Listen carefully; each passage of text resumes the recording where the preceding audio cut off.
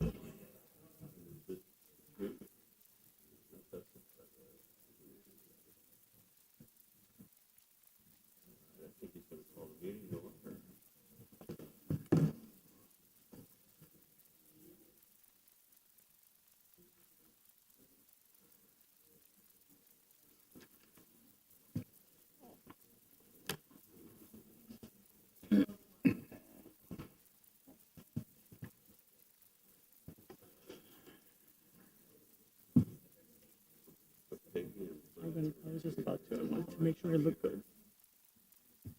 Perfect. Whenever you're ready.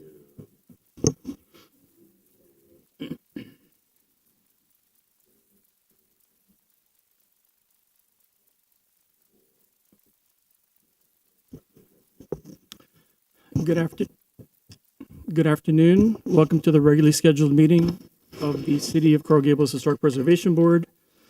We are residents of Coral Gables and are charged with the preservation and protection of historic or architecturally worthy buildings, structures,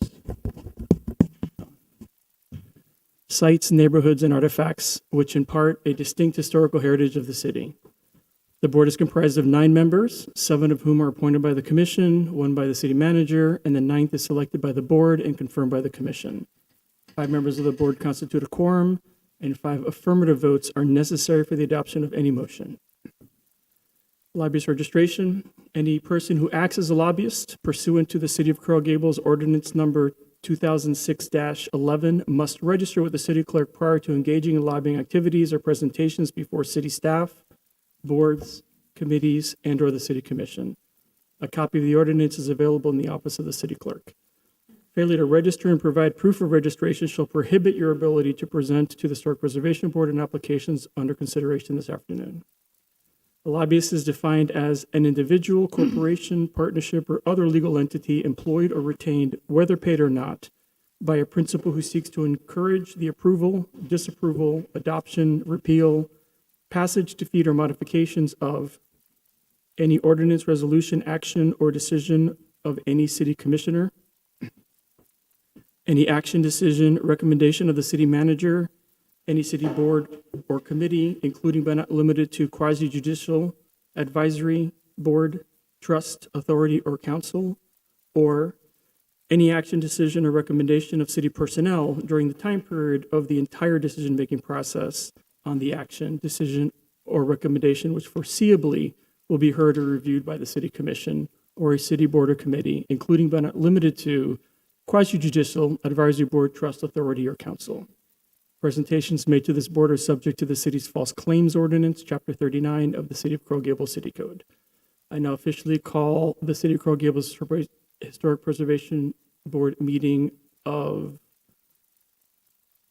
March 20th, 2024 to order. The time is 4:05 p.m.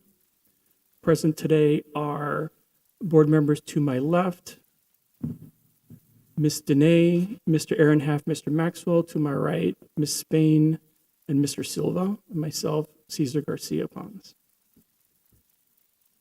First item on the agenda is the approval of minutes. We have 2 minutes that were provided. Do I have an approval of either or both of them? A motion? I'll move to approve. Is both items? There's a motion to approve the minutes by Ms. Dene, Second. second by Mr. Maxwell. All in favor? Aye. Aye. Opposed? Motion passes.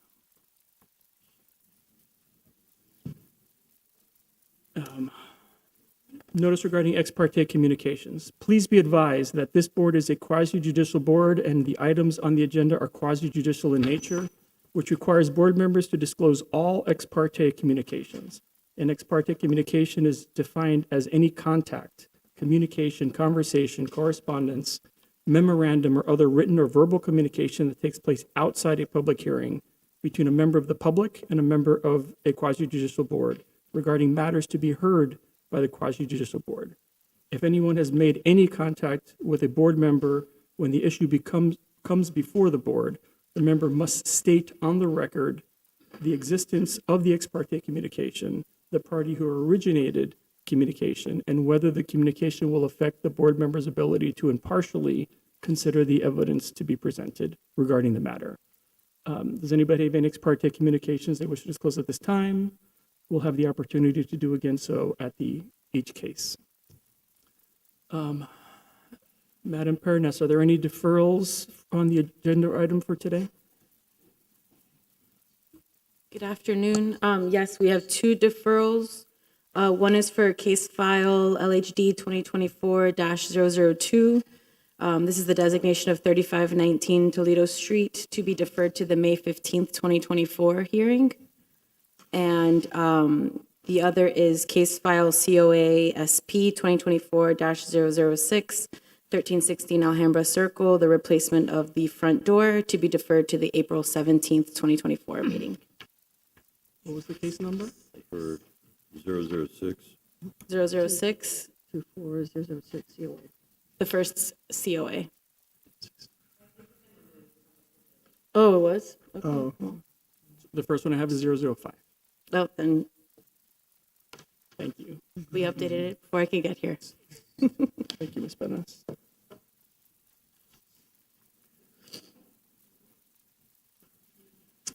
Swearing in. If any persons in the audience will be testifying today, please rise to be sworn in. Also, if anybody is on Zoom that wishes to speak today, must be visibly on Zoom and sworn in. Let's do the in-audience first, and then if anybody pops up on Zoom, we'll do it again.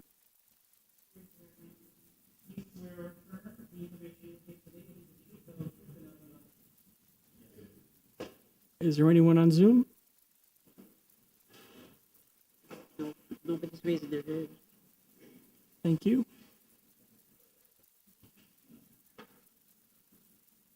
Okay, let's move into the agenda.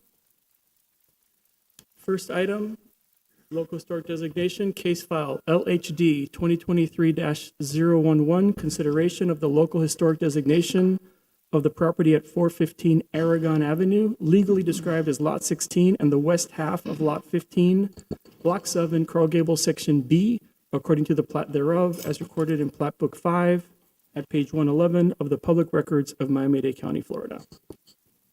I know you all normally like to hear Elizabeth's melodious voice. You get me instead, so here we go. The property at 415 Aragon Avenue is before you for local historic landmark, landmark designation. The single-family residence was designed in 1924. by Frank Wyatt Woods for John Stabile. The application was initiated by city staff in response to code violations, and I am not moving this.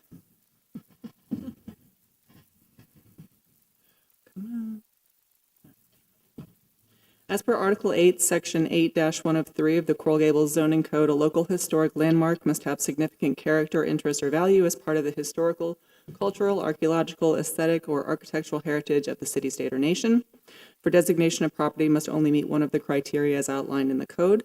This property is eligible as a local historic landmark based on the following 3 criteria: historical cultural significance, criteria 4, in that it exemplifies the historical, cultural, political, economic, or social trends of the community; and architectural significance, criteria 1 and 2, in that it portrays the environment of an era in history characterized by one or more distinctive architectural styles.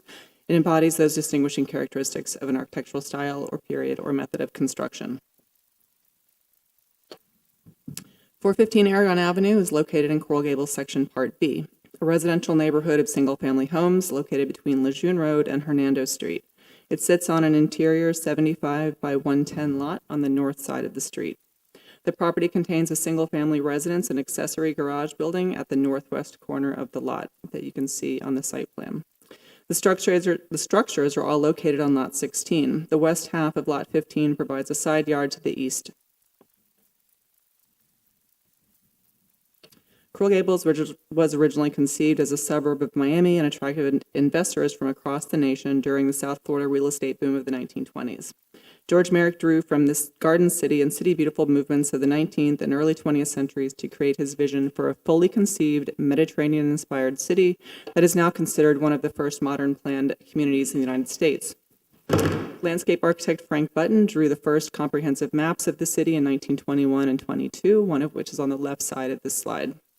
The initial construction in Coral Gables was concentrated in sections A through D, which were located in and around, or near and around, the Merrick's Plantation in Section A, and in the direct vicinity of the Granada Golf Course. As you can see from the plat map of Section B on the right, Merrick offered both larger lots near the golf course and smaller lots to the north and east of the course. Lots in Section B were first offered for sale in December of 1921, and the red arrow is 415 Aragon. This home was commissioned by John Stabile in 1924. He was a well-respected contractor with a flair for ornamental cement work. He worked with Merrick from the inception of Coral Gables and was lauded for his excellent and tropical withstanding construction, and was often cited as the contractor for homes commissioned by Merrick and designed by H. George Fink, Walter DeGarmo, or Keenel and Elliott. In 1923, he built one of the earliest commercial buildings in Coral Gables, located at 290 Aragon. It's the old Books and Books building, the Stabile building. It's shown here and is currently a local historic landmark. It housed his masonry business, which included ornamental work as well as making barrel tile when procuring the tile from Cuba and Spain could not keep pace with the building in Coral Gables. In 1924, he was awarded the prestigious contract to build the Coral Gables Congregational Church. In December of 1924, Frank Wyatt Woods, a well-established architect from New York, arrived in Miami for vacation. He was experienced in Mediterranean-inspired architecture and visited Coral Gables. He became fascinated with Merrick's vision. Stabile offered him an office space in his building and commissioned him to design 3 homes. One of these homes was 415 Aragon Avenue. To Coral Gables' benefit, Woods decided to stay, and these were the first of numerous Coral Gables commissions. In later years, Woods' work was credited with aiding and shaping a new direction of mid-century modern design in the Miami area. 415 Aragon Avenue was constructed during the land boom era when homes were built almost exclusively in the Mediterranean Revival style, which drew from Spanish, Moorish, and Italian precedents. Merrick chose this architecture as he felt it harmonized best with South Florida's climate and lifestyle. This home honors Merrick's vision in that it was built over a crawl space to provide ventilation and separation from the high water table, has thick masonry walls to aid in keeping the home cool, along with light-colored textured stucco exterior walls that reflect the sun's heat. Varied recessed casement windows with projecting sills and porch features were arranged to provide much-needed cross-ventilation and light in this tropical environment. As described further in the designation report, the home exhibits many additional character-defining features of the Med Revival style, many of which are listed here on the screen. As the home takes cues from Italian architecture, which is a style Woods pursued in Coral Gables in subsequent years. In particular, substantial carved masonry barrel vault entry hood, capped in copper and supported by carved masonry brackets at the front door, the delicately twisted columns, and the slender chimneys. The hood feature was removed at an unknown date. Additional Mediterranean characteristics include the Juliet balcony feature, the bas-relief tympanum, the series of arches, the masonry scroll work transitioning to the parapets, decoratively grouped round vents, and metal railings. In 1940, a small, approximately 9-by-4 bathroom addition was added at the northeast corner of the home, off of the east wall of the sleeping porch, and you can see it. Its location is called out in red on the screen. The property retained its 1940 configuration and most of its character-defining features until this past year, when substantial unpermitted work occurred, which included the removal of historic features and the initiation of a rear addition. At present, all work has ceased and mitigation of this unpermitted work is ongoing. In 2003, a permit for roofing and a permit for interior renovations were approved. However, work on the site far exceeded the scope of these permits. In July of 2023, the city staff noticed the removal of the twisted columns and railings on the corner porch. Code enforcement issued a violation and stipulated that the removed columns be secured and prepared to be reinstated. Subsequently, work continued without a permit, and as seen here, the last of the railings were removed and the arched openings were reduced. In fall of 2023, activity at the rear of the home was noticed, and by October 2023, it was clear that an unpermitted addition was being constructed. A stop work order was issued. The images on the left of the slide illustrate that prior to the unpermitted addition, the rear of the home remained as originally designed with the central terrace. The photos on the right show the partially constructed unpermitted addition that infills the recess on the east facade and the central terrace on the rear facade. The roof of the back half of the home appears to have been removed, changed in type, and sloped towards the remaining historic home. The addition removed historic fabric and encapsulated various sections of the original exterior walls. Nonetheless, this 1924 home significantly contributes to the historic fabric of Coral Gables. A projecting flat bay spans most of the front width of the facade. It steps back at the eastern end to a flat-roof main living area. Spanning these flat-roof sections is a front-facing barrel tile gable roof extending back at the center of the home. The fenestration is recessed with protruding sills and varies in size and configuration. 10 of the original wooden casements are replaced with aluminum awnings in 1970, with the permit specifying the original openings and sills are to be retained. Decoratively grouped round vents are found above the windows on various facades. 2 chimneys rise a half story above the roof line. One rises through the western portion of the gable roof, and the second along the east facade of the home, with a decorative curved bracket on top of the parapet rising along its side. Across the front projecting bay and wrapping around the southwest corner are a series of semicircular arches. At the southwest corner of the home is an arcaded covered porch. Within the arched front entry, the original curved wood plank door with its carved spindles remain, and centered under the gable roof is a Juliet balcony ensemble. On the right is this balcony feature. The masonry bas-relief tympanum that is most likely the work of John Stabile and is one of the hallmark features of this home. The ensemble retains its original balcony and railing as well as the twisted columns below the masonry panel. Centered above the arch are 3 decoratively arranged round vents. Scrolled masonry features provide a delicate transition from the gable roof to the parapets of the front bay. In the arched front entry, the original curved wood plank door and with its carved spindles is still extant. The metal railing that curves with the front entry steps is also original. To the east of the entry is a small window ensemble that retains its original window and its curved metal grille work. Also shown here is the Italian-inspired chimney with the decorative curved bracket on top of the parapet. At the northwest corner of the property, is a 1-story 20 by 20 accessory building. It originally served as the garage and servants' quarters for the residents. In later years, the servants' quarters was used as a rental property. There is an actual permit for this. The building has a flat roof with simple parapets. The textured stucco matches the main residence. The vehicular opening was enclosed at an unknown date and 2 windows were installed. However, the infill was recessed so the original garage door opening size and location is maintained. And there are doors leading to the living space on both the south and east facades. In conclusion, 415 Aragon Avenue is amongst the earliest homes in the city. It stands as a testament to founder George Merrick's vision for Coral Gables.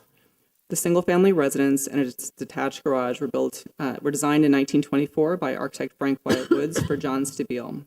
When Woods came to visit Coral Gables in '24, Stabile commissioned him to design 3 homes, one of which was 415 Aragon Avenue. This launched Woods' career in Florida. Designed in the Mediterranean Revival style, the property is an example of the homes built during the city's founding years. It's retained its historic integrity for nearly a century and significantly contributes to the historic fabric of the city. We therefore recommend approval based on its historical, cultural, and architectural significance. Thank you, Ms. Couts. Is the owner, anybody here to speak?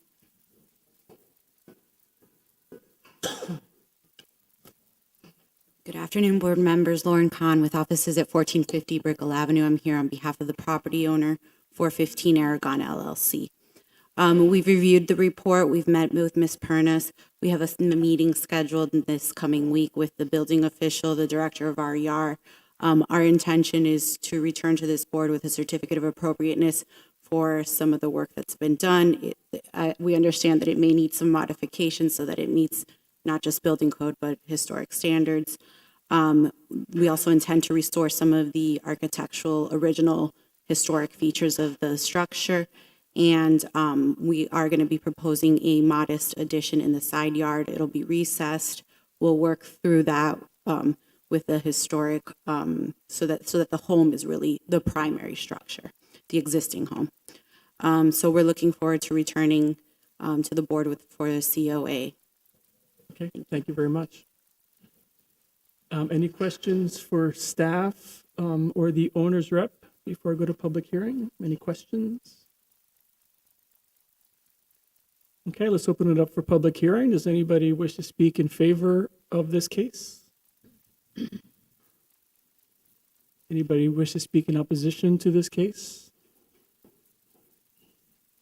For the record, all the public comment that was received in advance of the meeting was circulated to the board members. Thank you, Ms. Benes. We did receive it. Okay, so closing public hearing, bring it back to the board. Is there any discussion on this particular item? And I know that we have in the past maybe made resolutions saying based on staff reports and the testimony given to make the motion. I'm going to ask that maybe we have a little bit more robust, beefed up motion items as part of the motion. So maybe we do want to start with some discussion before we make the motion. Mr. Silva. Just a question for staff, I guess. This is kind of a messy case, right? We're being asked to designate based on the condition the property is in today, correct? And can we make as a condition of our designation any future work, or is that we need to designate as it is now? It's typically normally based on what's being presented to you. If there's an accelerated like COA attached, sometimes some of that work contributes to the designation, but in this case, you're basing it solely on what was given to you. Thank you. So my 2 cents are that the home, even in its current state, retains enough of its integrity that it could be designated. Obviously, it has had some intensive work done to it. I'm very glad to hear that the applicant is willing to maybe correct some of that work in a future certificate of appropriateness. I'm glad that it's being brought to us now before any more work has gone forward. So just how does this work now? Because it's kind of in limbo, right? We have a notice of violation with zoning. I guess the applicant is meeting with zoning and building to resolve the permitting issues, but historic is involved in those discussions, correct? Correct. So if those involve revisions to the permit, they would need to go through you only if we designate. And forgive for all the questions. Correct. So if we do not designate, you would not be involved in the future conversation. Correct. Thank you, Mr. Silva. And for clarification, the action required of this board is to designate or not. That's the only action before us today. There are ramifications to that decision. Any other comments or discussion about this particular case or item? I just have a question, Ms. which Payne. I think was answered, but I didn't hear it. did they agree to put back what they took off of this house without a permit? I do not know if that's been discussed or not. We haven't approached that yet. We've discussed with Ms. Pernis which aspects she thinks do not meet the historic integrity of the house, and so we'll be modifying those. We haven't come to an agreement exactly what they are, but also if things do not meet building code, they will have to be removed as well. Wait. I don't know what you just said, and I don't understand it, and I'm pretty sure I don't agree with it. Are you ask- talking about the columns? If they don't meet those spiral columns, they're not there anymore, right? Correct. That was one of the things that Ms. Pernis said, is pretty much a deal breaker. Those need to be returned. That those would have to be returned, and the architect was going to work on a detail to get them figured out, because right now they've been completely removed and thrown out. What were you thinking? I mean, honestly, what were you thinking? It was not She's just the engaged representative. The owner mentioned what they were thinking doing that in Coral Gables on the front facade of a 1920s home. Excuse me. Sorry, I digress. One sort of question for clarification.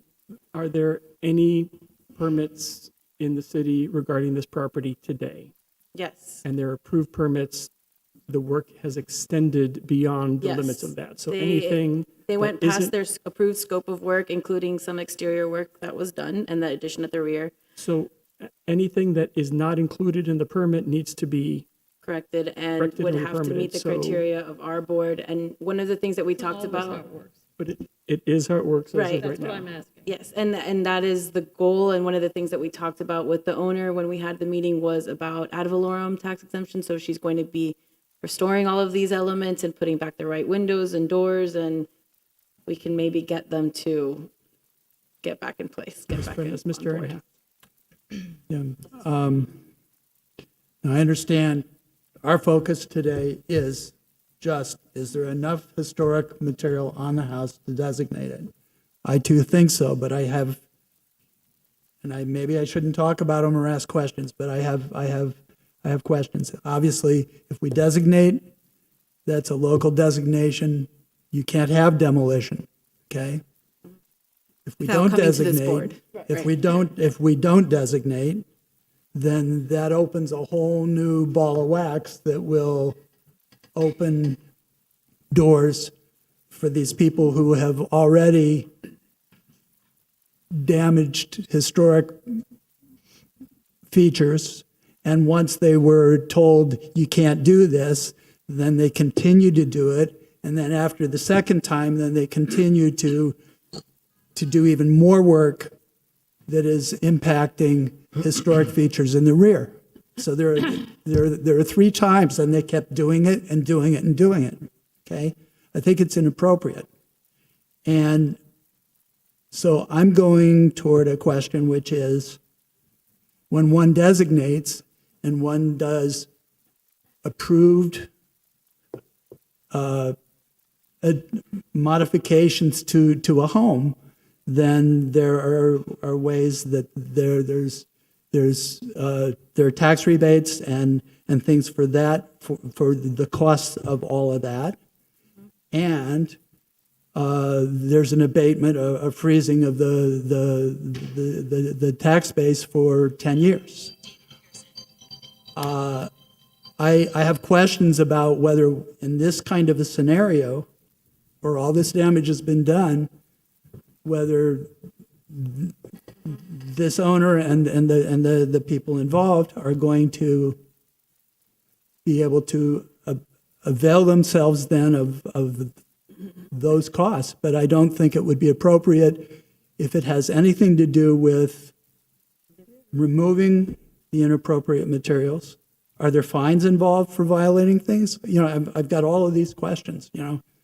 So mostly, I guess, with respect to the designation, I want to have a feeling about how that's going to impact the benefits that a designation would have afforded positive things for the owner. Is the slate wiped clean, or No, there's- does that benefit go away in? There's fines running on the property now. Okay, We're meeting with building and the building official, I believe next week. Tuesday? On Tuesday to go see the site and see what work has been done and what needs to happen moving forward for their permitting. If this gets designated today, I will be involved in that meeting. If it does not, Is that Manny Lopez you're going out? yeah, with? Manny, Doug, there's Antoine will be there. Yeah. So we're all trying to get this building back in order the right way. And if we're involved, that means that anything they do to the building moving forward, they would have to meet our criteria, zoning, building code, et cetera. So one final question then. How do they restore the features? I mean, one part is that, they messed with the arches and then they poured a slab and changed the height of okay. So does the mitigation include ripping all of that out? But how does one restore these kinds of features that were, they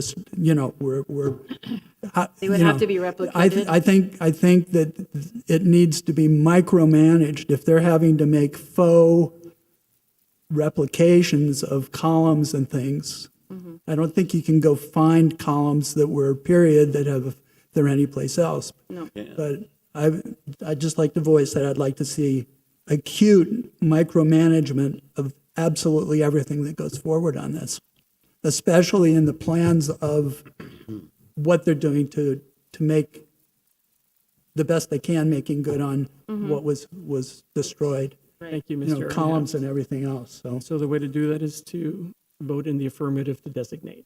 Yeah, Mr. Maxwell. exactly. Okay. I'd I have a question. Mike, I'd like to contemplate another scenario, if possible, Ms. Paranus. Could we defer until they've actually done the work? It wouldn't have to meet our criteria if it's not designated. So I'm sorry? Like if we did not move forward with if we defer today, no permit can be issued because it's under process for the designation. So then action needs to be taken for them to be able to move forward with any new permitting. So we either are involved in it by designating the building and making sure that everything is done correctly and the permits meet our criteria, an SCOA would come before you all. Board of Architects would likely have to review any addition that they're proposing and changes to the building. And then we can then kind of micromanage by creating conditions that certain specifications, details, shop drawings need to be submitted to staff during the construction process. And that's how we monitor it to make sure that at the end it's the right, end result. Or you take an action the other way and they go forward with building as they need to legalize the modifications made. So is it revocable? So if If I they could, don't do it, is it Mr. revocable? Maxwell, into the mic, but if I may intervene, there's the decision that's made by this board today. If the board wishes the Historic Preservation Office to be part of the ongoing efforts to restore the house, you should vote to designate. If you choose to not have the Historic Preservation Office involved in the renovation of the house, you should choose to not designate. Mr. Durana. Mine was just a question on page 14 of the presentation. If you look at like that top photo, it looks like you can see some of the spindle columns, like that they broke down. I was wondering, are there any of them still on site, like any of that debris, or has that been tossed? Because you might be able to salvage, at least, even if we could salvage the front one, and then maybe the side ones are replicas, but, When it was first noticed, they were instructed with a red tag to retain everything Okay. that was taken off. To my knowledge, it's gone. oh, There's a pile of something on the east side of the property under a tarp, which we can't go in and, Okay. look for stuff. It may be there. I don't think so. okay. If we do have it, even if there's No, just then one. then you cast one, Yeah. you mold it and Correct. cast it. Absolutely. And maybe we can use that one for the front, and then the side ones can be replicas. And then the railings, I think we can, a lot of times these railings rot anyways, so you have to repair them and refabricate them. So I think that can be done. So I think we can designate it. Mr. Silva. Just one more question, or one more comment, really.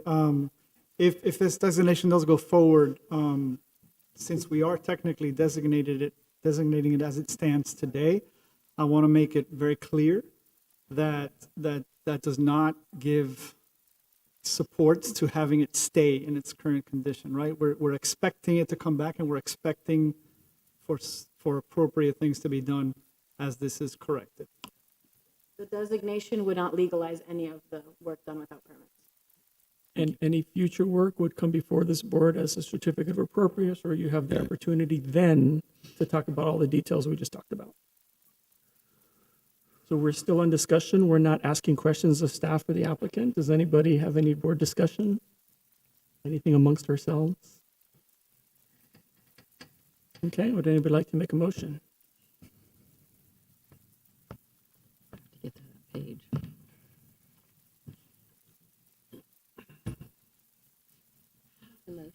Ms. Dene, what's your motion? I like a motion to designate the property based upon the three criteria found in Article 8, Section 8-103 of the Coral Gables zoning code, and the findings of historical cultural significance as well as architectural significance. So that's a motion. Is there a second? I'll second it. Second by Mr. Durano. Any discussion? Okay, let's call the roll.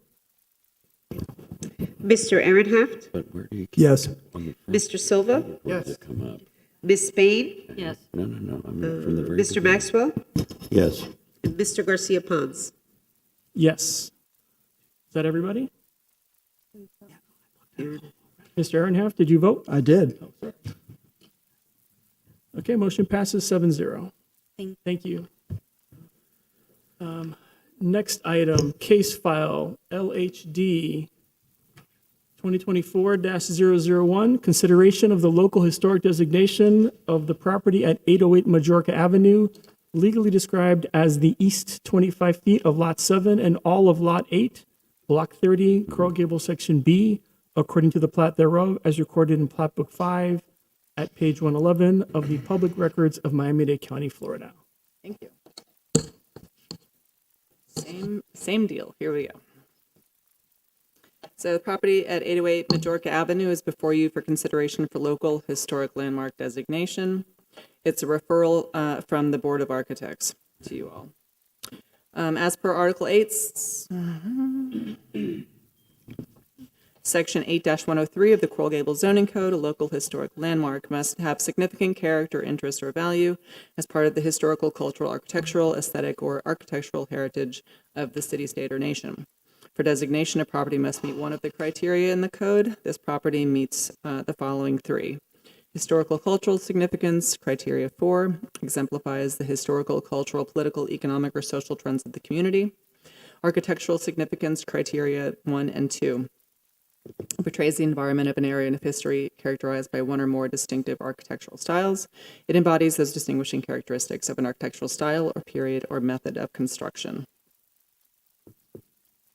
I apologize if some of this is repetitive. We have to get it onto the record. 808 Majorca is located in Coral Gables Section Part B, just north of the Granada Golf Course. It's a 75 by 112.5 foot interior lot on the south side of the street.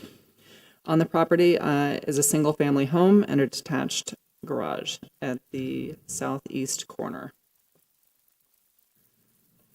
George Merrick founded Coral Gables in the early 1920s based on a vision for a Mediterranean-inspired city. This city's developmental history is divided into three major historical periods that you can see on the screen.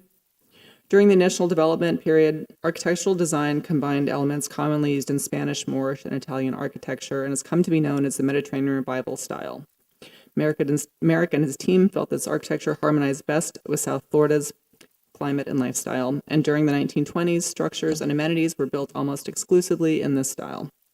The home at 808 Majorca occurred during this initial phase as indicative of the type of architecture that was the founding premise of Coral Gables. It exemplifies Mediterranean ideals and climate adaptations espoused by George Merrick and his design team. Coral Gables was originally conceived as a suburb of Miami and attracted investors from across the nation during the South Florida real estate boom of the 1920s. Merrick drew from the Garden City and City Beautiful movements over the 19th and early 20th centuries to create his vision for a fully conceived, Mediterranean-inspired city, now considered one of the most important first modern planned communities in the United States. Landscape architect Frank Button drew the first comprehensive maps of Coral Gables in 1921 and 22, one of which is on the left of this slide. Initial construction in Coral Gables was concentrated in sections A through D, located near the Merrick's plantation. Section B went up for sale in December of 1921. In accordance with Garden City precepts that guided Merrick's development of Coral Gables, some streets were platted with smaller lots to accommodate various income brackets and modest homes that were built with the same high-quality construction and Mediterranean Bible style as other structures that shaped the new city.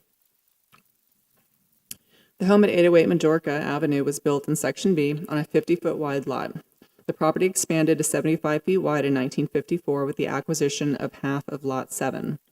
As in this aerial photo, 808 Majorca, as seen in this photo, 808 Majorca was one of the first homes built on the street.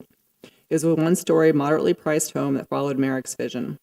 Early records show that Robert and Leona Backus moved into the home in November of 1923, and 6 months later, Leona was hired as one of the first teachers at Coral Gables Elementary. She remained at the school for 36 years and owned the home for 15 of those years.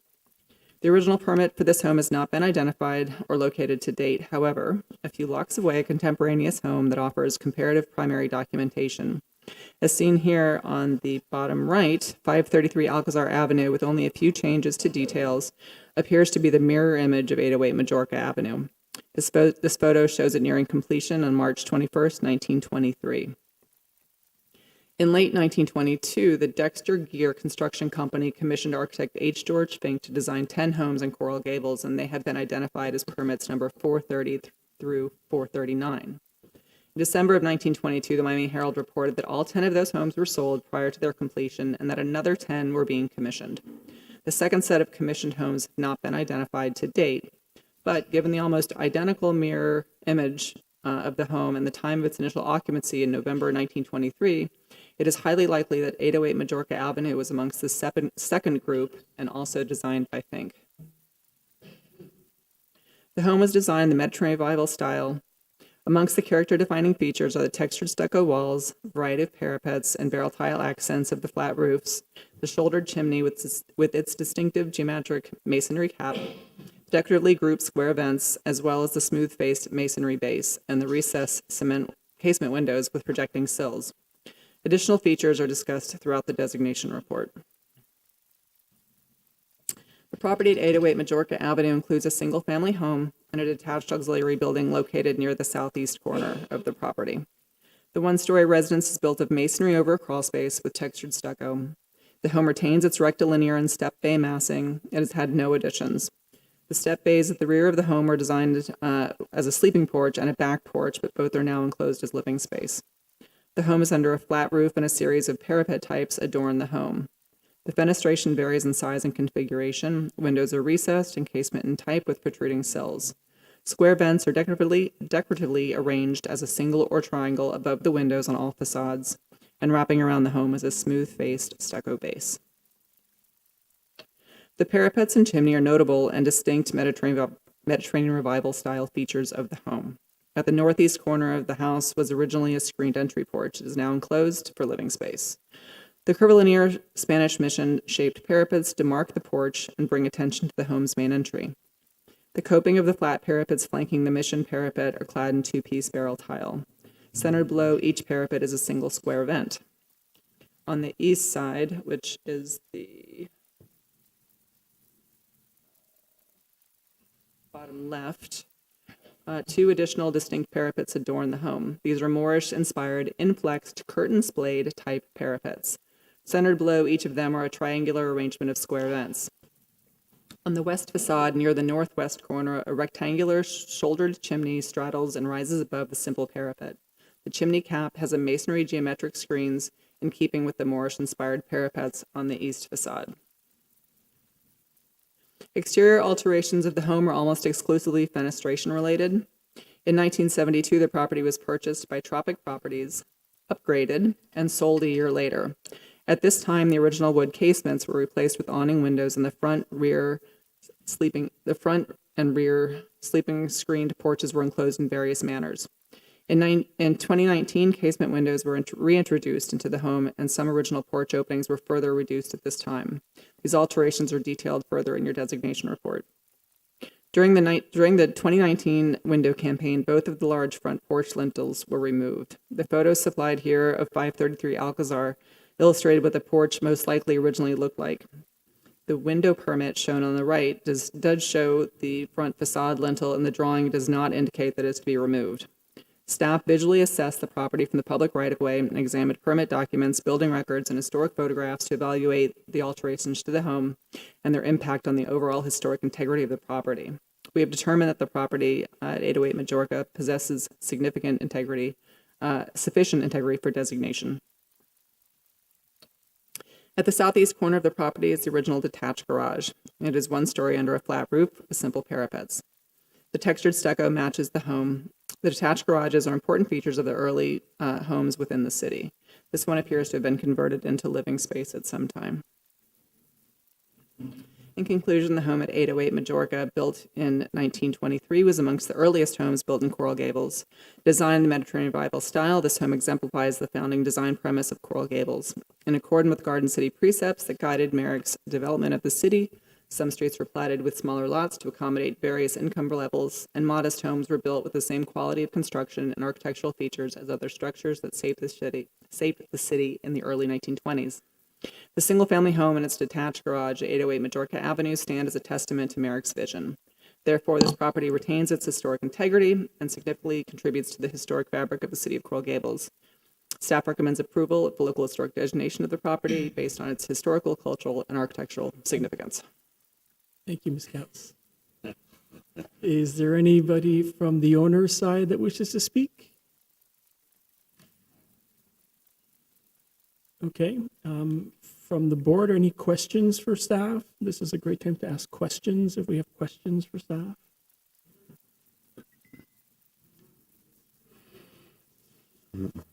Okay, let's open it up for public comment. Does anybody in the audience wish to speak in favor of this application? Does anybody wish to speak in opposition? Hearing none, closing public comment, bringing it back to the board. Any board discussion on this item? And again, I encourage the board to provide some specificity to the motion.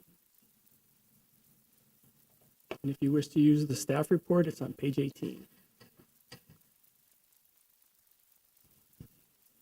Well, I'd like to thank the staff again for providing so much detail and so much information that really does support the findings of the three criteria, and for explaining how the property still possesses significant integrity for historic designation.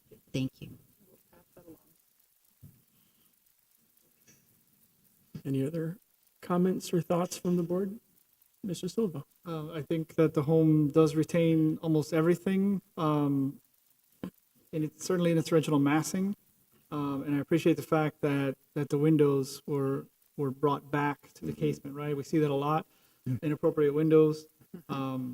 We try to avoid that when we can, but I'm glad to see that was, so it's kind of its third window life, right? And now it's back to what it was supposed to be. So that's great.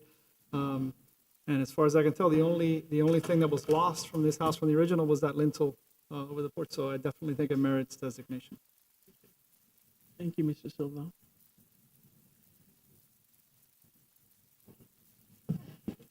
Any further discussion? Does anybody wish to make a motion?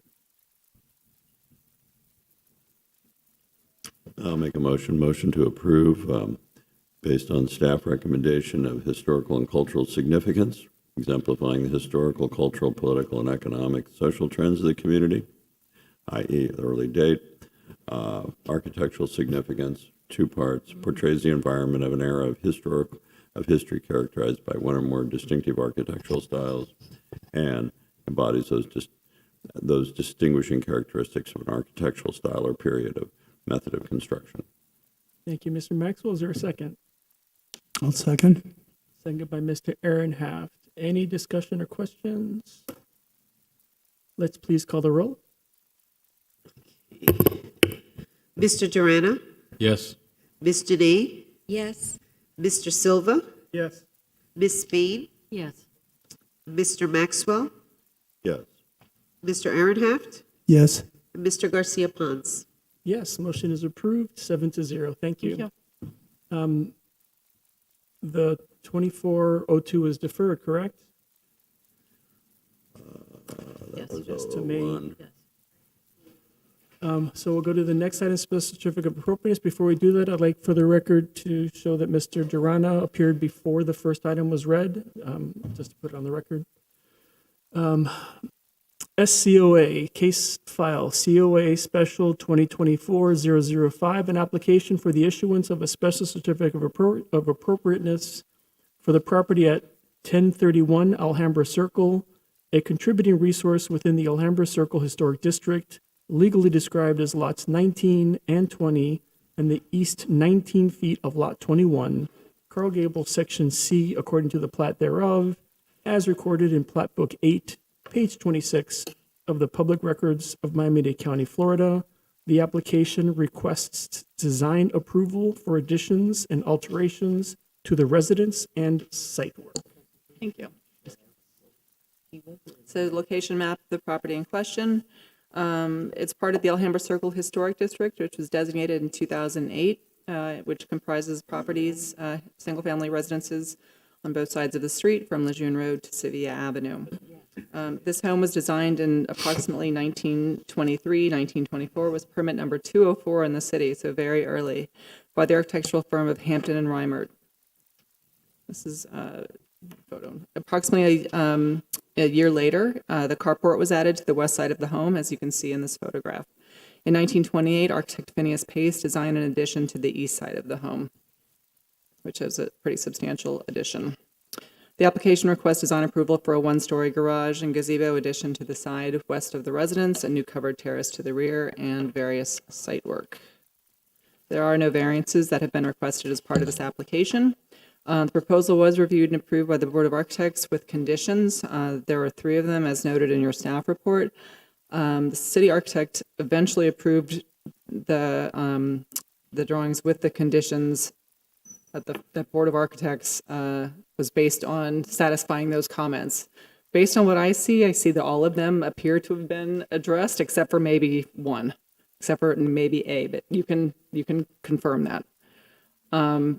We have some staff conditions. Our only major alteration that we would suggest is that the coral rock on the base of the addition that's visible on Alhambra be eliminated, because that is such an important character-defining feature of this home that we don't want it to compete.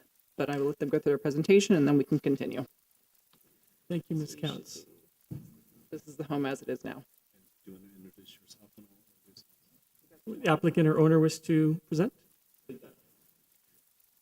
My name is Michael Tyler. I'm co-owner of the house with my wife, Maria, and I've lived in 1030 Alhambra Circle for about 20 years. I moved from 1031 I moved from 1030 to 1031 Alhambra Circle because when my wife and I first got married, she wanted to live across the street from the house she always wanted to live in when she was a little girl, which is 1031 Alhambra Circle. And my name is Robert Grabowski. I'm with Village Architects.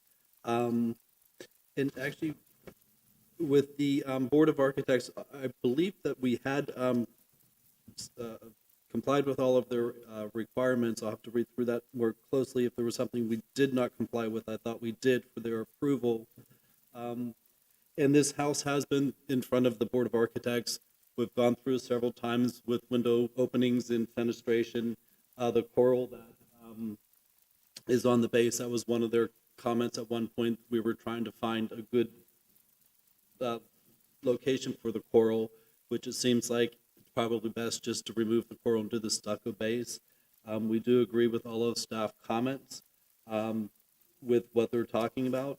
So, there's not much else that we want necessarily to say on this. We are here to answer any questions. So if there is anything that we can help you with in understanding, we can go through that. So please ask us any questions. Okay, so if you don't wish to do a presentation, you want us to ask?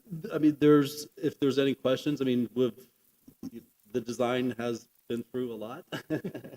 It's a very small little addition on the side. You know, if you want us to walk you through what's going on, we can, but that's up to you.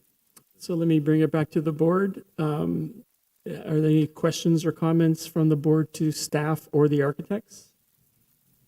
And one of them could be you want to see the presentation, or if you have any direct questions. Mr. Silva? Thank you. I just have a quick question. Again, you can make the presentation if you'd Yeah. like, but, so staff had a list of 10 conditions, and you indicated that you would agree with all of them. Correct. One of them involved a request to remove that coral base, right? Correct, yes. So that coral base kind of comes along and picks up the line of one of those undulating existing coral things. So that you would replace with a stucco base? Correct. A Still pronounced stucco delineated base. like a stucco break. And then moving on to the other side, you had some coral columns. And what are you proposing to replace that with? Well, the coral columns, which are on the gazebo, there are 2 of them. Those, we personally don't mind those being clad with coral.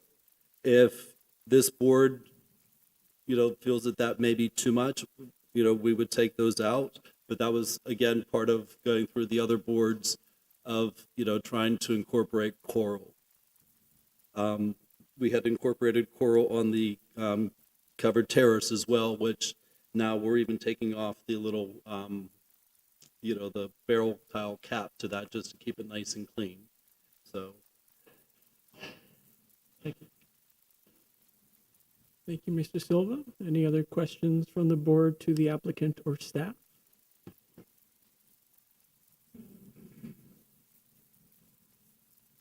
All right, thank you. I'm going to take it to public comment. Does anybody in the audience wish to speak in favor of this case? Does anybody wish to speak in opposition? Okay, closing public comment, bringing it back to the board. Any board discussion on this item?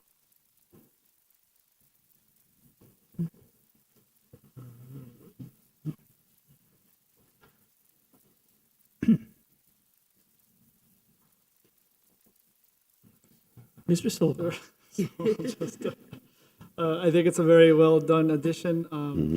I think it very clearly differentiates between the new and the existing, which is part of the Secretary of Interior standards. If you're okay deleting that coral base, I think it's probably a wise move to go to stucco there. I don't have an issue leaving those columns in the back as coral. okay, good.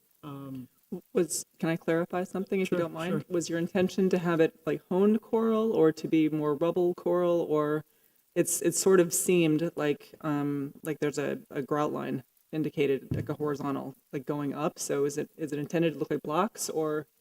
It is intended to look like a block as it goes up. Okay. Yeah, it doesn't have to be like honed and filled. It can be, you know, look Okay. rough, kind of like the existing coral. Okay. But it's not, yeah, it's not. Okay, I wasn't clear on what it was. I don't have a problem with it in the back as being freestanding columns, so. Yeah, and I think even though we're matching the height of that existing parapet, I think the fact that it doesn't have that Spanish tile coping differentiates it enough to as kind of distinct. Yes. And just again, more background, that height was debated several times of higher, we've tried it. And so, yes, we're all very happy with the height, that it does match. And without the barrel tile, it then definitely sets it apart. The initial proposal wanted to remove the carport entirely, so they've come quite a long way with their proposal, so we're okay. So Carol, what was it that you were saying that you weren't sure that they had complied with of the 3 items on the Board of Architects? I think it was the first one. about the Yeah, rental? it says remove keystone at proposed rear elevation, and I wasn't sure what that was referring to. On the rear elevation now, where we have the barrel tile on top, at one point they wanted a keystone or a coral stone feature, so keystone was added on that. That was removed. Okay. Yes. I didn't know if it was the wall behind the gazebo or, It was okay. a decorative feature on that parapet. All right, check. Again, we had tried coral everywhere. How long have you been at this? 2+ years. Sounds like it. To get to you guys. Any other discussion amongst the board members? Not asking questions to staff or the applicant? No, I think it's a nice addition, and I agree. I think take the coral off the front garage wall. I think it'll differentiate it a little better. But other than that, I like it. Thank you. Does anybody wish to make a motion? I'll make a motion to approve, based on the staff conclusions that listed in the report, items number 1 through 10, beginning with window door buttons, glass, extending down to materials specified for a new pool deck. Motion to approve with the conditions noted for 1031 Alhambra Circle.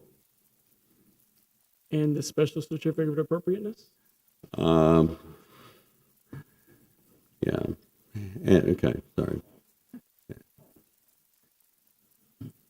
Yeah, and approve the special certificate of notion appropriateness with the conditions noted above.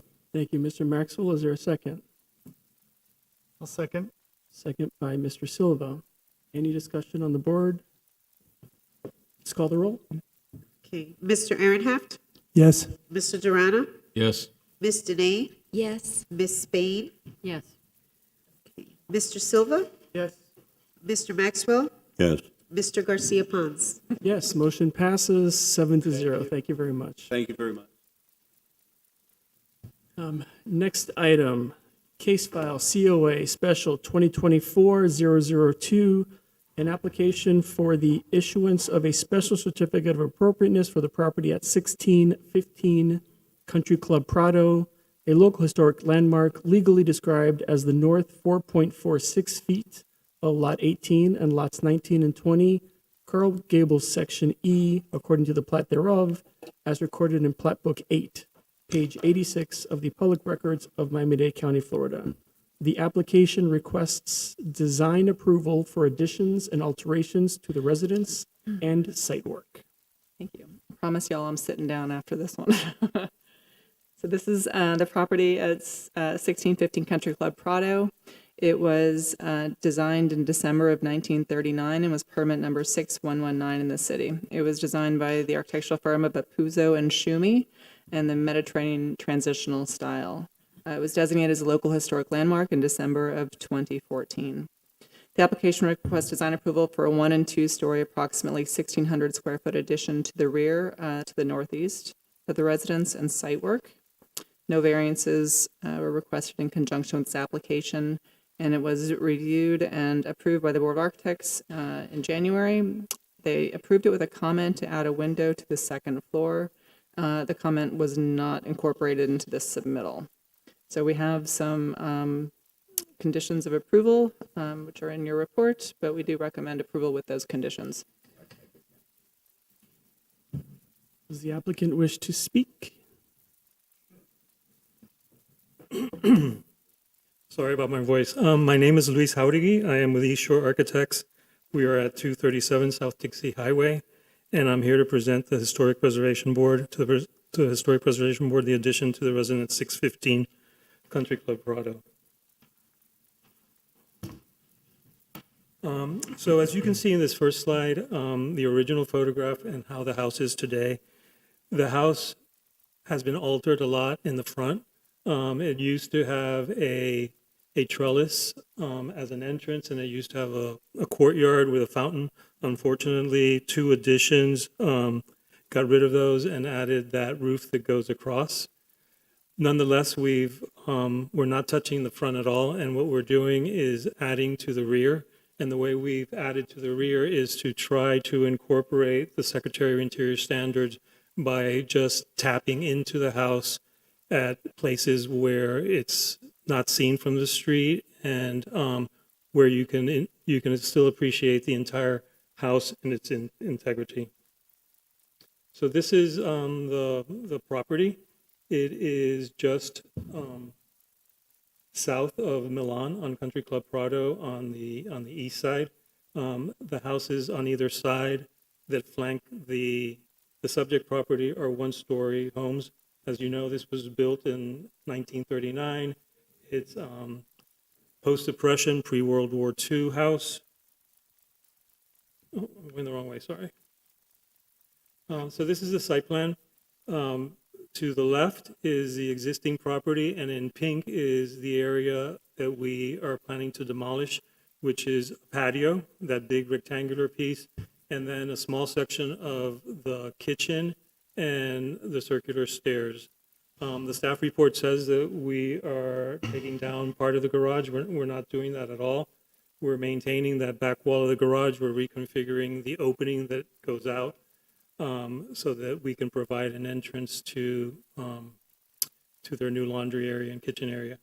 The the site plan to the right shows the addition, which is a two-story addition, and the link on the second floor is a small bridge brought in from the corner of the existing house and brought in also from the new addition, so that you can see the difference in, you can still enjoy the original house. And on the first floor behind the garage, what we're doing is we're doing a link with a one-story element, so that our addition floats entirely away from the existing home. So this is the floor plan. On top, you'll see what's there today. In pink, what we're going to remodel. The walls being torn down, as I said, are just those two areas.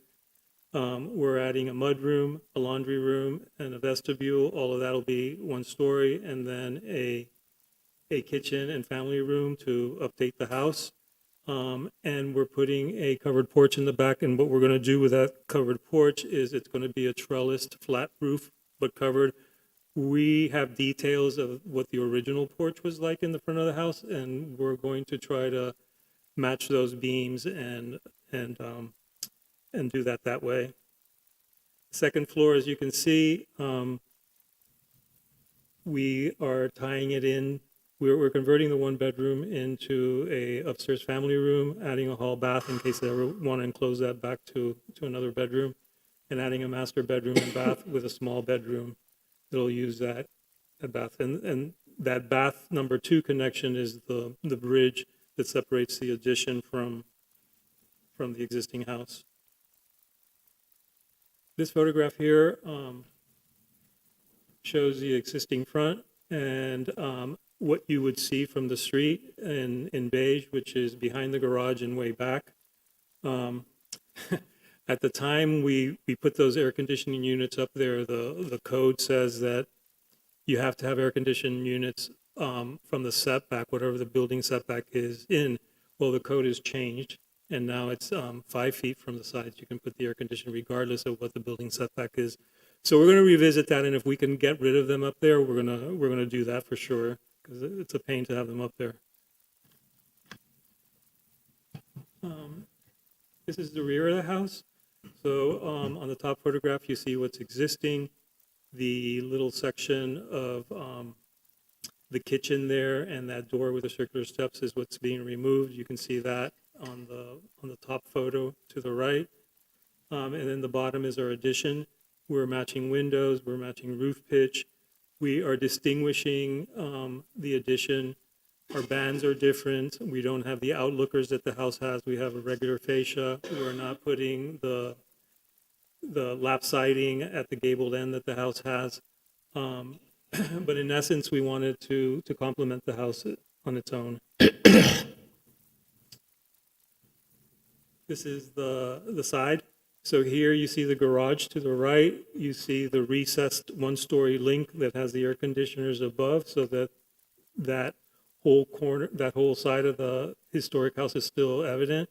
And then the two-story addition, which proportionally we've matched to the existing house, but differentiated, as I said, with fascias, banding, and stucco work. This is the other side.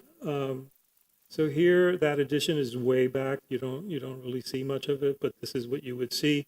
Again, that bridge connector between the two, you can see it. We've recessed that back the 8 inches so that it floats away from it, and so that the addition and the addition and the old house remain intact. These are some perspectives of what we're planning to do. So the first two is the southwest aerial view. That's the front, and you hardly see from that side the addition. On the northwest aerial view, you see the garage, the one-story link, and the two-story addition with bridge. And in the southeast aerial view, you see the addition there and how it's linked with the bridge. And then in the other one, you see the porch. And there's a little gazebo on the property that we're maintaining, and that's the line that we use to create the pool patio and the porches and everything else. There's a huge tree on the other side of that gazebo, so it would have been impossible to do any addition over there. Thank you. Thank you. I've got Mr. Durana. a question for city attorney, because I've actually was called out to this house, I think like a year ago, wasn't it, or something, or Two or 2 years three, ago? maybe. So I did meet the owners and I gave them some suggestions on what to do, but I don't know if We can talk outside for a minute if that's appropriate for the chair and while the discussion continues if you want, or we can take a brief 2-minute recess. If you could step outside, that'll be great. Any questions for staff or the architects about the project? This is a great time to ask questions of staff and the architect. Just- Mr. Silva. I had a question. Kara, I'm not sure if I heard you right. You said that one of the Board of Architects' comments was to add a window, and you're not sure if it was done? Or So, yes. Can I answer that question? I don't know the answer. Board of Architects. So, policing your own work. so yeah, they thought it would be appropriate to add another window. Due to the program and the tightness of the property, to add a window in another window in the bathroom wouldn't really work out. And if we added one in the closet, which is their only walk-in closet, we would have to put drywall in front of it. So after the meeting was over, in discussion with Anna, we looked at it and we felt that the addition was significantly back, that we didn't need that window at all. So we left it at that. If you want another window, we could add it. This was the Yeah. front-facing, okay. Yeah. No, for the record, I'm fine without adding the window. I just wanted to I get the centered that history window of with the door inside. I could move it to the right if you feel that it needs more, more negative space on the other side. Just wanted to understand where that was coming Yeah. from. Thank you. Mr. Durana. So for the record, after speaking with the attorney, it's fine. There's no financial, what is it? Based on the information that Mr. Durana shared, I don't see a conflict of interest, and Mr. Durana has stated, and he can state on the record here, he's free of bias and ready to vote on this today. Correct. Thank you, Mr. Durana. Any other questions for staff or the architect? I have one if nobody else does. For the architect, you mentioned the new rule about the ACs and the sort of AC patio that you created. Yeah. It definitely is not something that I think works towards the benefit of the existing house. Would that balcony exist if it were not for these AC units? It would be a parapet roof and it wouldn't have the tall wall. The problem is that the available space that's left is in front of their living room or in front of their dining room. We've already put the pool there. So while you see it in pure elevation, you don't really see it in perspective, right? The new rule is that from 5 feet, you can put the air conditioning equipment, right? So before it was if you had a 10-foot side setback, the equipment had to be within that 10 feet. Our problem is that we only have 7.5, and typically you need 5 plus 4 to be able to do that. All the equipment is there now, and the equipment was legally put there because we got approvals for the mechanicals. But in review, to come here, zoning said, you got to move that mechanical equipment. I think on page A405, the renderings, I don't know if you have that one, the ground view renderings. I think you showed the aerial renderings. How do I get back to it? Can you put the PowerPoint back up, please?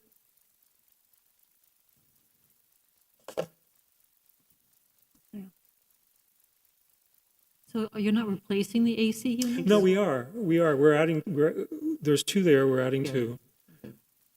we just thought that it would be more convenient to put it up there. Which, The where do you want ground me to view go? renderings, not the aerial renderings. Which one is that? The ground view, A405, the northwest ground view? not back. Oops. Should other be way. 19 on your slide, page 19. So that, the quad renderings, the renderings of the 4 on a sheet.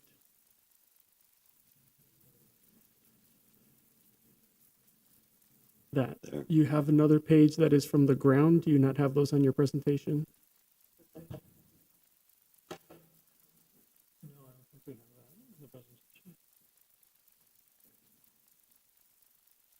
Okay, so for us who are looking at this on page 405, the top left-hand rendering is a ground view showing that the balcony where the air conditioning units would be may not be as visible from the street as it is in the elevations, because it is very prominent in the elevations.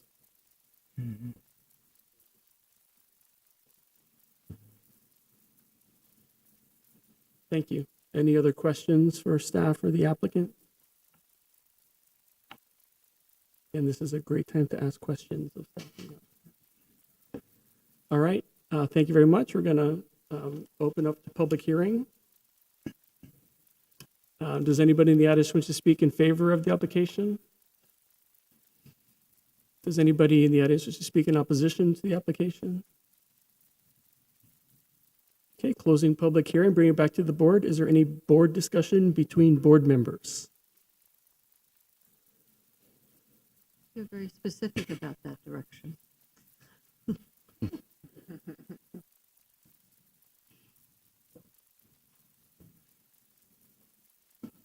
Any questions, comments of one another?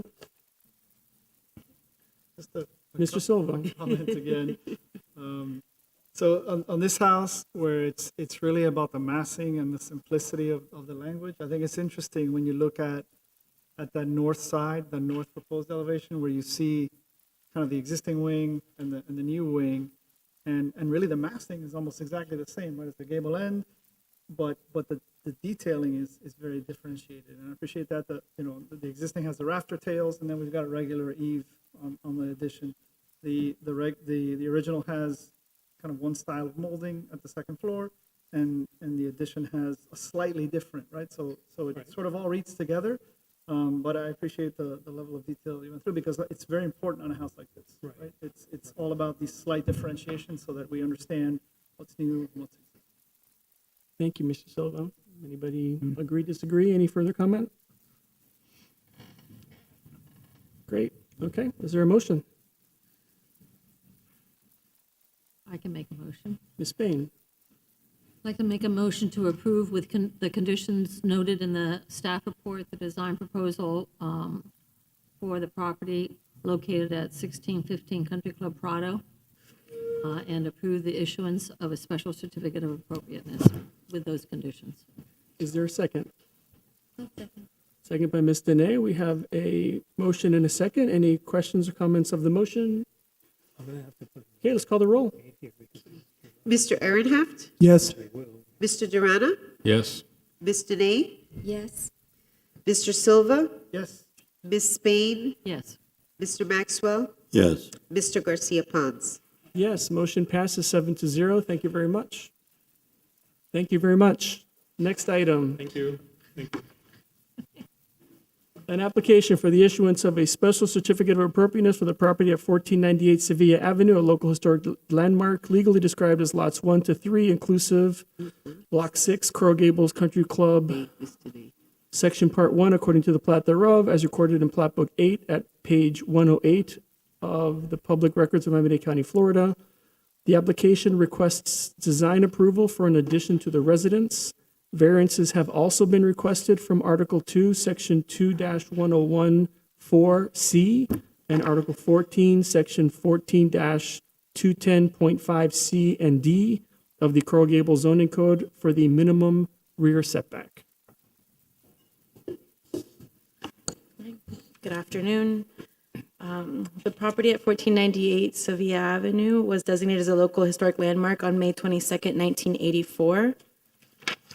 On July 20th, 2022, the Historic Preservation Board approved a 300-square-foot second-story addition located above the 1926 one-story link between the house and the 1968 addition. The drawings indicate the addition proposed had a smooth stucco finish and which would be painted to match the existing structure, and a new roof which would match the existing slope and finish. The scope of work has since been modified to include extending the two-story addition to the east to line up with the edge of the 1968 addition, construct a covered terrace, and enlarge the pool patio by extending the existing site wall. The addition will be minimally visible from this public right-of-way. In addition, a variance has been requested from Article 2, Section 2-101D4C and Article 14, Section 14, 210(5)C and D of the Coral Gables Zoning Code minimum rear setback to allow the proposed addition to have a rear setback of approximately 5 foot 6 inches versus the minimum rear setback of 10 feet. As per Article 14, Section 14, 210(5)C and D, the official front of the home is the Alhambra Circle elevation, making the east property line the rear of the property. The structure as built, as originally built, was diagonally situated on the corner of Sevilla and Alhambra Circle. The applicant is requesting to build a two-story addition behind an existing 1968 addition. The 1968 addition has an existing setback of 5 foot 6, where the minimum rear setback is 10. Given the as-built conditions of the residence and the unique conditions of the site, staff is in support of granting the variance. The staff has also included the same conditions of the original approval from that 2022 application, to include the glass should be clear, no tint or no reflectivity, muntin shall be high profile, and the stucco on the new addition shall be differentiated from the stucco on the original 1926 structure and the 1968 addition.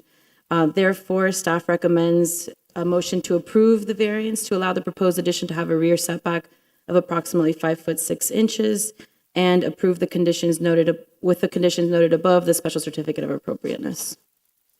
Thank you, Ms. Bernas. Does the applicant wish to speak or present? Sure. Hi. How's everybody doing?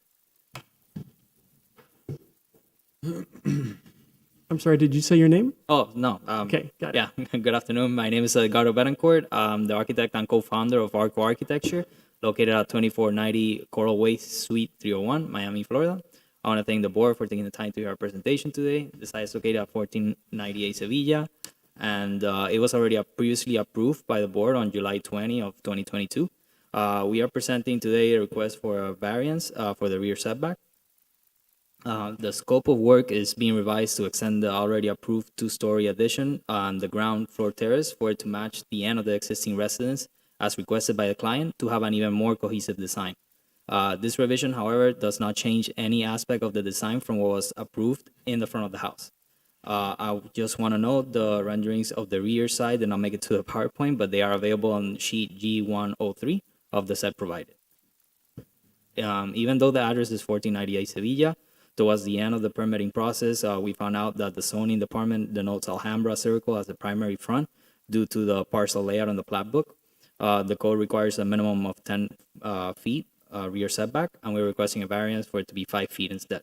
The closest point to the proposed addition will be to the property line. That will be to the property line is 5.48 feet, which is where the corner of the existing residence is. And from there, the property line angles out. I want to point out as well that there is no neighbor to the rear as it faces the Wilmore Golf Course. By extending the family room and aligning it to the end of the existing house, it creates the opportunity to add a terrace, matching the adjacent sunroom, and extend the pool deck, which is very tight around the pool. On the second level, the primary bedroom becomes larger and has more presence. And also, we now avoid an awkward roofing condition, which would have had required a cricket at the intersection of the two roofs. You can see here the front elevation before and after. Nothing here has changed from the original approval by the historic board. And lastly, per our original approval, we are still differentiating our design from the rest of the house as requested by staff by having a smooth stucco finish, score lines in the stucco, and by not having windowsill trims, which are original to the historic site. And with that, I conclude my presentation.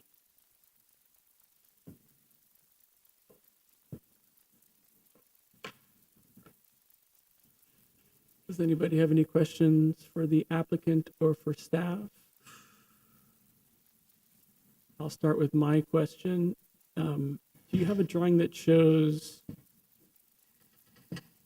the difference between the original house, the previous approval, and this approval, the three different pieces? No, we did not include it in the presentation. Is there any way you can describe it on any of your drawings? Yeah.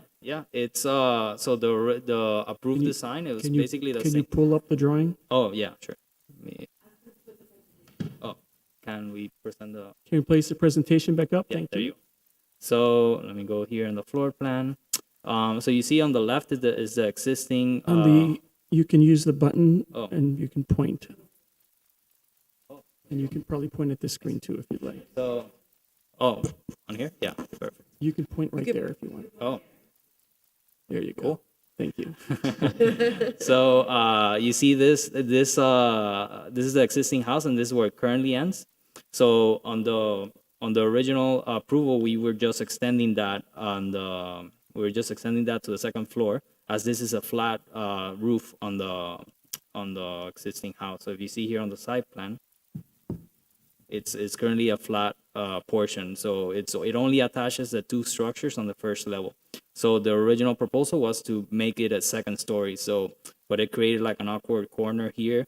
So after we got approval from the board and from the historic board, we decided during the permitting process to extend it all the way, and it really ties the design together. You know, you don't get the complicated roof condition at the end, and you know, it creates a nicer project. Can you show it in elevation as well, please? Yes. So here it is. So the upper one is existing conditions, not Correct. approved conditions. No, it's existing as it's right now. And the approval would have been just an extrusion of the line on top straight up. Correct, with the same gable end as we're proposing. Yeah. So from the front, From the front, nothing changes. You know, that's what the house looks like right now, and this is the, you know, where we're extruding it. okay, I think that was important to say because Yeah. it makes a big difference between what was there, what was approved, and what we're looking at now. There is, as you mentioned, not much difference on the front elevation at all. Correct. It does not change at all. It's just an extrusion on the back. Thank you. Yeah. Any other questions for staff? Mr. Silva? A question for staff. So the address of this house is Sevilla, right? I understand that zoning wise, I guess the frontage street is not Sevilla, right? But if it were Sevilla, the side setbacks would be 20% of the lot up to 20 feet, right? With a minimum of 5 feet on one side, as long as you can make up the balance of 15. So if the frontage of this house were Sevilla, this wouldn't require a variance, is that correct? Because you're at 5'6" from that side? I think that's it, but I don't know. Correct. And we Yeah. can ask the architect. Correct. Yeah, and that's why when zoning gave us the comment, we were like, no, this is the side of the house. What are you talking about? So we met with them, and they walked us through it. Like, no, we consider it the Alhambra. So They base it on how it's platted, Right. correct. not the frontage. Right. But I just want to be clear about, so it would not require a variance Correct. Right. if the frontage was what the address says, which is Right. Sevilla. And there was an addition already put there in 1968 right. with that 5'6" setback. Okay, thanks, that was my question. Thank you, Mr. Silva. Great question. Any other questions for staff or the architect? Great time for questions.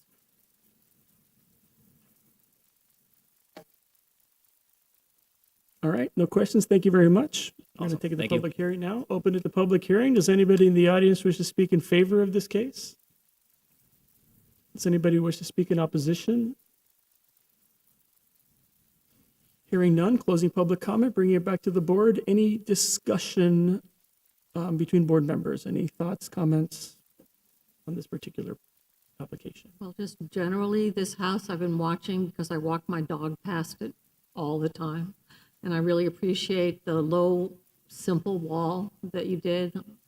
It doesn't have the big columns the way a lot of the newer construction does have, and it really respects the house. And so I think so far, you know, you're doing really an excellent job. And I appreciate the clarification of the extension of the previous approval and how it does not make a significant impact on anything seen from the public right of way.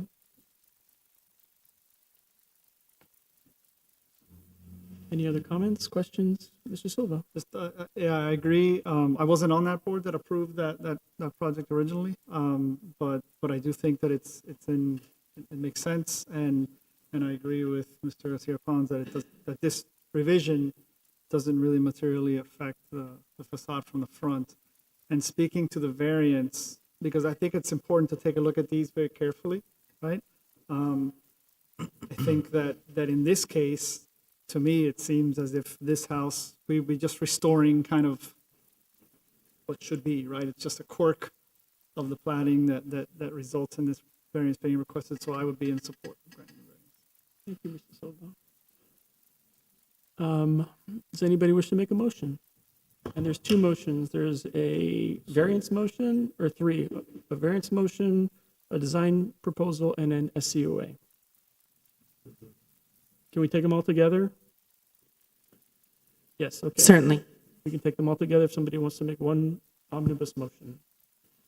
I'll make a motion. Ms. Spain, I'd like to make a motion to approve the conditions noted in the staff report, the design proposal for addition and site improvements to the property located at 1498 Sevilla Avenue, and approve the issuance of a special certificate of appropriateness with those conditions noted above in the staff report, and also to approve the variance to allow the proposed addition to have a rear setback of approximately 5 feet 6 inches versus the minimum rear setback of 10 feet as required by the zoning code. thank you, Ms. Spain. Is there a second? Second. Second by Mr. Maxwell. Any discussion on the motion, questions on the motion? Let's call the roll. Mr. Ehrenhaft, Yes. Mr. Durana, Yes. Ms. Dene, Yes. Ms. Spain, Yes. okay, Mr. Silva, Yes. Mr. Maxwell, Yes. Mr. Garcia Pons. Yes, motion passes 7-0. Congratulations. At this point, we're going to take a quick 5-minute recess before we start the next item. So we'll come back at 5:35. 5:35. Thank you. 5 minutes.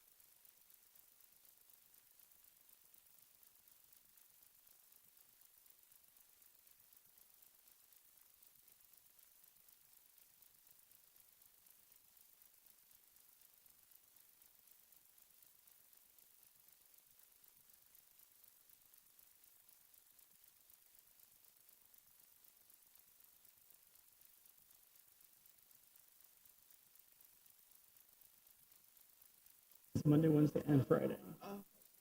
No. Well, they have plenty of time to do it. I don't have.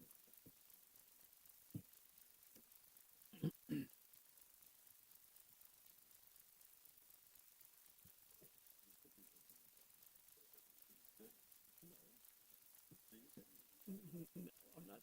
No. One bad decision does not preclude another one.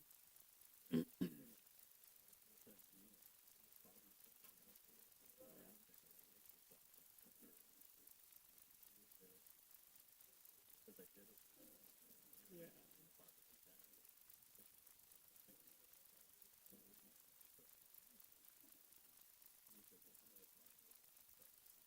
No. Alice was the driving force behind it. But she was the.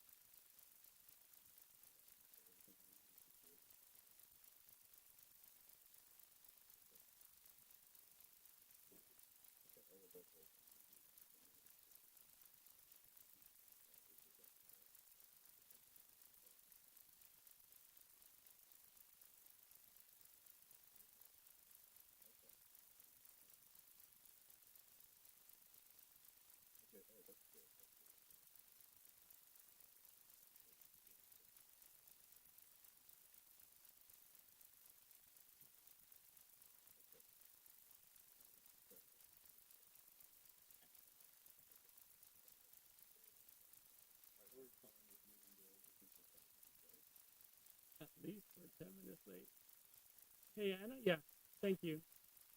Could you. Cafecito?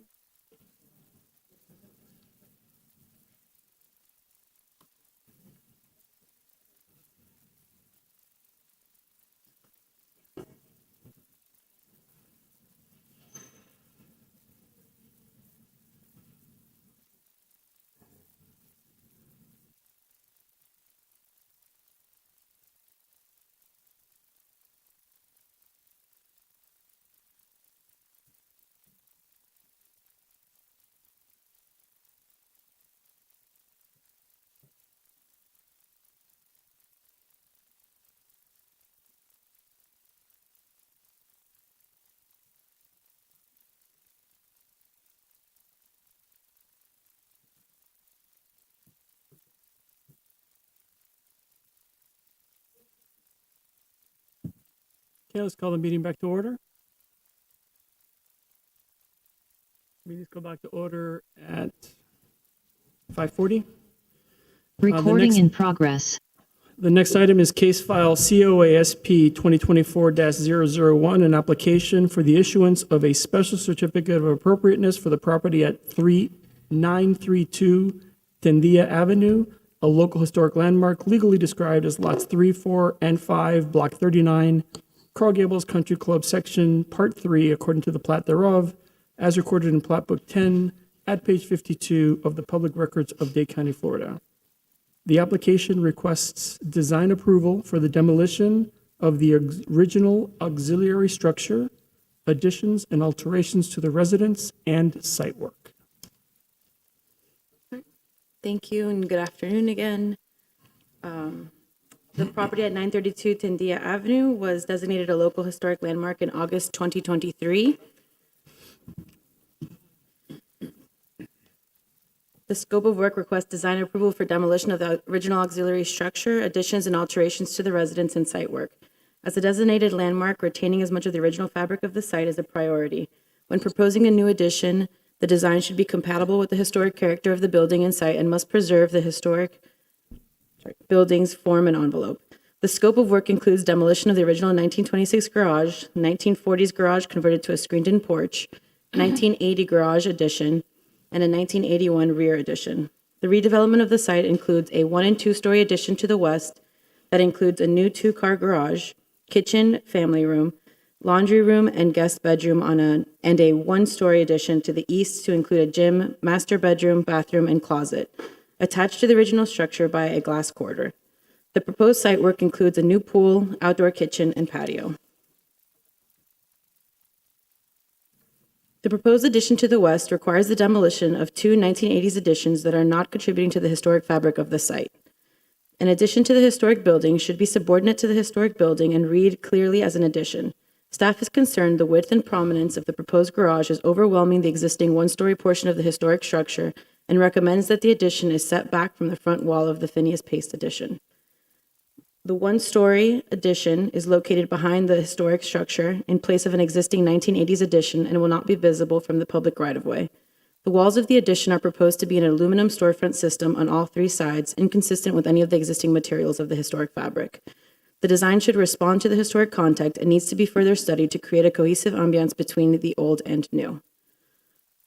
The 1-story addition to the east will house a master suite and gym and will be connected to the original house by a glass corridor.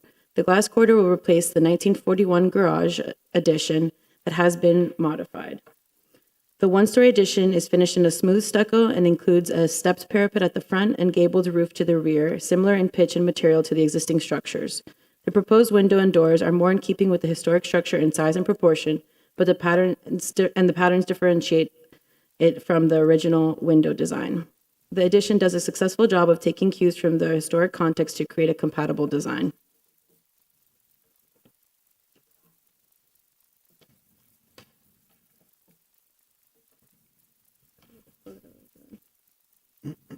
And this is just kind of a layout and highlighting where the 2 additions are located on the east and west side of the site. Including this, in the proposed site work includes the demolition of the original detached garage and construction of a new pool and patio and outdoor kitchen. The demolition of original historic fabric is considered drastic action as it alters the historic character of the site. Per Section 8-107D of the Coral Gables zoning code, the board shall consider the following criteria in evaluating applications for special certificate of appropriateness for demolition of designated properties. 1 would be the degree to which the building structure and improvement or site contributes to the historic and/or architectural significance of the historic site or district. The structure is original to the construction of the house and has been minimally altered. This contributing structure is considered to be a character-defining feature of the site as per the historic designation report, approved with the designation in 2022. Number 2, whether the building structure and improvement or site is one of the last remaining examples of its kind in the neighborhood, country, or region. The detached auxiliary structures were common in the original development of the city of Coral Gables, but many have been altered or demolished. Number 3, whether the loss of the building, structure, improvement, or site would adversely affect the historic and/or architectural integrity of the historic site or district. The removal of his original historic fabric should be considered a drastic action. Number 4, whether the retention of the building, structure, improvement, or site would promote the general welfare of the city by providing an opportunity for study of local history, architecture, and design by developing an understanding of importance, value of the particular culture and heritage.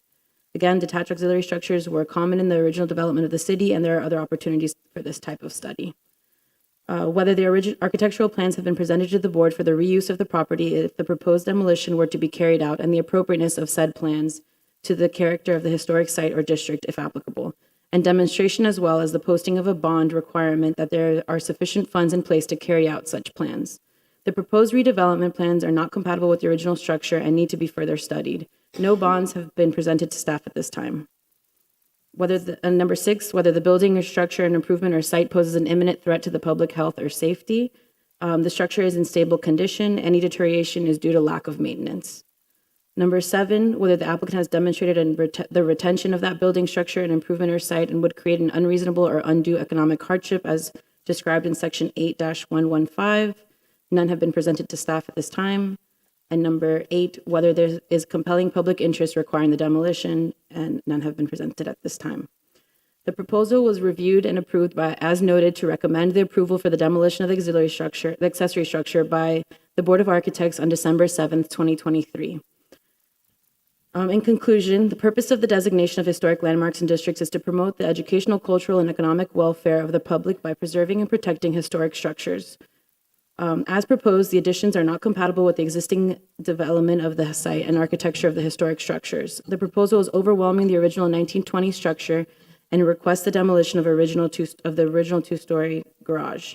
As per the designation report, the two-story garage with distinctive exterior staircase and detailing is considered to be a character-defining feature of the site, and its demolition should be considered a major alteration. Staff met with the applicants on multiple occasions to express concern over the proposed demolition of the original auxiliary structure and redevelopment plans. Staff recommends reconsidering the organization of the new additions to take advantage of the existing vacant areas of the site and exhaust all attempts to reuse the original garage prior to the consideration for demolition. Therefore, staff recommends denial of the design proposal for demolition of the original auxiliary structure, additions and alterations presented today. Thank you. Thank you, Ms. Berenas. Does somebody from the owner applicant wish to make a presentation?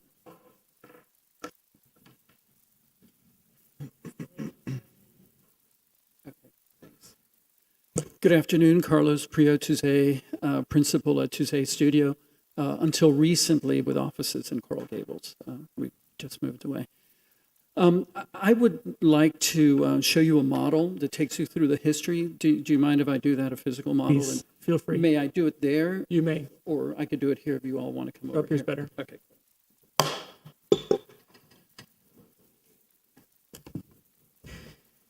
Mr. Chair, if we could just make sure that CGTV can zoom into it. I just want to make sure that it's appropriate for those on Zoom and the Get down and recording. see, is there, put it where you want to put it, and then we'll see if the camera works. Okay. Can the camera capture this location over here?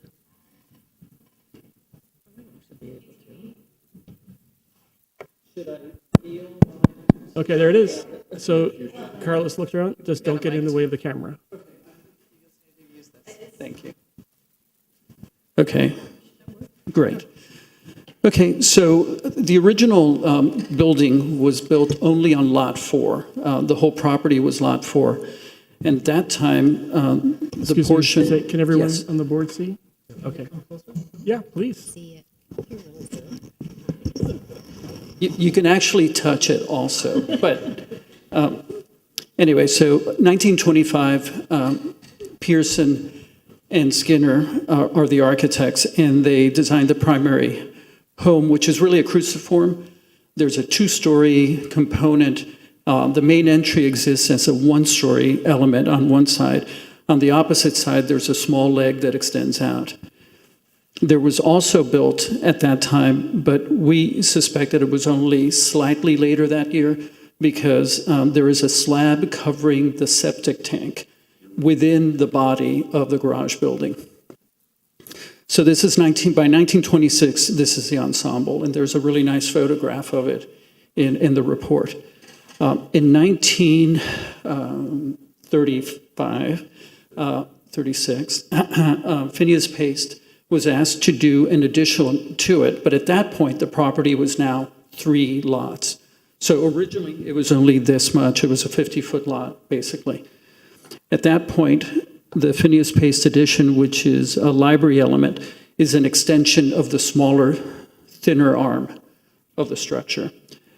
Now that there are 3 parcels, the next addition, which is in 1941, is for a garage building. So at that point, we think is when the 2 garage doors, or maybe before that, they were sealed up, and additional openings that we believe existed on this side, because there are still, when we took down the drywall inside, and we have photographs, you can see that there were windows there. Those were filled in. Then in 1980, this was Leroy Albert. 1980, it was Harper Buzenek, and then they came in and extended, like Phineas Pace had done, the facade along the frontage, which is this kind of strange leg here, and then this very tall one-story garage building. A year later, there was an additional structure placed in the back. Sorry. Very cool. And that was a family room kitchen addition. So when our clients came to us, their request had been that they really wanted to get rid of all of the additions that had been added to it that really did not represent any real promise. So this one was removed. I do want you to notice that this addition actually lines up almost exactly with the front of the original structure, the 1980 one. The garage building, which at some point when this was built was turned into an open air kind of porch. And then because the original two-story garage structure was right in the middle of the property, the challenge for the clients is, and in fact, the last photograph that Anna showed you, I don't know if you noticed how close this really is to the building. I mean, it's oppressively close to it. So to really be able to take advantage of really the backyard, we felt that it was important to eliminate this structure. So if you would let us take you through our thinking, and then we can always come back and discuss this further.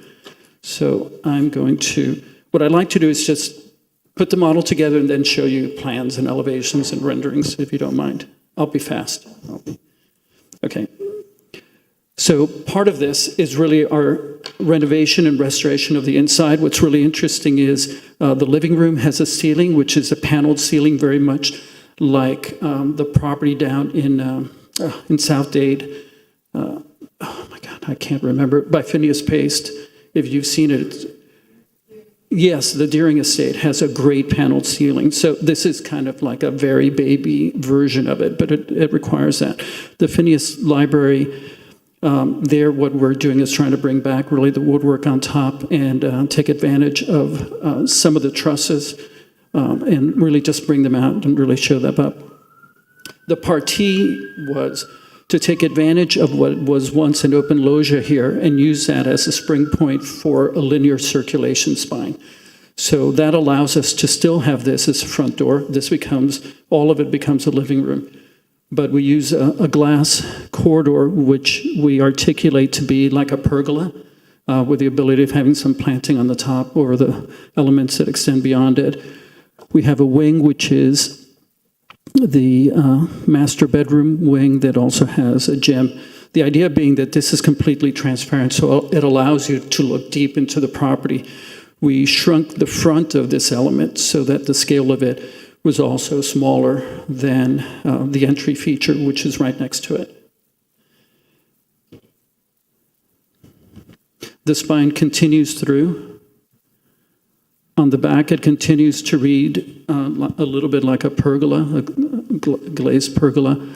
Then there is a larger element in the back, which is now completely invisible from the street, that has a kitchen, all of those amenities, and a large family room with a feature in the back that is treated like a fireplace, but is in fact has other functions. And then the garage, when I show you the plan, you'll see we struggled to push the garage as far back as possible. So in fact, it's not as far back as the element that's there now. It protrudes about 5'4" beyond the Phineas Pace facade, whereas this is, I believe, 13.9 or 14.3. I don't remember. So if I could show you some drawings now.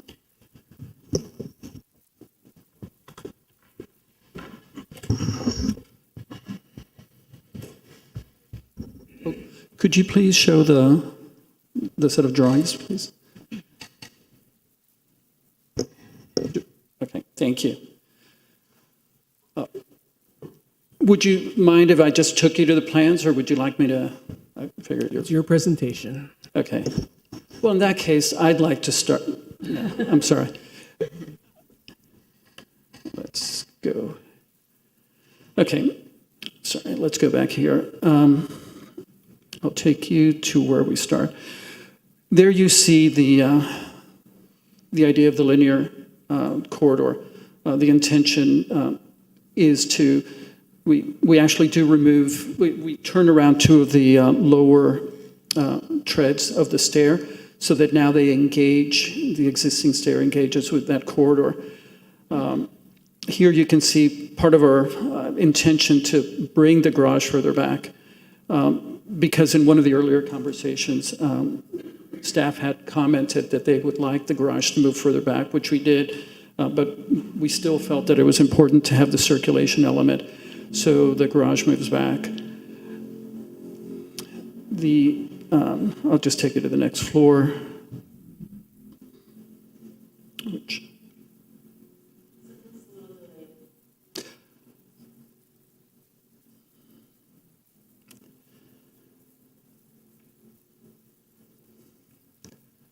This is when the mouthpiece of the little wooden element in a ventriloquist show falls, and you're just kind of standing there hoping that no one notices. So, Can IT check to make sure that the PowerPoint's working properly? yeah.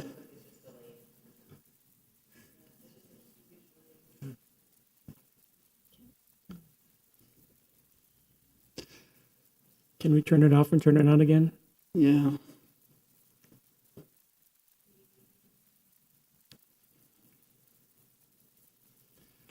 Let me go back one now. It's frozen. Oh, excellent. Thank you. So the second floor, all we're doing is really renovating, putting in new AC systems and bringing all the surfaces back together. There is a smaller second floor towards the back behind the garage. That's been pushed all the way back beyond the end of the Phineas Paste elevation. The reason being that that makes it very difficult to see pedestrian level from the sidewalk here. It probably is visible just slightly beyond. Elevation of the existing and elevation of the new one. The glass corridor that I had mentioned with the facade to the gym. And then on this side, we're restoring some of the openings that were part of the Phineas Paste, putting a canopy there, and then this is the garage building beyond. Existing back, you'll see, I'm sorry, just really quickly, does not like to go back.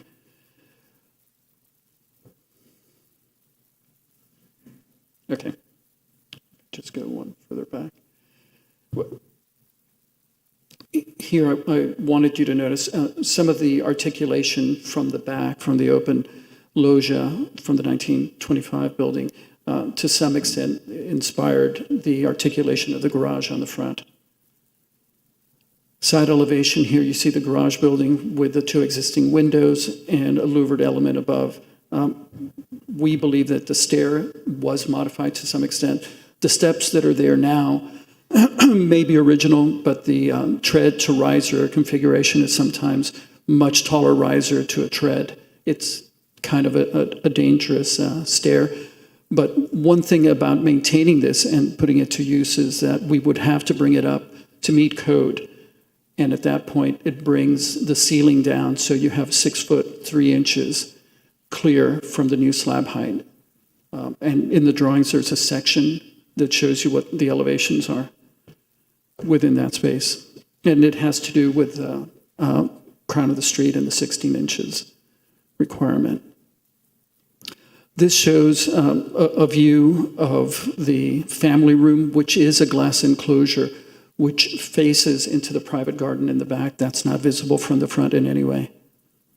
And then you can also see the two-story element that exists way back here, which is slightly lower than the two-story element of the historic building. We brought some samples of roof tiles and the metal, if you'd like to see that. And then sections giving you an idea of the configuration of the existing building here. This is cutting through the living room in the Pearson Skinner building. This is a section further down, giving you kind of an idea of just sectionally how the linear circulation operates, and then the heights of the spaces beyond. Section through the glass corridor. It has a parapet on either side, which allowed zoning for us to keep it. And then a slightly different articulation on the master bedroom wing back there, where it's really not visible from the street, but it plays off some of the arches that exist in the back of the open portico. Some renderings showing bringing back the glass openings to what they were originally in terms of configuration, the articulation, that really wonderful kind of moment at the front door, the Phineas Paste door there. This gives you an idea of the glass corridor, and then the ensemble. That's it. Did you want to come back to the model? And I'll take the model back. Or would you like to keep it there? And Let's leave it here for now. okay. Okay, that was a lot. Any questions for the applicant or staff? I have one, if nobody else. Mr. Ehrenheft? No? So I don't want to, I hate to start with this one, but you mentioned the garage would need to be brought up to code. You glanced right through that really quickly. Okay, so the existing elevation of the garage is lower, excuse me, than the existing house. The existing house actually has 2 floor elevations.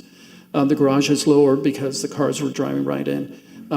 I believe the code is that you have to have the ground floor brought up 16, or at least 16 inches above the average crown of road across the street. If we were to follow that, and there's, in the set of drawings, if you have it there, I'll try to bring it back. You can bring the presentation back up, please. It's in, it's, oh,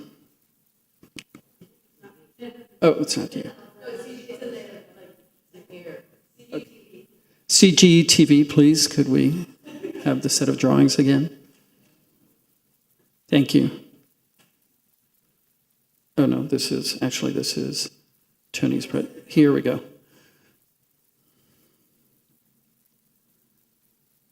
So I think on your screen you probably can see it a little bit better. And so this is the slab over a portion of the septic tank. There's a secondary opening of the septic tank right beyond the wall. So, Mr. Tuesday, you're saying that even in a historic home, in a garage that's used for automobiles, you would have to raise the floor? Well, because it's no longer a garage, can't be used as a garage, so it would have to be made habitable. And I believe 7.6 is minimum. You can have 7, but not as a major space. I think that's a secondary consideration, aesthetically, at least for us. The way to be able to take advantage of the rest of the property for the clients is to be able to have access to it. The garage no longer serves its initial function. It has other functions and could have other functions, I'm sure, but it is not visible from the street. I mean, you could probably peek at it, but... Thank you. You're welcome. Anybody else has questions for Mr. Tuesday, the architect, or staff? Pretty complicated project. I have a quick Ms. Spain. question. Go ahead, Don. Okay, so I know that outbuilding that they want to demolish is legally non-conforming, but I don't believe you would be able to build that nowadays because of the zoning code. You know, if you have an apartment above a garage that's separate from the house, although maybe they have the square footage on the site. I mean, it's a unique condition that building has. I think it's Right. historically significant. I hate to see it be demolished. I'd like to see it repurposed into something really cool. It doesn't have to be. doesn't have to be a garage. I'm not sure how you deal with the crown of the road situation. I know we have had properties in the past that qualify as Coral Gables cottages, and so they're able to utilize that, as long as there's a portico share, they can utilize the back garage as living space, so they've had to go through that. Also bring it up with the ceiling height. But I just can't imagine you couldn't, with that huge property, incorporate that somehow into something unique. Is that a question for? No, it's just a statement. I was just throwing it out. I apologize. May I comment? Please, Mr. Tuzet. I'm not sure where to start. It is unique, and I think what makes it unique is that typically it occurs on next to a perimeter when they were built. And a lot of the other ones we see, it's usually pushed to one side of the property. And if you look at the photograph, you see that the 10 feet between the existing, between the original house and the property line was just enough to get a car to go back in there. Right.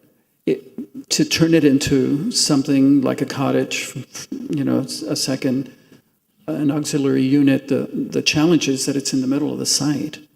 So, all of a sudden you really are kind of violating the backyard to bring people in. Very clever. I think you could figure something out. And Well- I know if I lived there with my children and I had a teenage son, he would love to live back there. So our client would also had a deck, so he probably could answer some questions that I wouldn't want to risk. I get it. I totally understand why. We'll hold on for any specific questions from the Of board. course, yeah, I'm always Danae. here. Yes. As a board, we're required to follow the Coral Gables zoning code, and staff just went through a quite detailed analysis of telling us why, in applying the 8-107D criteria, that this garage should not be demolished. So I just wanted to give you an opportunity. Do you have any direct responses to some of these criteria that we have found have been satisfied to prevent demolition? I think, yes. Thank you. So the use is not necessarily unique since it was a recurring element in other houses. There are many more examples of a garage situation with a residence that exist in the Gables. In the past, some of these have been demolished, and they've been demolished as recently as last year with board approval. But there are many others that still exist. This one, because of the acquisition of the land on either side, is no longer really historically functioning the way that it was set. It's kind of, its real function has been severed. It has no, I would argue, and we could argue at length on this, there really are no details in that building that have significant value in terms of referring back to the house that was built just before it was by the same architectural group. It has no detail, and I don't know if there were details there that were removed, but when you look at it, the layout of it is also, it's bizarre. The stair actually does not even align with the door that takes you into the garage from the side. There's a misalignment there. Above, there's a 2.5-inch aluminum pipe, and there is articulation on where that balcony would have been. But other than that, it's really, look, it's only going to hurt me, but the fact is, as an architect looking at it, it just does not have a lot of redeeming value in terms of the house that sits right across from it, which is now going to be restored and brought back, and that one has a lot of detail and speaks a language that is much more articulated. When you look at the front of the Skinner Pearson house, someone spent time and thought working on it. There are these elements of coral rock, just the geometry of it, the proportions, that is valuable. And some of the other ones are really very broad suggestions on what you should keep. And in the long run, we're always making decisions like that. I think because it bifurcates the site. It really creates a situation that I think is reason enough to allow this one to go. But that's probably not a particularly, you're going to give me a C or a D, I know. You may even send me home and I'm going to have to write a paper, but. So there, For the explanation. there was a specific question about the demolition of the garage. Is there anybody else on your team that you wish to speak at this time? Tony, would you like to speak or? If it's part of the application? Yeah. Yeah, then now would be a great time. Okay.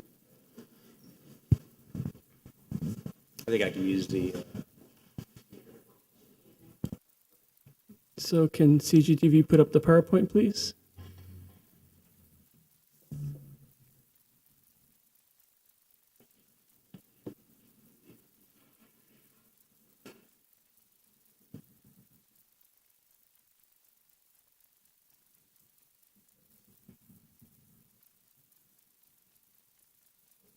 There we go. Great.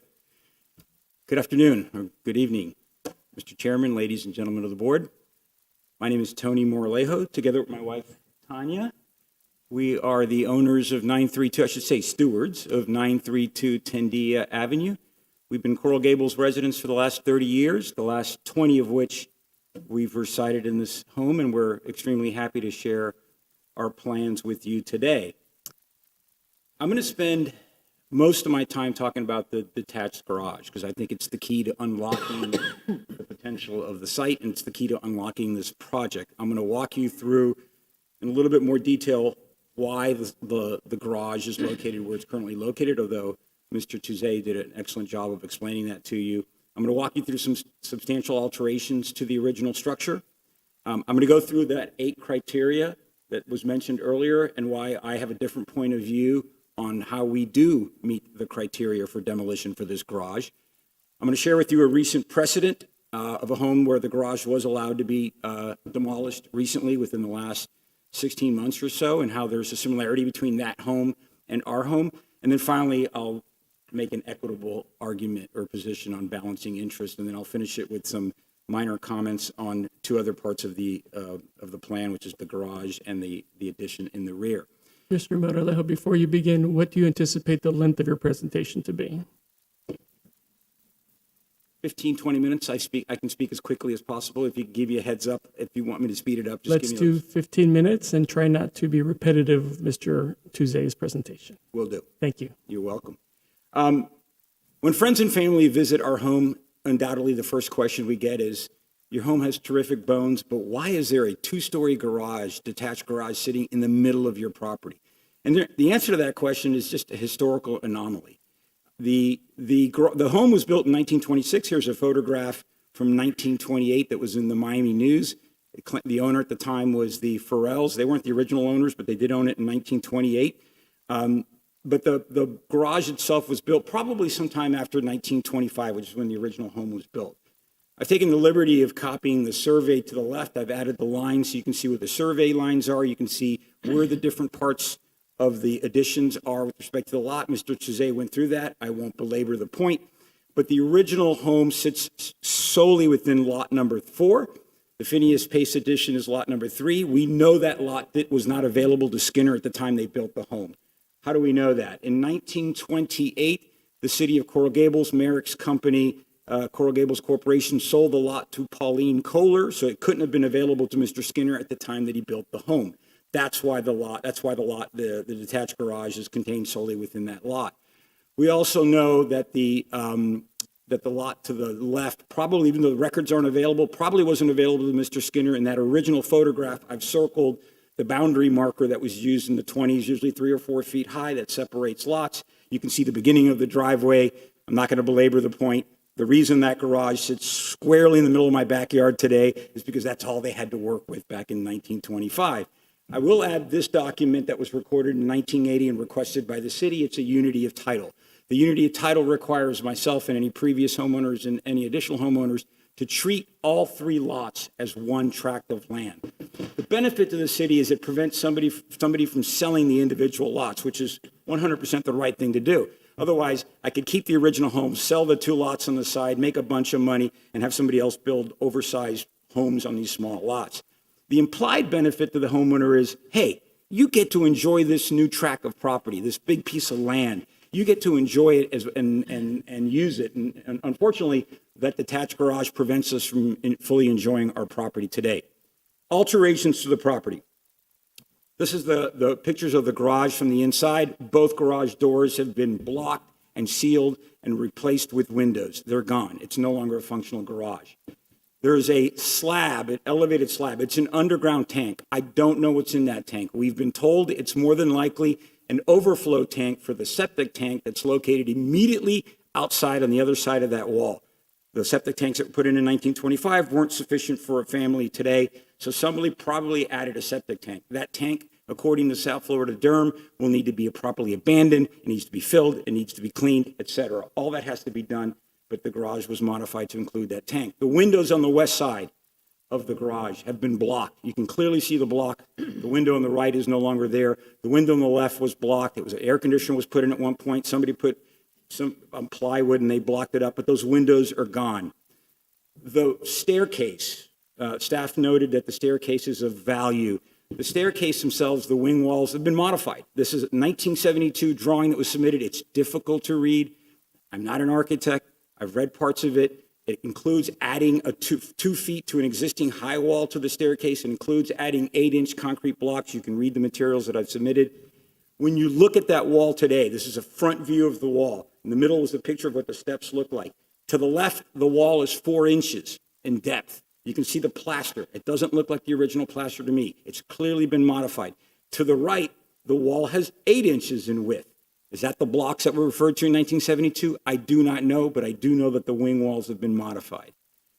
The steps, and I apologize, that is my foot. I don't know the size of people back in the 20s, but clearly they must have been smaller because getting up and down these steps is incredibly difficult. Getting up, one can survive. Coming down, you got to go down sideways. We don't allow anybody to go up there because it's absolutely unsafe.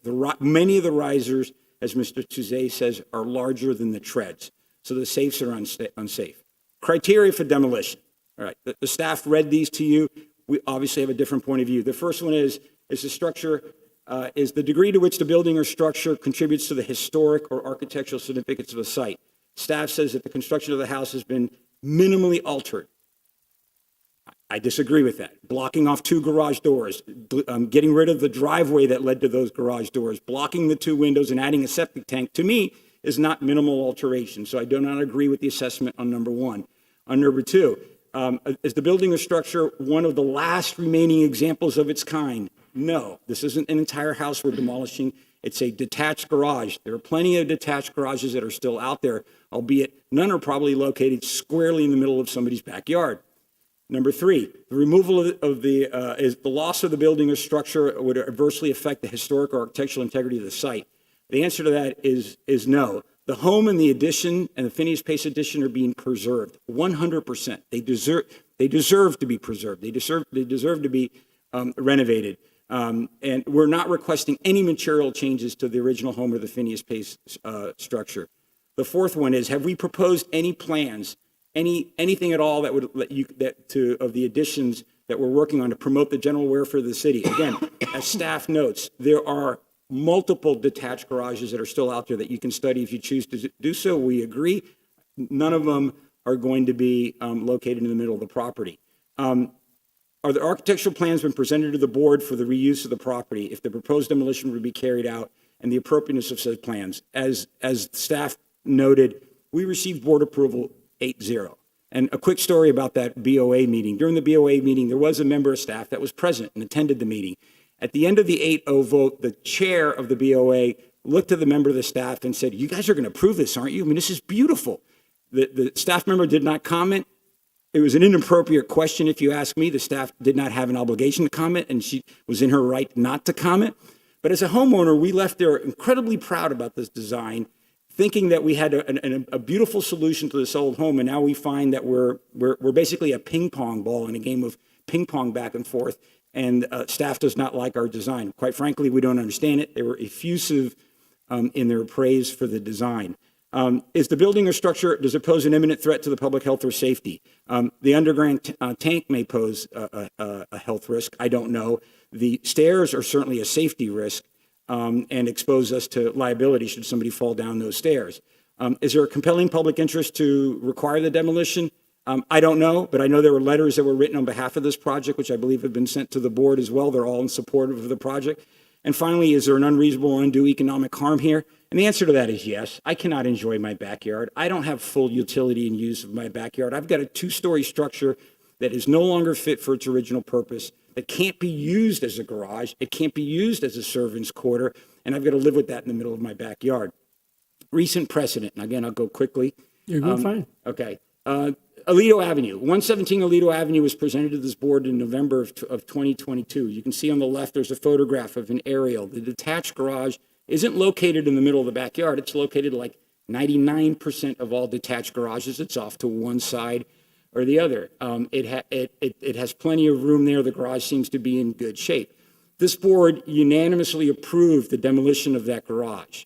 And the sole reason that this board relied on it to approve the demolition of that garage is what Mr. Tizet referred to, which is the requirement to elevate the floor of that garage. The floor of that garage has to be 8 inches above the base elevation. The base elevation is calculated by taking the mean of the road or the sidewalk. Once you raise that floor to 8 inches above the mean of the road, it left a 6-foot ceiling inside that garage in Aledo. The architect argued that was unreasonable. The board agreed. We have the same exact similar situation here. If you don't feel sorry that the garage is in the middle of the backyard or everything else that we've argued about, that same condition exists today, and I argue it's persuasive to this board to come to the same conclusion. There's the sketch. I've blown it up so you can read it a little bit easier. That shows the slab. It shows where the elevation needs to be. It shows that there's 6.3 is what the height of the first floor of that garage would be, and the code requires 7. And so I don't know what I can do with that garage at that point. And then finally, I'll end it with the balancing of interests here on this first section of my presentation.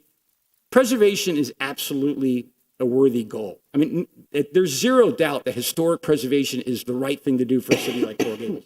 It's why my wife and I have been residents for 30 years. It's why both of our homes have been old Spanish homes. But like any other worthy goal, there's usually a trade-off, right? And sometimes historic preservation can unreasonably burden a homeowner, sometimes unnecessarily. Sometimes it can restrict a homeowner of their rights, which is why we have to balance the benefit to society with the burden to the individual homeowners. This is a slide. It just has 2 pictures. I think it's the best way to demonstrate whether there's a benefit here. That's driving down the road on Tendia Avenue, looking at my home. The picture on the right is actually if you were inside my trespass, jump the wall, come in, and you still can't see that garage. I have a hard time finding a benefit to society, a benefit to the community, and keeping that garage. Nobody can see it. I can't use it. The garage doors are gone. They've been blocked up. The windows are gone. They've been blocked up. It has an underground storage tank. The original ribbon driveway that went in is gone. The curb cut that was there one time ago, it's all gone. The garage has zero purpose to be used today. What's the other side of the equation? Well, what's the burden to the homeowner? This is me standing in my hypothetical new family room and kitchen, looking out that family room, and this is what I get to look at every day. It's hard to argue against that being a burden to the homeowner. I simply don't see it. All structures aren't worthy of the same protection. The main home, absolutely worthy of protection. The Phineas Pace Edition, absolutely worthy of protection. This garage, not so much. Not so much. Lastly, and I'll be quick here, just 2 more slides, I promise. The staff has issue with the garage in the front that we're planning on proposing. Mr. Tizet showed you the existing garage in the front. I think sometimes we're looking at gift horse in the mouth. We are looking to eliminate all of the warts of the past. We're going to do a do-over. We're going to say all of these additions that were poorly thought out, poorly planned, and approved by the city, we're going to eliminate them. We're going to get rid of them, and we're going to start over. We're going to deliver a much better product today than exists back then. And I'd ask you to keep in mind when we're doing this, when you're balancing the equity here, we're not developers. We've lived in this house for 20 years. I'm not trying to eliminate the detached garage to maximize the square footage of my property. this isn't a profit-minded request. I just want to enjoy my backyard. I'm not looking to make money here and to flip this property. The garage that we're proposing is significantly better than what we have today. I could leave this garage the way it is, but I don't want to. I don't think it's the right thing to do. I don't think it's what this home deserves. I don't think it's what Phineas Pace would have wanted next to his library. The same thing with the addition that's in the back. If you zoom in on that addition, look how poorly, I can't believe it was approved. If you zoom in the corner, the wall runs directly into the window of the original house. I mean, it's poorly constructed, it's poorly designed, and I'm going to go through a great deal of pain and money and eliminate that and start over. And so with that, I'll conclude. Hopefully I wasn't that long. I went as fast as I could talk. You did 15 minutes. Fantastic. I look forward to your deliberation, and I'm happy to answer any questions that you may have. Thank you, Mr. Morales. Does anybody from the board have any questions for staff or the applicant? Any questions about anything that was discussed so far? This is a great time to ask questions.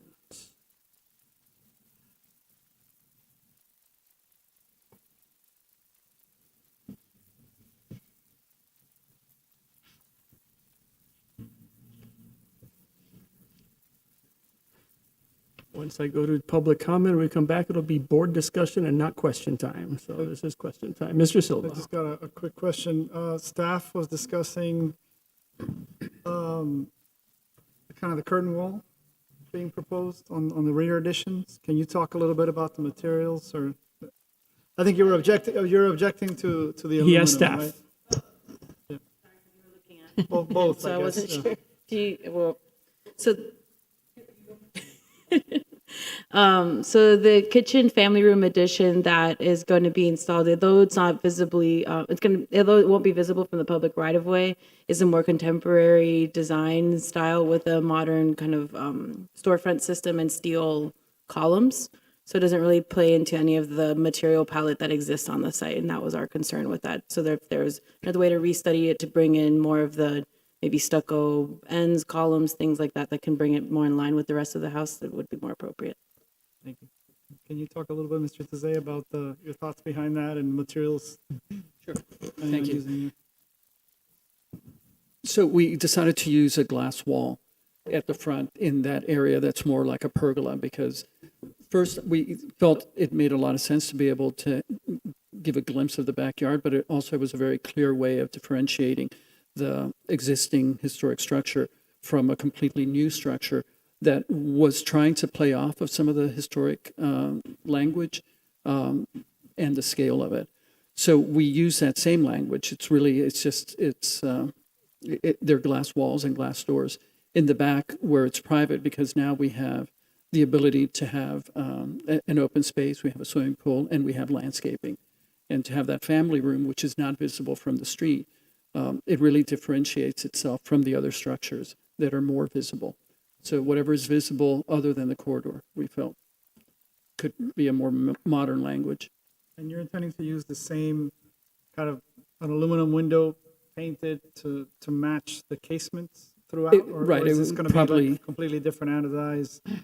So it'll probably be, fluorocarbon finished in a medium bronze, which is the material. We have a sample here.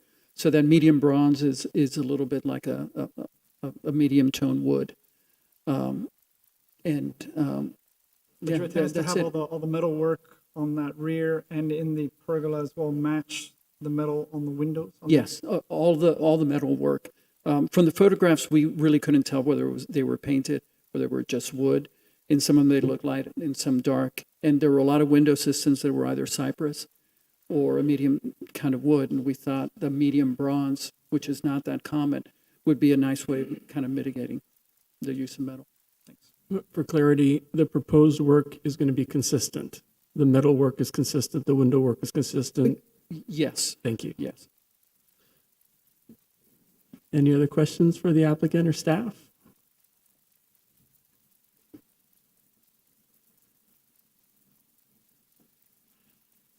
Okay, I'll have a question for Mr. Tuzay. And Mr. Moralejo mentioned in his presentation as well. Can we get the slides back up, please? And could you identify the 1925 parcel, lot number 4?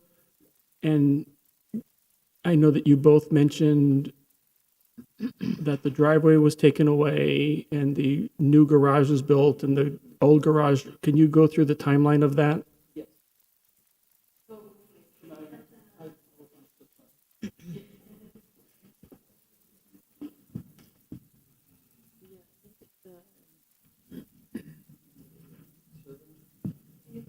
That may be better to look at on, I think that the diagram didn't really align. Right, I think it may be better on Mr. the model. Tuzet, better in your presentation than Mr.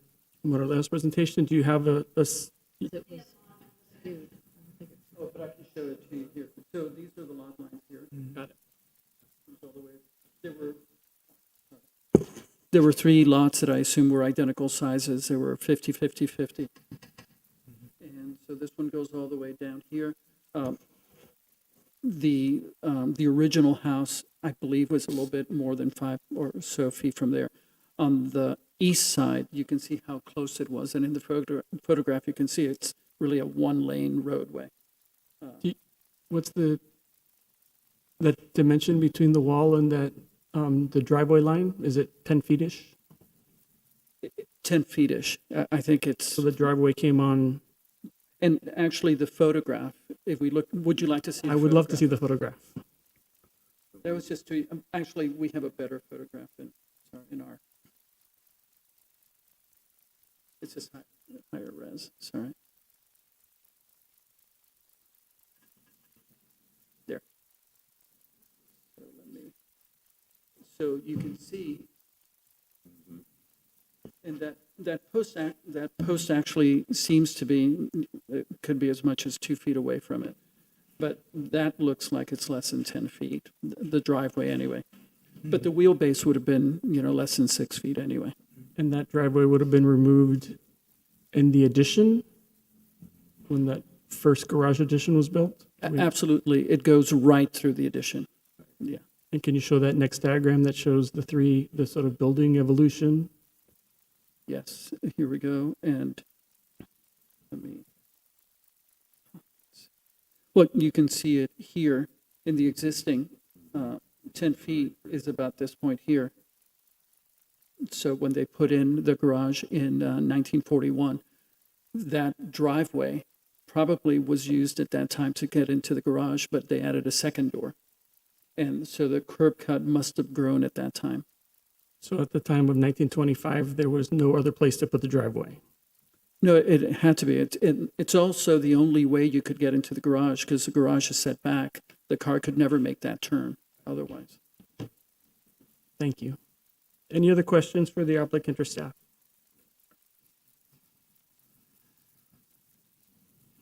And it's a great time to ask questions. Okay, thank you for the presentation. Taking it to public hearing, does anybody wish to speak in opposition to this case? Does anybody wish to speak in favor of this case?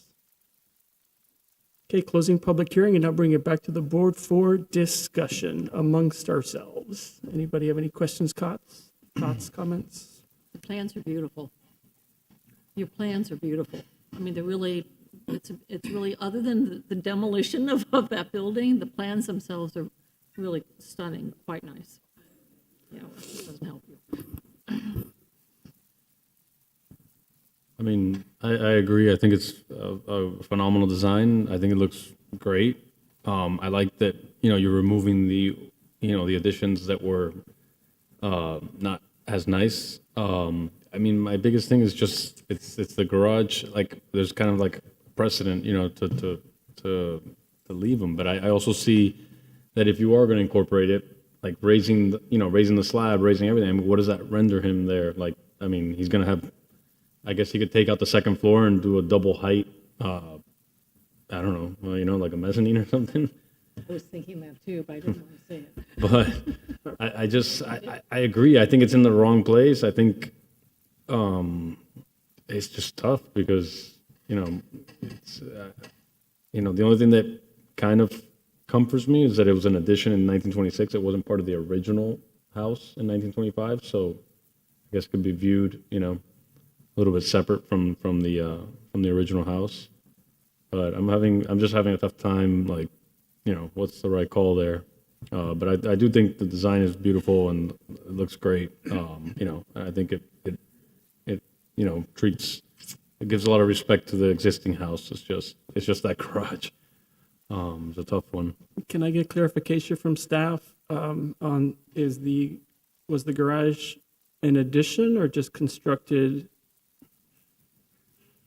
phase 2 of the original project of the house? So per the designation report, the two-story garage was constructed in 1925. The page of the original permit of the garage structure was not located, but the permit book indicates that permit 1759 was issued for a residence and garage. Additionally, a sketch accompanying a 1926 septic tank plan shows the garage that its exterior staircase was original to the property. So, Mr. Duran, maybe it wasn't a second phase, it was just the second part of the construction that ended in 1926, unless the applicant has any information otherwise. Thank you.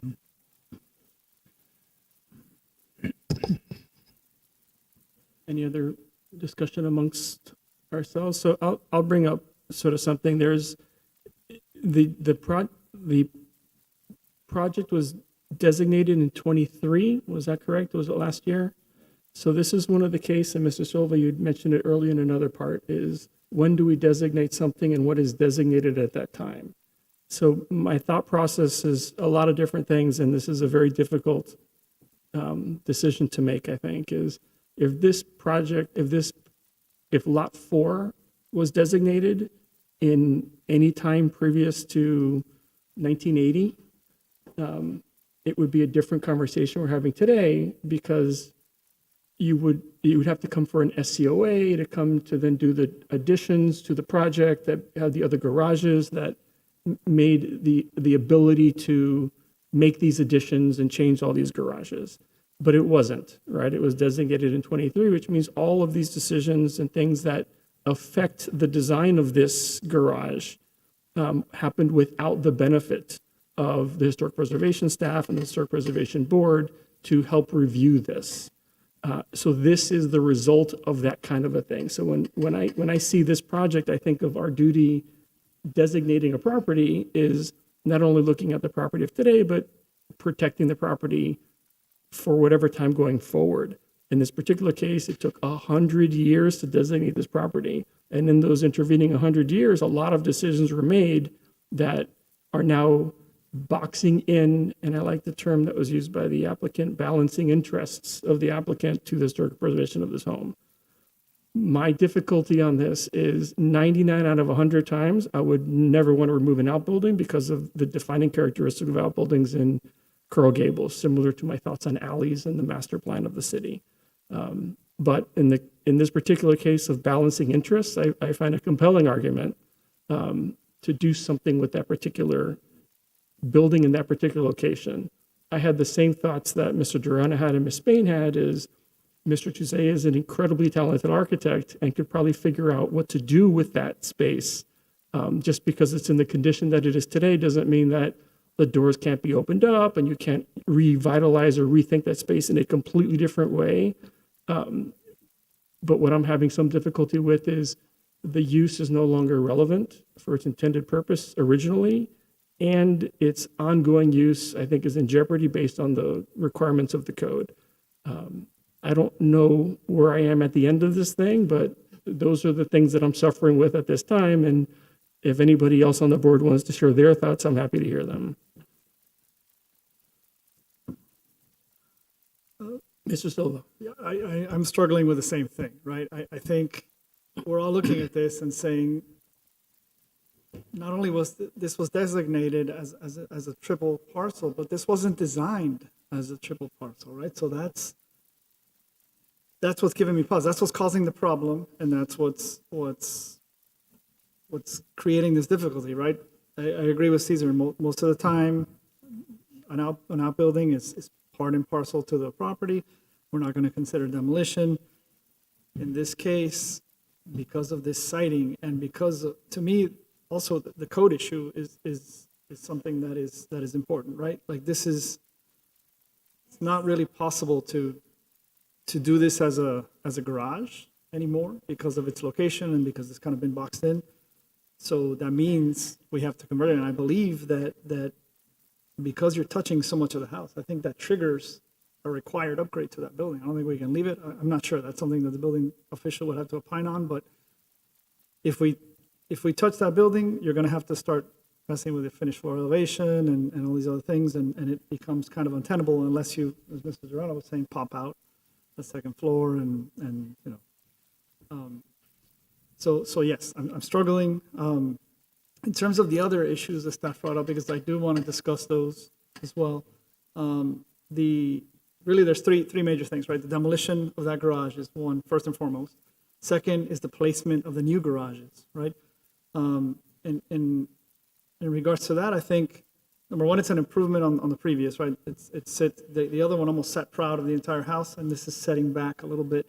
But as I look through the plan, I think that it's important, and you can see it very clearly in the model, that the position of that garage comes forward of that paste addition, because if not, you're left with kind of this awkward condition at the gable end, right? If you push this back, Right. right? Like, you know, you kind of, yes, the building sits a little strangely. Like I prefer it kind of overbiting the thing just architecturally. So I don't have necessarily an issue with that location. And the third issue is the materiality of the rear and of that trellis. I have less of an issue on the trellis, actually, because that's kind of stick built, right? And it's meant to be very transparent. And I think there it sort of makes sense. I would encourage you to take a look again at that rear addition, at the fenestration there. But again, it's hidden from view. It's in the rear of the property. It's clearly an addition, right? So I think there could be maybe more of an effort made to tie it all together. But that is not a deal breaker for me. For me, the primary issue is still the garage, right? Like without demolishing that garage, this scheme can't go forward. So that's something that we need to work out today. And Thank you, Mr. Silva. Any additional contributing comments for the board? Ms. Berna, said you have something you wanted to share with the board? Just wanted to make a clarification, but Mr. Silva actually went that way, but the building official at the end of the day would have to make that call about raising the floor and not. I've had at least 2 examples recently that he has not required it, and one was for a cottage designation, so I know it is something to take into consideration, but again, it may also not affect the redevelopment of this building. Thank you. Question, how would that work with like insurance though? Like, would that, if you're below flood zone or whatever, how does that work? I don't think staff is qualified to answer that question. I don't know. Just wondering, because.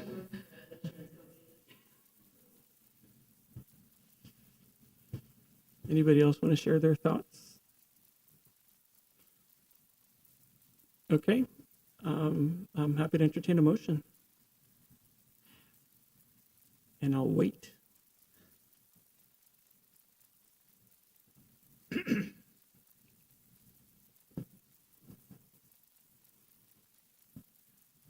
well, I guess let's take the temperature of the board, I guess. Right? That's what discussion is for. There's not a straw vote. You can make your I do comments. think that they need to be aware that you need 5 votes, not, just the majority of who's here. It's 5. Okay. I read that great introduction that I explained understand that, but he may not have been listening, and I don't want him to go, wait a minute, I got 4 votes. And So we're not taking a straw vote. If anybody wants to share their thoughts with the board, now's a great time to do it. If not, somebody can make a motion. This I'd side of like the to, table has already spoken. Ms. Sorry, but Dene. I'd just like to ask a question of the architects on the board about their thoughts on whether or not a demolition would adversely affect the architectural integrity and history of the property. I think I'm asking the architects. as from an an architect, I gave architectural you my perspective. opinion. Mr. Silva gave you his opinion. I don't know if Okay. there's another architect on the That would board. be nice.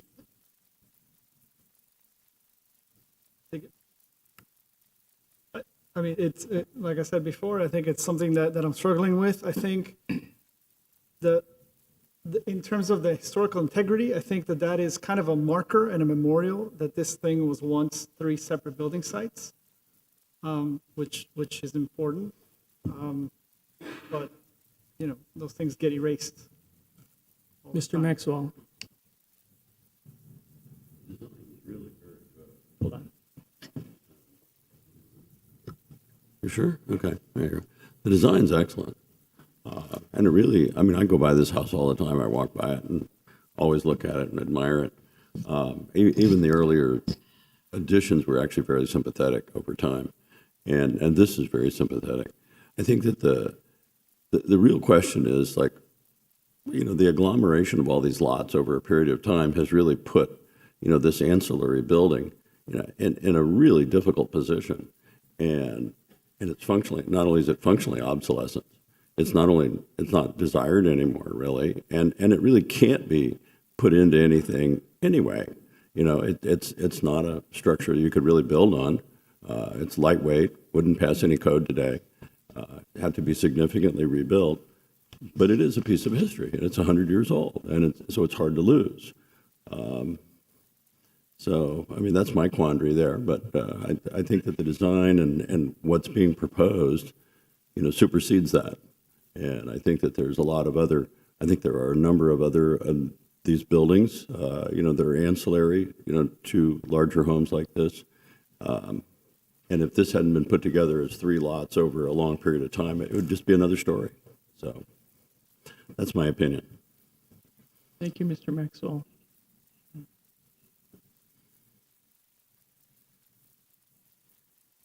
All right, still awaiting a motion if one is forthcoming.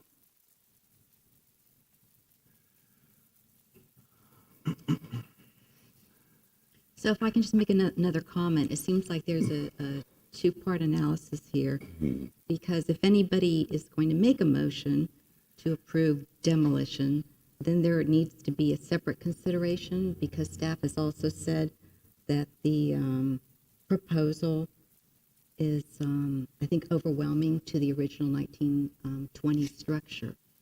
So I just want to keep that in mind if anybody wants to make a motion. And I'm frankly torn as well, so I'm not going to make a motion. Thank you, Ms. Dene. So the chair would be interested in any motion by anybody on anything. And you don't have to make the motions as recommended by staff. You could make individual motions. You can make any motion you want. And again, if there's no motion, Madam Secretary, Madam City Attorney, what happens? We need a motion of some kind. Otherwise, we'll be stuck here all evening. It could be a motion to defer, a motion to continue, a motion to grant. And I just want to clarify, if you don't mind, Mr. Chair, that the application today is for demolition, additions, and alterations. So it's all bundled together in one application. So the motion would be to either approve the special certificate of appropriateness that includes all of those things, or deny it. That they're all wrapped up together in one application today. Is that correct? We can't parse it and approve one piece and not the other? We can choose to do that. I believe you could, but today is an application. The application as presented to you today is one. I think you would have to defer to the applicant if they would want to get a piecemeal approvals or not. It's their application that they could appeal as it's presented. Well, at this point, we don't have any motion from anybody. And just, for clarification, if nobody wishes to make a motion, doesn't it fail? We need a motion of some kind to defer, to continue, to adjourn. Madam City Attorney, if nobody makes a motion, what happens? We need a motion. A motion is required. We need to adjourn this meeting, and there will have been no action taken, and it will come back to the next meeting. Can we ask staff, can we ask staff again? Because we had some interesting. Ms. Dene, can you speak into the microphone, please? Can you lift the mic up? Thank you. Is my microphone Perfect. on? Yeah. Can we ask staff again to address some of the criteria? Because I'm really focused on we have to apply these criteria. And there were some interesting arguments that came back about why, about disagreements with some of these items. So specifically, could you again talk about your position with regard to 8107D1 that this is a contributing structure that's considered to be a character-defining feature of the site, and also specifically to 8-107D3, that staff's position that the removal of original historic fabric, which it considers this structure to be, is considered drastic action. You could specifically address those. Ms. Bednas, before you answer, so Ms. Dene, this is staff's recommendation. It is upon each of the board members to look at these and decide for ourselves. So I appreciate asking staff for their clarification, but you can decide whatever you want. And so can Mr. Maxwell and myself. Thank you, Ms. Bednas. Yes, and just to state that that presentation that was received on Monday evening, so I'll respond to why I made my recommendation, but I can't respond to exactly his comments, just I haven't had time to go through and create a rebuttal. But so number one is to the degree to which the building structure improvement or site contributes to the historic and or architectural significance of the historic site or district. One of the things that I included within your application package is the landmark designation report. Within that report, we create a sheet at the end of the report that lists character defining features of the site and the building and any details that remain on the building.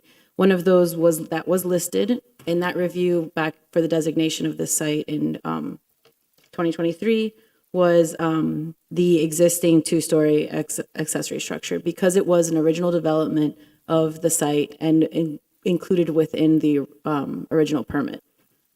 And that kind of answers both items too, because number three is whether the loss of the building structure improvement or site would adversely affect the historic and or architectural integrity of the historic site or district. As the site was designated a landmark, we look at all sides of the site. It's not that we're looking at it directly from what's visible from the public right-of-way and what's not. In this case, again, this is original historic fabric of the site, and per the Secretary of Interior standards, that is something that should be considered a drastic action or a major modification of that site. Does that help? Thank you. That was very helpful. Thank you, Ms. Bednas. Thank you, While Ms. I'm Dene. here, anything? So I have a question for staff, actually. I'm looking for the drawing that shows it, like the timeline of the addition. Oh, here it is. So I guess, guys, I'm not sure have we designated additions to be historic? I guess what I'm getting at was with like the Phineas Pace edition in 1936. If they were to come with a proposal to, let's say, demo that, how do we treat that addition? Like, So I'll let Ms. Bednas answer. So the way that you, during the designation process and report, that determination is made as to what contributes to the historic fabric of the site. And so there are going to be things like the 1980s additions that were done and that wouldn't contribute, I mean, even with age and the conditions of the building that aren't original to the fabric of the building, that's one of the things. But in this case, you look at what was contributing to the site, if there's any other, there's associated architects and designers that were contributing to the site that are well known in Coral Gables. And each piece was kind of looked at individually, even in the designation report. And there's a similar diagram to the breakdown of the site that describes how one does or does not meet that criteria. Mr. Durana, this was designated in 2023, which means all of it is designated. yeah. And it's up to this board through this process to decide what we think is important and what's not important. Yeah, no, I agree. I was just thinking that because I don't know. I think the short time I've been on the board, at least, I don't know if we've approved. Usually, when people want to, demo the addition, we're kind of okay with it because it's not, historic.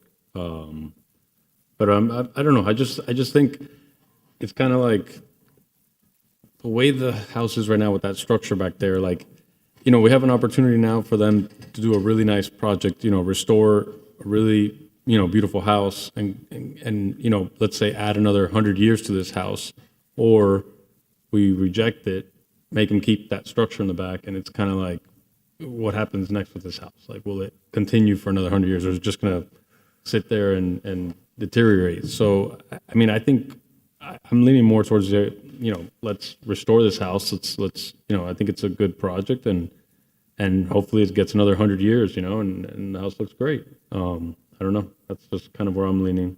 Thank you. All right, let's back to, does anybody, based on the discussion, is anybody interested in making a motion of any kind? I'll make a motion here to start the Maxwell. process. Let's see what we can do. It's a difficult one. I'd like to make a motion to approve the COA here for 932 Tendia, the Special Certificate of Appropriateness, to approve the design as is stated and the demolition of the existing building in the back. Also to note that a historic part of the building is being demolished, okay, several parts of it. And that consideration be given to the western side addition, not the Harper Bucenic, but the other piece that's designed to incorporate that in rather than demolishing it. And wherever that there's any kind of connection between any of the buildings, the new buildings and the historic buildings, that there be a score line, some kind of separation, the stuccos be different, and that no new stucco be put on the existing building to maintain its integrity. That all the windows and doors should match the originals and that sort of thing. So that would be my motion. That's the Difficult. motion. Yeah, I didn't understand it. I'm sorry. I didn't either. So let me ask if there's a second to the motion, or do we want to start, before we start adding friendly amendments? Can we clarify? I'm Okay. kind of confused on the So- motion. Okay. Does staff want to restate the motion, or should I ask Mr. Maxwell to restate the motion? Mr. Maxwell, I can share my understanding of the motion, and you can correct me if I'm wrong. To approve the design proposal as presented for the demolition of the original auxiliary structure, additions and alterations to the residence and site work on the property located at 932 Tendia Avenue, and to approve the issuance of a special certificate of appropriateness with the conditions you noted to distinguish the new from the old with the stucco, no new stucco on the existing building, and windows and doors to match the existing home. Thank you, Ms. Attorney. Okay.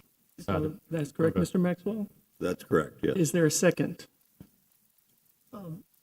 Mr. Silva? Can I offer a friendly amendment? Can you? That's Yeah. To second it first. No, I think the city Well, I attorney guess you can says it revise can it. be You can amended make now. a You may suggestion. offer a friendly amendment. I would like to offer a friendly amendment to have the applicant work with staff on the fenestration at the rear of the new addition. Amendment accepted. Then I would second.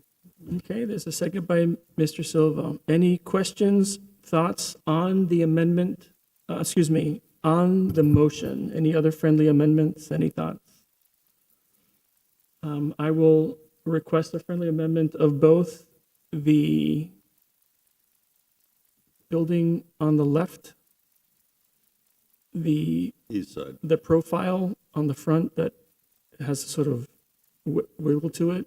It seems out of place with the rest of the house. The main entry curve is incredibly powerful, and the slight curves that are sort of framing that piece at the end, I think detract from the entrance. My friendly amendment would be to make them straight down as opposed to the edge. So the architect is nodding. Madam City Attorney, did you understand my request? Because what's that room called, Mr. Touzé? What's that room? The gym. So the gym facade would be not curved. It would be straight. Understood. If the mover and seconder accept that amendment. Mr. Maxwell? Yeah, accepted. Mr. Silva? Except No, you cannot. We have a motion and a second? Okay, An acceptance of all the amendments. yeah. Is everyone ready to vote, or you want to hear it again? No, I got it. Okay, let's call the roll. Okay. Mr. Aaronhaft? Yes. Mr. Durana? Yes. Ms. Dene? Yes. Okay, Ms. Spain? I heard you. I think you have this. I'm going to say no. No.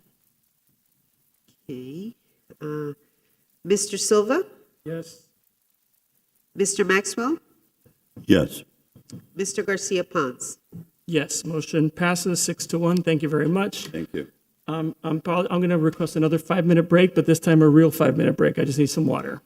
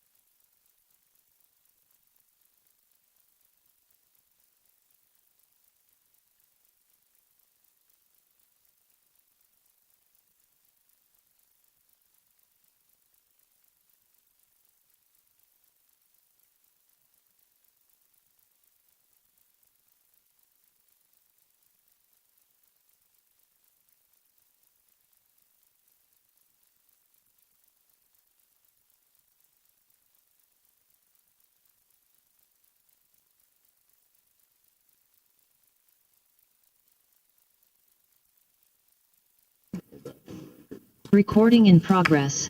Okay, meeting is called back into session at 7:10. The last item of the day is case file LHD 2022-007, consideration of the local historic designation of the property at 1221 Milan Avenue, legally described as Lot 9, Block 39, Coral Gables, Granada Section revised, according to the plat thereof, as recorded in Plat Book 8 at page 113 of the Public Records of Miami-Dade County, Florida, on remand from the City Commission. Since this is on remand of the City Commission, I'm going to ask staff, both Ms. Perenas and the City Attorney's Office, to give us a frame as what exactly we're doing here today. Thank you, Mr. Chair. To the applicant, my name is Stephanie Throckmorton. I'm the Deputy City Attorney. I serve as counsel to the Historic Preservation Board. I just wanted to give a brief overview of the posture we find ourselves in, as it's kind of a unique one for this board. It's been a while, as long as I can remember, since we've had one like this. So just wanted to give a brief overview to the board and the public. In September of 2022, this property was designated by this board by a 7-1 vote. That decision was appealed to the City Commission. And in May, after 6 months later, in May of 2023, there was a public hearing of the appeal at the City Commission. The City Commission then heard the appeal and found there to be insufficient evidence to affirm or deny the board's decision. And after much deliberation, the City Commission remanded the matter to this board to further review the designation and provide a more detailed explanation as to the reasoning for either designating or not designating the property a local historic landmark. Clearly, we believe that the record below presented initially to this board in 2022 and at the Commission is part of this hearing today, but we would like you to think of this as a de novo hearing, as the City Commission has asked that you review the designation and provide a detailed explanation as to your ruling one way or the other to designate the property. So knowing that you all, I think all of you, were on the board when this was heard originally, not all of you? Okay, a few not. Since most of you were, we know that you have had communications about this. We let you know when it was appealed, so hopefully there haven't been any ex parte communications outside of what was presented to you initially. If so, we ask that you disclose them and let us know if you are have any concerns about your ability to rule on this matter. But we should consider this essentially as a new designation, though there may be some evidence presented that has been presented to you previously. Happy to answer any specific questions as they arise, but otherwise I will turn it over to Ms. Pernas. If I could just verify with the board, does anybody have any ex parte communications about this topic since it was last heard? I have none. I've talked to no board members regarding it, nor anybody in the public, so. I have none. Nope. Okay, none. We have no ex parte communication. Thank you. Before Ms. Bedna starts, one thing that I'm going to encourage the board, as I have been all night, is the specificity in which your comments are to be made, particularly when it comes to the board discussion. Let's have a thorough board discussion so that the applicant has the benefit of it and the City Commission has the benefit of it. And when it comes time to make a motion, whatever that motion is, that we add specificity to that motion as well.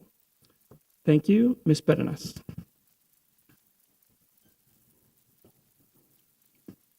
Before we start, could I just ask if the applicant has any questions before we move forward? Please, absolutely. Applicant, Because this it is is... a new type, as you heard from the attorney and everyone else. Any questions for the city attorney? We understand why we're all here today? Okay, thank you. Thank you. Right. So I know that there are a few new members of the board, so I'm going to go over the designation presentation that was made. All new. Right. The property at 1221 Milan Avenue is before you for consideration for designation as a local historic landmark. The single-family home was designed in 1923 by architect Louis Brum. As previously stated, the city attorney has given you a brief case history, but this application was started by a historic determination letter submitted by the applicant. As per Article 8, Section 8-103 of the Coral Gables Zoning Code, criteria for designation for historic landmarks, a local historic landmark must have significant character or interest or value as part of the historical, cultural, archaeological, aesthetic, or architectural heritage of the city, state, or nation. For designation, a property must meet one of the criteria outlined in the code. 1221 Milan is eligible as a local historic landmark based on 3 criteria. Criteria 4, it exemplifies the historical, cultural, political, and economic or social trends of the community and architectural significance. Criteria 1, it portrays the environment in an era of history characterized by one or more distinctive architectural style. Criteria 2, it embodies those distinguishing characteristics of an architectural style or period or method of construction. 1221 Milan is a residential single-family home in the Granada section. It is a 50 by 100 interior lot on the north side of the street between Columbus Boulevard and Madrid Street. Coral Gables was originally conceived as a suburb of Miami and attracted investors from across the nation during the South Florida real estate boom of the 1920s. George Merrick drew from the Garden City and City Beautiful movements of the 19th and 20th century to create his vision for a fully conceived Mediterranean-inspired city, which is now considered to be one of the first modern planned communities in the United States. The city's development history is divided into 3 major historical periods. The home at 1221 Milan was commissioned by Coral Gables founder George Merrick and designed by Louis Brum, a member of his design team. It espouses Merrick's Mediterranean of ideals and is a very early example of what are known now as Coral Gables cottages.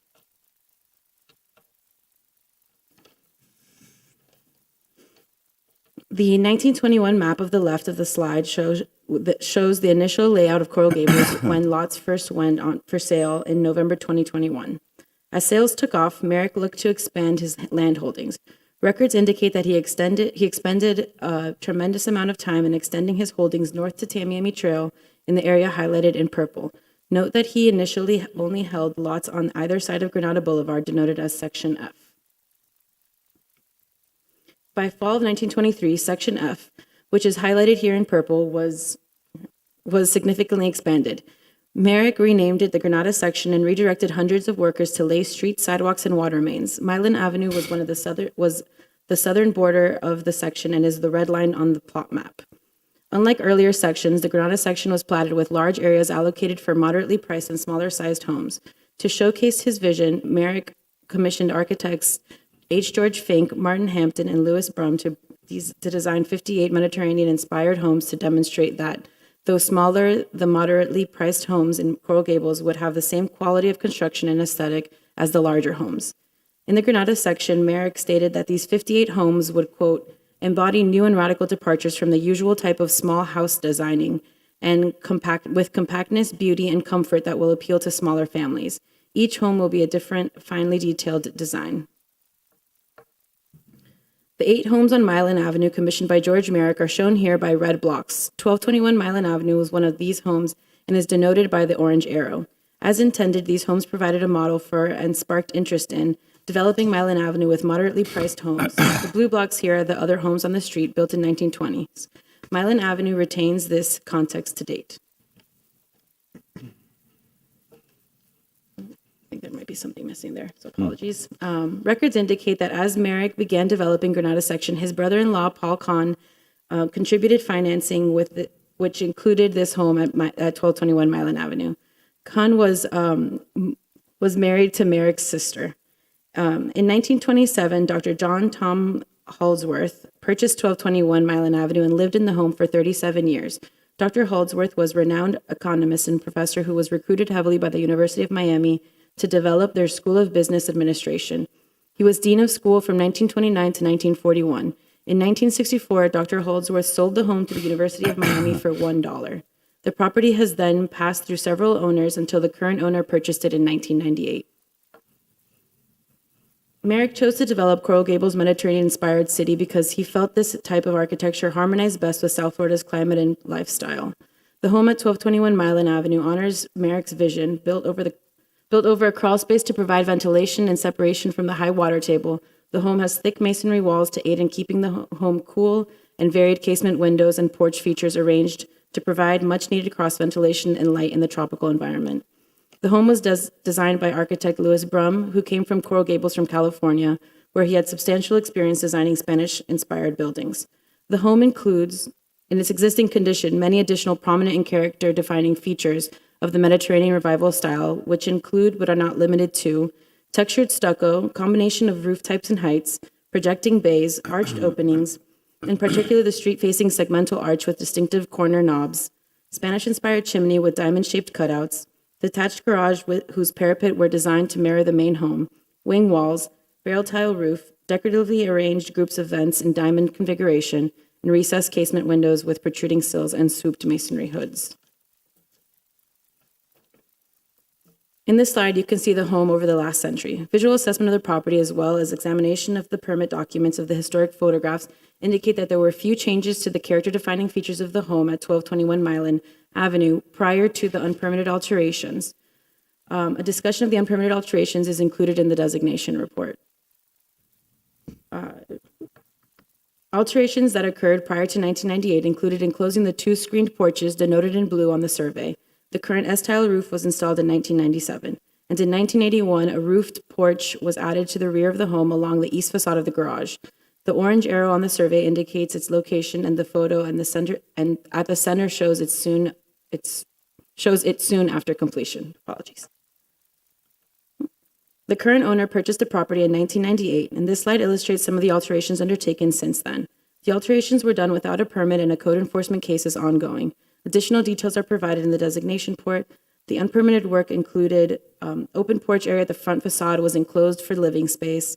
A raised concrete pad was laid along the west side of the home as denoted in the green on the survey.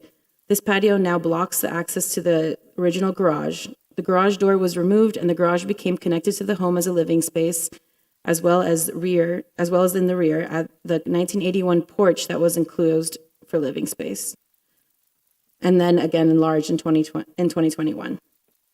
The photo above this survey shows that the addition, painted white abutting the rear of the original garage, is now painted yellow.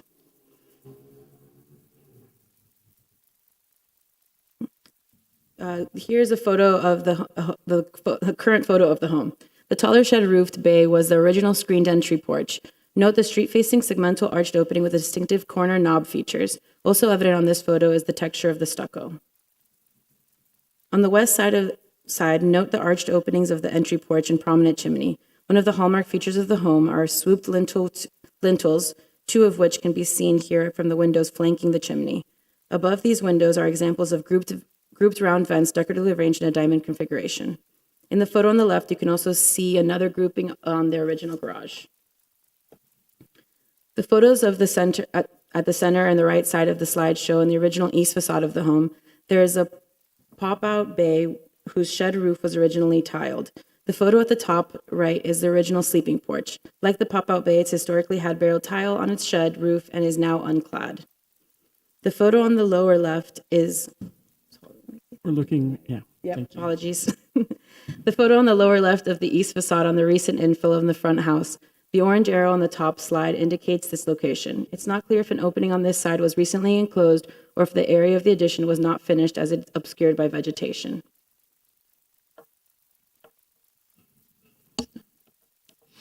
The photo on the left shows the rear facade of the home.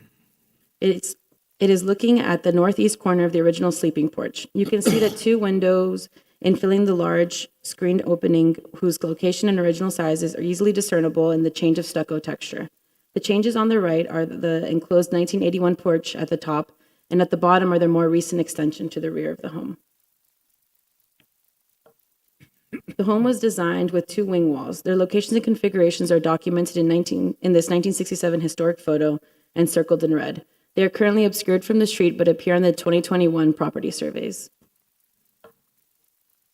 In conclusion, the single-family home at 1221 Milan Avenue was one of 8 homes on Milan commissioned by city founder George Merrick in 1923. In accordance with Garden City precepts, Merrick envisioned Milan Avenue as a street of moderately priced, attractive houses. He commissioned 3 members of his design team to demonstrate that these smaller homes were built with the same high-quality construction and Mediterranean revival style features as other structures that shaped the new city in the early years. The home at 1221 Milan Avenue was designed by architect Louis Brum, who, in tandem with the team member George Fink, was largely responsible for developing the city's cottage genre. This home was one of the earliest of the cottage types, and it played a significant role in the development of the Coral Gables cottage criteria in the city. Hence, the property at 1221's Avenue significantly contributes to the historic fabric of the city of Coral Gables.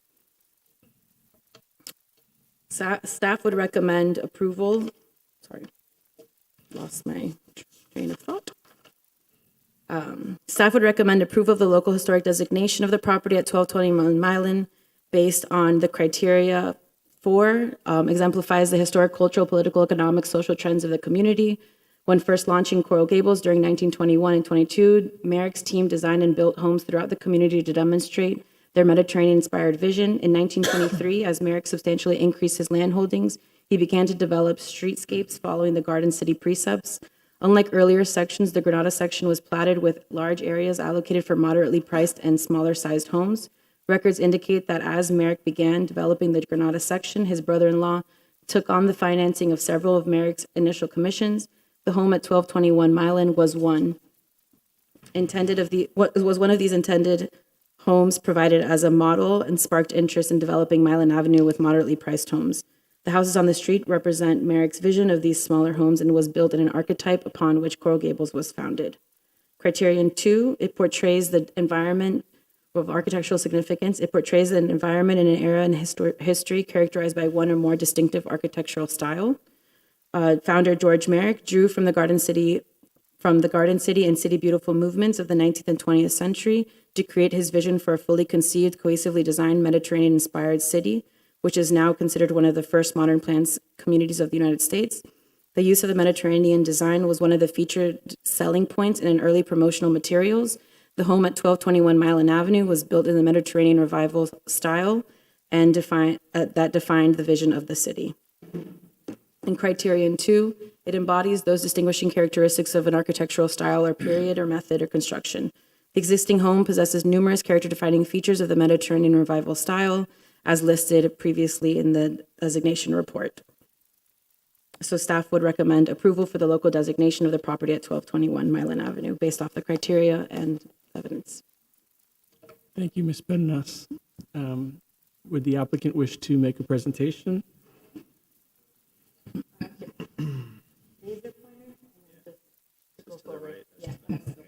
And before we begin, two things. One is I had an aside with Ms. Spain where I was commenting on Ms. Bernas's pronunciation of Milan versus Milan. So if anybody saw me sort of talking, that was what it's about. Very, very funny to me. Ms. Bernas, the city took 15 minutes. How long do you think your presentation will be today? There's three of us speaking. Mine, maybe 5 minutes. Mr. Heisenbottle, Mr. Passman. Is there a time?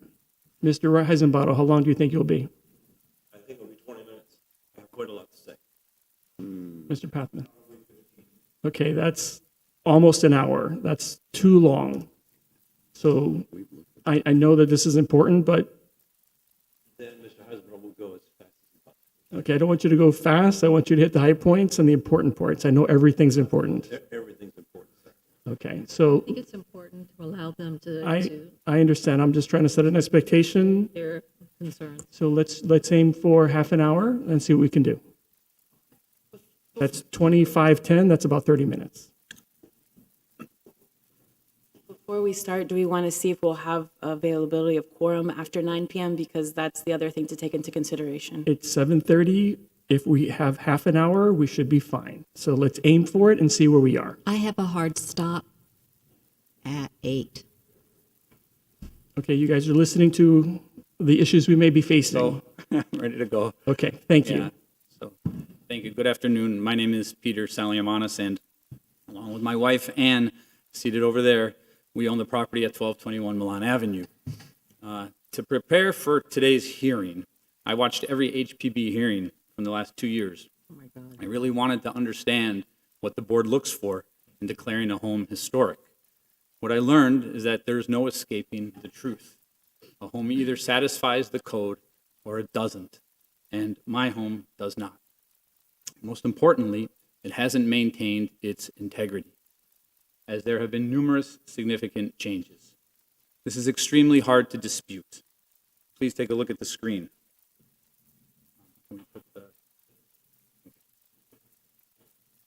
This is the original house plan. You can't see much, so we made it You something can that look you at this screen if you'd like. Okay, Yeah. do a rendering, thank you. There we go. So these were renderings from those sketches. This is what it looked like in 1922 for 4 elevations. And These are all the changes that happened to the front elevation over the years. In the interest of time, I won't read them all, but there are some significant ones there. We can always go back, I guess, later if you have any questions regarding them. And this is another elevation, a side elevation. These are also the changes. I think I should note that all the windows have been changed. There's no original casement windows. The openings have changed. There's just tons of changes. Obviously, some of them mentioned here are not significant, but many of them are. I just wanted to show all the changes that have been made over the years. This is the other elevation. It should be noted, I did not I did not attach my garage to the house. That was done in 1982 prior to me buying the house. And yet another elevation. Barrel tiles removed. They're all S tiles. And all the home's changes over the years. I hope that helps clear things up on what's been done to my home. And that, in and of itself, according to the code, means that my house cannot be declared historically significant. Nothing else matters. Could have been a George Fink masterpiece where the Beatles and every U.S. president stayed over the winter. It does not matter. It cannot be declared historic. Nevertheless, I feel compelled to mention that my home also does not have significant character, interest, or value, and it does not satisfy any of the required criteria. I believe that with my home, the Historic Preservation Department, whom I very much appreciate and respect, made a mistake. I think that because they were presented with a 1922 old Spanish home, they weren't completely objective. Perhaps their passion to protect an old home clouded their objectivity. As you know, the reason I'm here for the second time is because the City Commission remanded it to you with instructions for the Historic Preservation Department to specify exactly how my home meets the code. They wanted to see the report identify a cultural trend, then demonstrate specifically how my home exemplifies it, and the same for an historical trend. They wanted to know specifically the architectural features and if my home possesses enough to be considered a cottage home. The revised report fails to satisfy the Commission's request because it can't. It can't identify a cultural trend or an historical trend because there aren't any associated with my home. And of course, it's impossible to exemplify a trend that doesn't exist. Regarding my home's architecture, Richard Heisenbottle will demonstrate later how it is exaggerated and mischaracterized. So I really learned a lot watching all those hearings, so I'd like to reference two in particular. In the hearing on the Alfred Browning Parker home at 5005 Hammock Park Drive, Ms. Rolando, who's not here, opined that a home doesn't have to be a masterpiece to be considered significant. We saw some examples today, and I also saw in the hearings two very good examples are the homes at 1207, no, that's my home there, but the home at, that's my home the way over there. There we go. The home at 1207 Genoa and 831 Capri, which your board designated last June and March respectively. You can tell just by looking at those homes that they possess attributes my home lacks. Not only do they reach an architectural standard, they also have been significantly altered. Their integrity is intact. The other hearing was the one on the Garden of the Lord. Everyone recognized how the Garden of the Lord is a place that has so much meaning to so many people. In fact, Ms. Spain, you felt the need to apologize before your motion. When Mr. Fullerton was asked on what condition he was justifying designation, his response was none. He said it was more ethereal. And Mr. Maxwell, you talked about how old places matter. I heeded your advice, by the way, and I bought the book, Why Old Places Matter, and I read it. Now, I know this might have absolutely nothing to do with the code, but I feel that the ideals outlined in that book are not only extremely important, but they support my need to build a new home. Thompson Mays, the author of Why Old Places Matter, states this in his epilogue.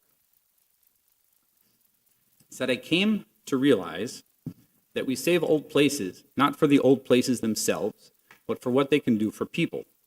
This idea became the central focus of the National Trust's guidebook for the next 50 years, Preserving for People, a Vision for the Future. Though this idea may seem obvious to those who are not practicing professionals in historic preservation, it represents a profound philosophical shift for the field. It encourages us to see through the bricks and mortar of an old place to focus on how these places help people flourish. An old home that doesn't foster meaningful human connections doesn't satisfy the most important criteria for why old places matter. It should be replaced by one that will, and which in time will be an old place that matters. It only takes one generation, which is why sensible preservation doesn't protect the home simply because it's old. Neither does the code. I now invite Richard Heisenbottle to the podium. He will explain why my home doesn't reach the standards for integrity, historical significance, and architectural significance. Then my attorney, Wayne Pathman, will speak to conclude our presentation. Thank you very, very much for your time. Thank you. Thank you.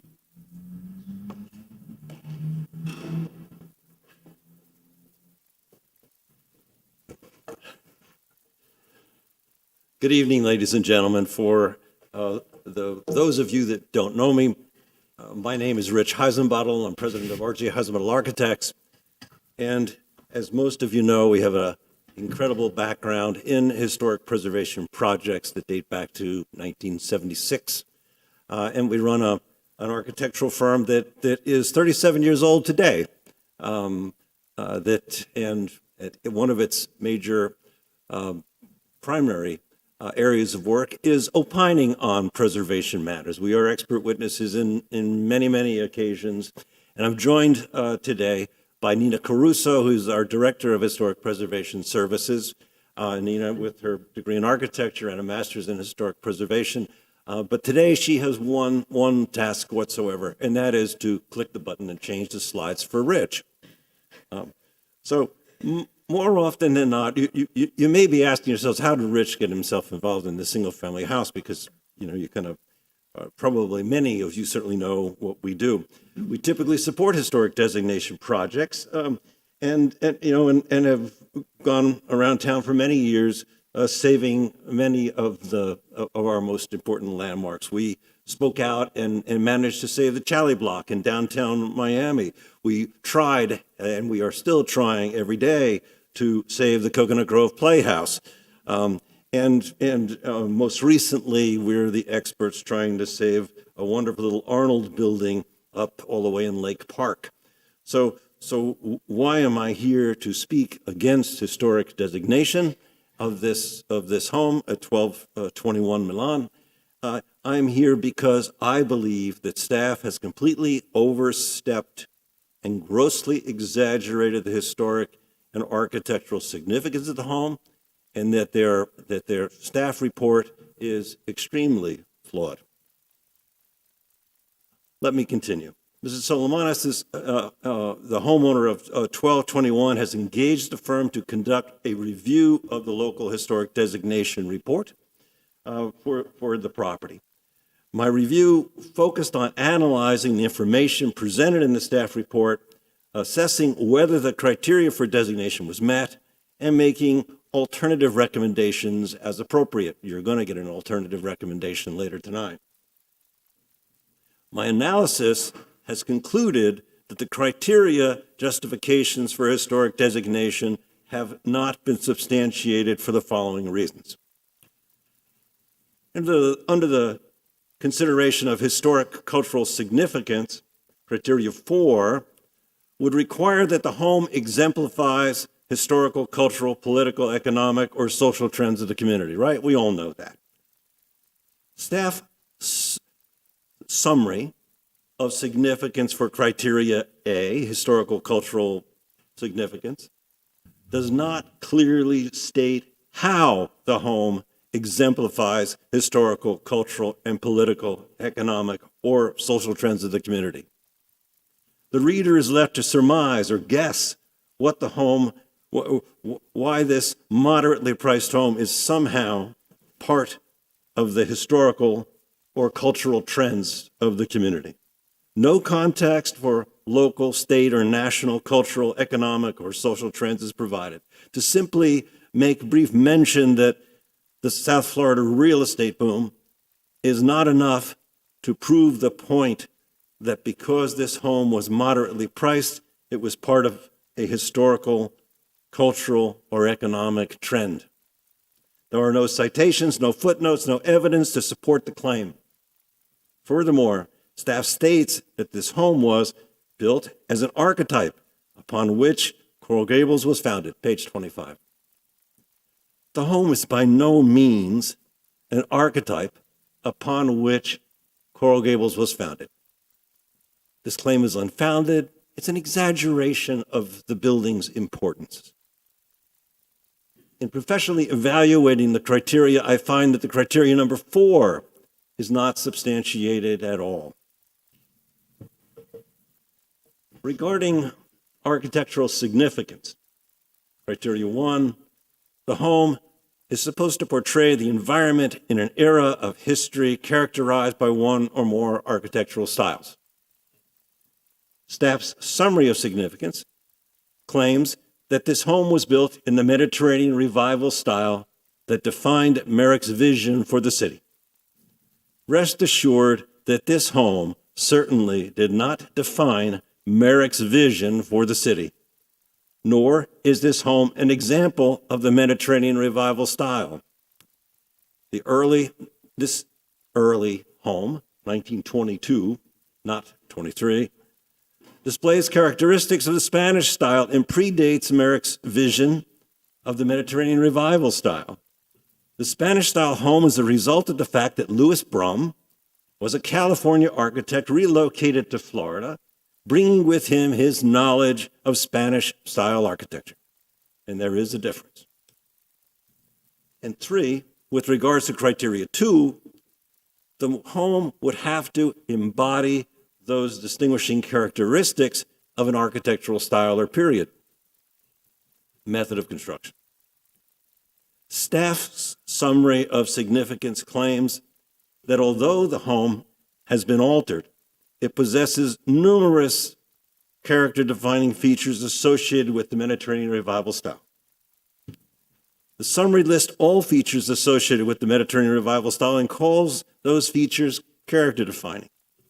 In my professional opinion, these features are not character-defining or distinguishing characteristics of the home.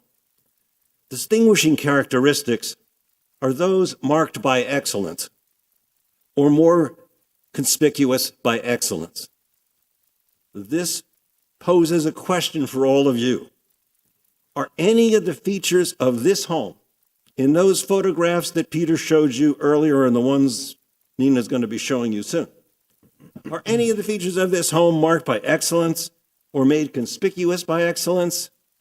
No. Section 8103 of the Code establishes the criteria for designation for historic landmarks or historic districts and states buildings are significant if they possess integrity of location, design, setting, materials, workmanship, or association. In order to qualify for designation as a local historic landmark or district, individual properties must have significant character, interest, or value as part of the historical and archaeological and aesthetic or architectural heritage of the city, state, or nation. There are 2 important questions to ask yourselves when considering this section and whether it qualifies. And I ask you, does 1221 Milan possess integrity of design, setting, materials, workmanship, and association? I think the answer is no. Does the property have significant character or interest or value? I think the answer is again no.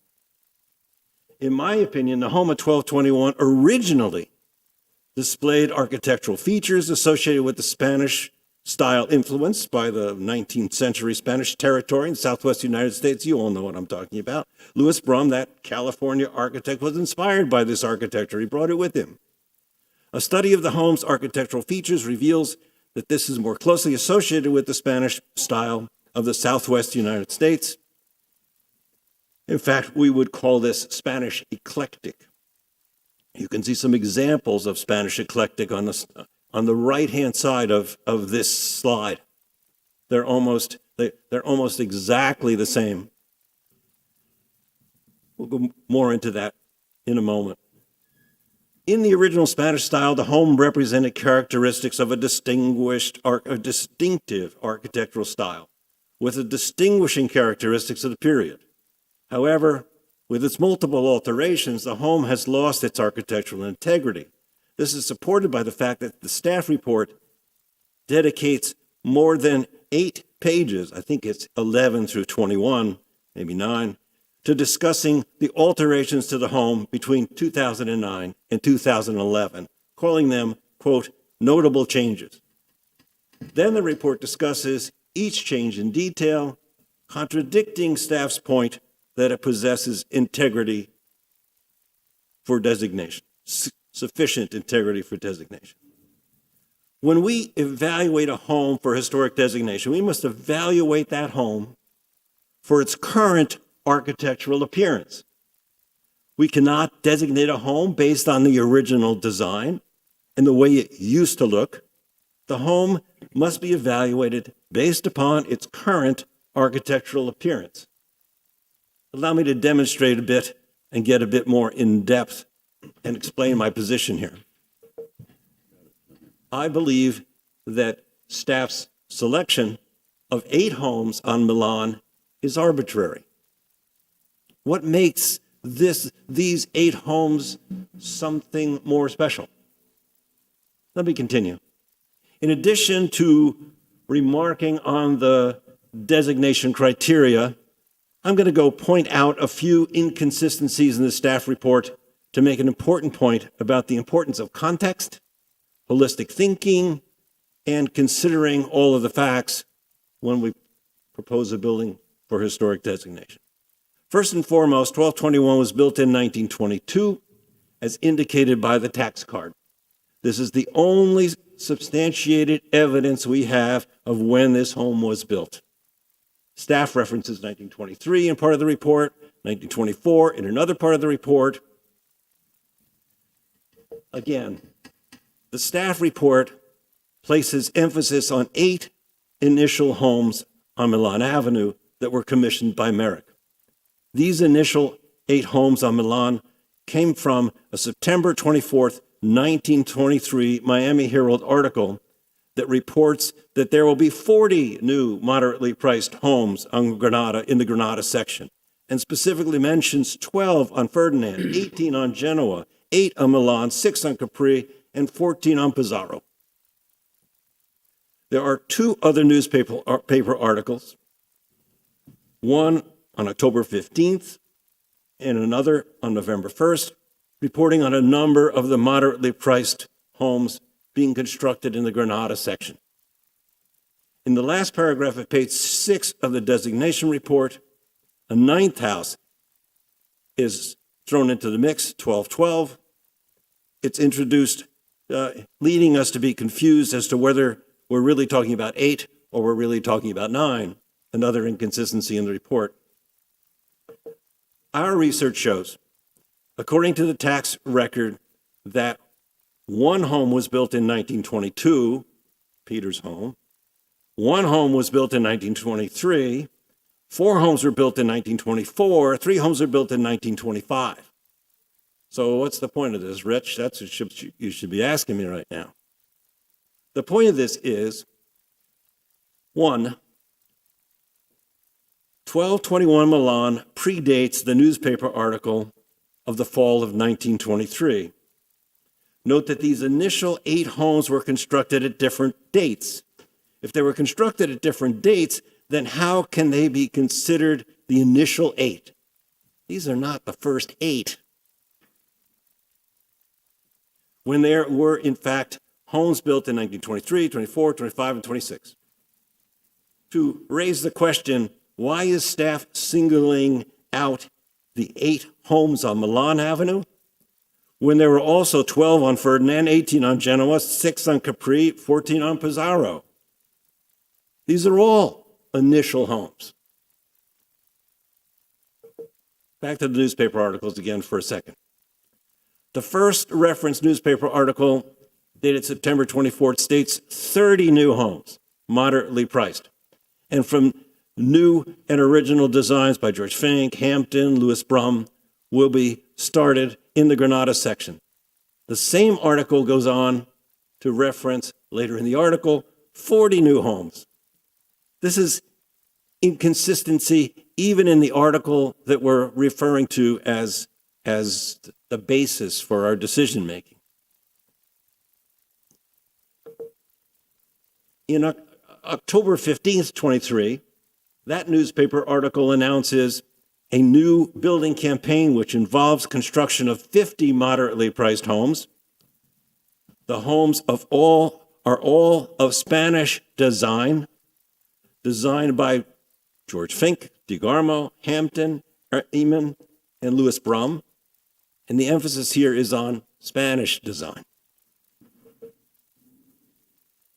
Here's yet another article on November 1st, which states that the plans for the homes will be drawn by George Fink, Richard Keenel, and Mark Hampton, leaving out any reference to Brum or Eman. 12 houses will be erected on Ferdinand, and I could go back, you've heard me already, 18 on Genoa, 8 on Milan, 6 on Capri, 14 on Pizarro. Again, the point of this analysis is to note that there is no significance to singling out the 8 initial homes on Milan that are referenced in the designation report. Rather, it is important to acknowledge all the initial homes on Ferdinand, Genoa, Capri, Pizarro, all of the 30, 40, 50, or 58 or more moderately priced homes.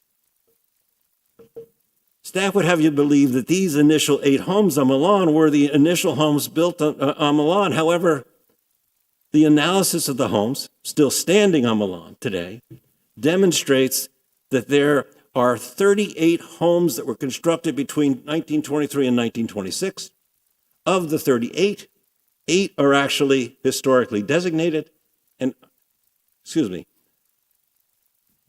of the 38, only 8 are currently historically designated, and only 1 of the 8 designated is classified as one of the initial 8 homes. Let's pause and review the chart on the screen. 1 home built in 1922, 2 homes built in 23, 8 homes built in 24, 18 homes built in 25, and 9 in 26. With regards to criteria 4, historical, cultural, political, or economic trends of the community, and making a case for historic and cultural trends, singling out 1 moderately priced home, 1221 Milan, and inferring that it is somehow part of the historical cultural trends is nothing more than conjecture when there were 38 other homes on Milan, and these are just the homes on Milan. At this point, my presentation has been building up to make a recommendation here. If the staff and the board wish to highlight the importance of the moderately priced homes and to ultimately help save these moderately priced homes, I recommend stepping back from the individual designation and directing staff to evaluate the eligibility of designating the homes first mentioned in the newspaper articles from September 24th, 1923, as a historic district. You might consider calling that the Cottage Home Historic District. Proper procedure would have us evaluate the Granada section as a potential historic district and not single out individual homes without proper context. Moreover, when you view the Granada section plat map of 1924, we find that the entire area contains 50-foot lots, likely intended for moderately priced homes. Here's a close-up of that Sanborn map indicating the homes built by 1924 and the quantity of those homes built by 1924. An analysis of the 8 homes on Milan shows 6 appear to be consistent with the criteria for historic designation. Only 1 is already locally designated. One has already been demolished, and in my view, 1221 is not eligible for historic designation, should not be considered even as a contributing home in a historic district, which would have a lower bar. Why? Because it's totally lost its architectural integrity. Let's switch back and discuss the Coral Gables cottage criteria for a moment. Staff believes that 1221 meets the criteria for as a Coral Gables cottage home and mentions that affordable homes became known as Coral Gables cottages. Let's review the Section 8202 that describes the criteria for cottage homes. Coral Gables cottage homes must be a detached, single-family dwelling, which is distinguished by its movement and plan, projections and recessions, asymmetrical arrangement of entrances, frequently employed surface ornament for embellishment, and at least 12 of the following features. Now, I'm not going to go through all those features, I promise you. But let me say real quickly that right away, 1221 Milan does not meet the basic criteria, let alone contain the 12 specific features. The basic criteria, the projections, the recesses, the asymmetrical entrances, frequently employed. Anybody see ornament on this house? Because I sure don't see any ornament on this house. Of the 19 different criteria, our professional analysis shows that this home meets only 8.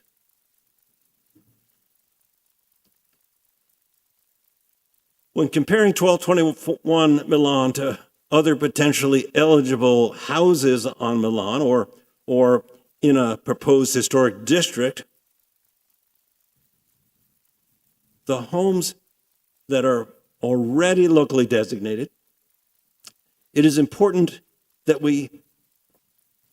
this house, it's important to point out that this house, what this house lacks, and that is, again, any degree of architectural integrity. The value of truly eligible properties would be harmed by including a house such as this. That lack of architectural integrity will hurt the public's perception of the quality and significance of what constitutes a Coral Gables landmark. To conclude, I do not believe that the criteria for designation of a historic landmark under the criteria of the City of Coral Gables Code has been met. Milan Avenue does not meet the basic criteria for eligibility. It is not historically significant because it does not possess integrity of location, design, setting, materials, workmanship, or association.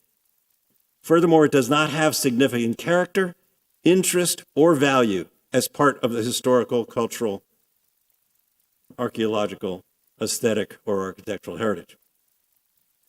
Staff believes that 1221 Milan is significant to the City of Coral Gables history and that it meets the following 3 criteria. The criteria, first, of cultural significance. Staff fails to make the point, as I said before, about how this moderately priced home demonstrates historical or cultural trend, nor do they provide any justification or explanation how the home exemplifies a historical cultural trend. Moreover, this home is by no means an archetype upon which Coral Gables was founded. As I said before, staff's claim is unfounded and an exaggeration. My conclusion is that 1221 Milan does not meet criteria A for cultural significance, criterion 4. Moving on to architectural significance. And Caesar, I promise you, this is the last Fine, page. you're doing fine.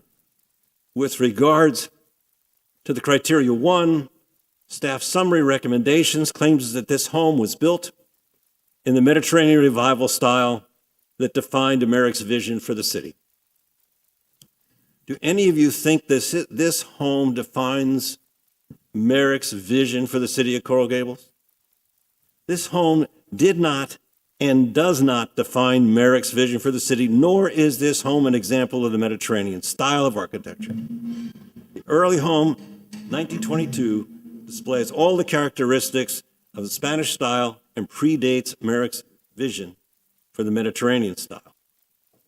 Frankly, whether staff is correct that this is the Mediterranean style home, or whether I am correct that this is a Spanish style home, it's really a moot point. The fact of the matter is that this home has been so severely altered that it no longer maintains its architectural integrity as it stands today. None of these features that are characteristic of the style are distinguishing. My conclusion is that 1221 Milan does not meet the criteria B, architectural significance, criteria 1 and 2, because 1221 Milan has lost its architectural integrity. Now, I'm here because I'm concerned that there are attempts to designate homes that have lost architectural integrity. And very simply put, that is bad preservation practice and significantly lowers the bar for what should be deemed as having architectural integrity and historic and cultural significance. If the board, again, wishes to save moderately priced homes, also known as cottage homes, in the Granada section, we recommend that you direct staff to evaluate the Granada section as a potential historic district and establish a clear period of significance between dates 1921 and 1926. Thank you all for your attention and your patience.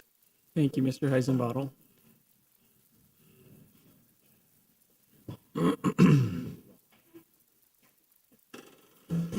Good evening, Mr. Chairman, members of the board and staff. My name is Wayne Pathman with Pathman Law. I'll try to be brief. I may be a little bit repetitive of some of the things that Rich said, but I think it's important to start with, what did the commission say? You heard the city attorney say that they remanded it back with certain directions to this board as to what you should find. What they said specifically was specific instructions for the board to specify the competent substantial evidence for its findings and what it's basing its determination on. Then then Commissioner Rhonda Anderson added, right, is the if dealing with the addressing the architectural features of the home, specify for us what are those features. And then Kirk Melendez said, show us why HPB thinks their points are valid, one by one. I would submit to you that staff has failed to do that. If you read the report, and I'm going to go over a number of those things, which have already been some mentioned by Rich, but what they're saying is, in the report, is specifically identifies three very, very important points. When was the house built? Why was it built? Was it by Merrick? Was it for a certain style? And does it have the integrity still to be classified as a historic home? I would submit to you it doesn't meet any of those requirements. Why? First of all, the house was built in 1921. The tax card, and if you'd like to see a copy, we have copies we can hand out, but you saw it on Rich's presentation. The tax card is very significant. As a lawyer, I deal with things like that, whether it's an old home or a current home and everything else, or a building or a shopping center, whatever it might be. Tax cards are typically not created until a home is built, because that's how they tax, based upon. And if you look at the tax card itself, it has the outline of the house, what was built in 1921. Now, why is 1921 so important? It's important because the entire staff report starts in 1922, and that is not when this house was built. This house was built earlier. It wasn't in 1923. It wasn't in 1924. It was earlier, as the tax card shows, and I just want to show you real quick. I meant to say, 1922. But this picture here shows the outline of the house. How can you say, and it would be complete conjecture, opinion, not substantiated by any record that we've seen so far in now the third hearing from staff, that this house was built in 1923? It was either 1921 or 1922. The best evidence we have, and I know that you're not a court of law, but you're a quasi-judicial board, is 1922. So in 1923 is when staff says, George Merrick started buying property in the Grenada section and planning these homes in the cottage style, whether it's cottage or Mediterranean style. Well, clearly, it didn't apply to this house. This house was already built in 1922. So in 1922, you have this house. Now, fast forward and look at the integrity. The integrity of the house is completely changed. Whether it was done with a permit or without a permit, that's really not for your purview. What's for your purview is what is the condition of the house today? What does it look like? Does it have any of those original characteristics? I'd like to point out that, and I'm going to try to brief, and I'm changing my presentation a little bit because of time, and Rich had covered things quite well. But the most important thing is integrity. And how is integrity defined? I thought it was very interesting that staff on page 2 of the report doesn't mention the entire section of the code, which is section 103, where it specifically says it must possess integrity. It must have significant character, interest, or value. It must meet one or more of the several criteria. In order to meet the above criteria, a property cannot be significantly altered. This house is significantly altered. How do you know that? Well, staff made my claim for me, made my case for me. As Rich said, between pages 11 and 21, they talk about all the alterations. Not one paragraph, not one page, not even 2 pages, but 10. So almost 1/2 of the entire report by staff talks about the alterations. That in of itself is enough to say the house has lost its integrity. It no longer has the integrity. Now, what is the definition of integrity in any meaningful treatise? In Law Insider, they define the architectural elements, materials, color, and quality of the original building construction. That's what you're supposed to consider as integrity, original building construction. The authenticity of a property's historic identity, evidenced by the survival of physical characteristics that existed during the property's prehistoric or historic period. Again, survival. They didn't survive. They don't exist today. It is not a historic home. When you look at staff's report, they spend a lot of time talking about George Merrick. But I would ask you to consider, what have they proven? What have they shown in their report, or anything that they've demonstrated here today or last time when they were before this board, that shows it had anything to do with George Merrick or anything to do with his ideas about the Grenada area? It didn't, because the house existed beforehand. And as Rich so well pointed out, who designed the house? Why is it a Spanish-style house? Because it had nothing to do with George Merrick or his idea for Coral Gables. Now, I'd also like to take some time, and you may not be accustomed to this, but under the rules, I have a right to cross-examine. And I would like to cross-examine Anna Pernis and her report, but I have a few questions for her. Madam City Attorney, is this appropriate? Certainly, Mr. Chair. Thank you. Ms. Perenas. Anna, hi, good to see you Hello, again. nice to see you too. We start out in the afternoon, now it's the evening. Yeah. So I will be delicate. My intent is not to have a trial here, okay? So you indicated in the report that George Merrick acquired the property in this area, and you say 1923 and 1924 in the report. Are you familiar with the tax card showing that it's 1922? I have seen the tax card. Okay. Are you familiar what a tax card is? Yes. Okay. So you would agree then that the tax card shows a building or a home being built as of 1922 as referenced on the tax card? Yes. And we have seen discrepancies in the date, the built date in those tax cards and permits and other evidence. Well, but I'm asking you a question. What do you see on this tax card? Yes, it says 1922. Okay. So that would be the best evidence of when this house was built. Would you agree? Given the report that was written by staff, I would say no. Well, again, then what do you have, or what did staff have to show it wasn't built in 1922? Hold on one second, because I'm sorry that I did not write this report, so I do have to go back, and I did study it, but I assumed you did it because you signed it. Right. Take your time, Ms. Pernas. Yes, thank you. I think in the report, it was when the acquisition of the land was acquired by Merrick in 1923. And Merrick substantially increased his land holdings in that area. And that is when the designation of those 8 homes, of the, that will originally be, 38 homes, is it? Just want to make sure I have the number right.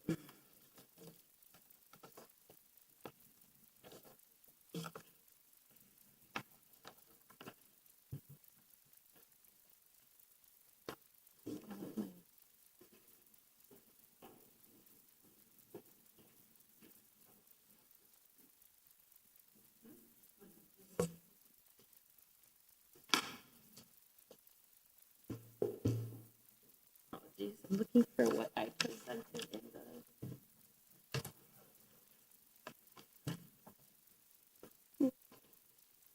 So I'll go back to the designation report stating that stating that the land was acquired in 1923. Okay. But again, my question was, the tax card shows 1922. So would you agree then if Merrick acquired it in 23, he didn't build this house? I'm trying to find the date of the permit that was pulled. Apologies.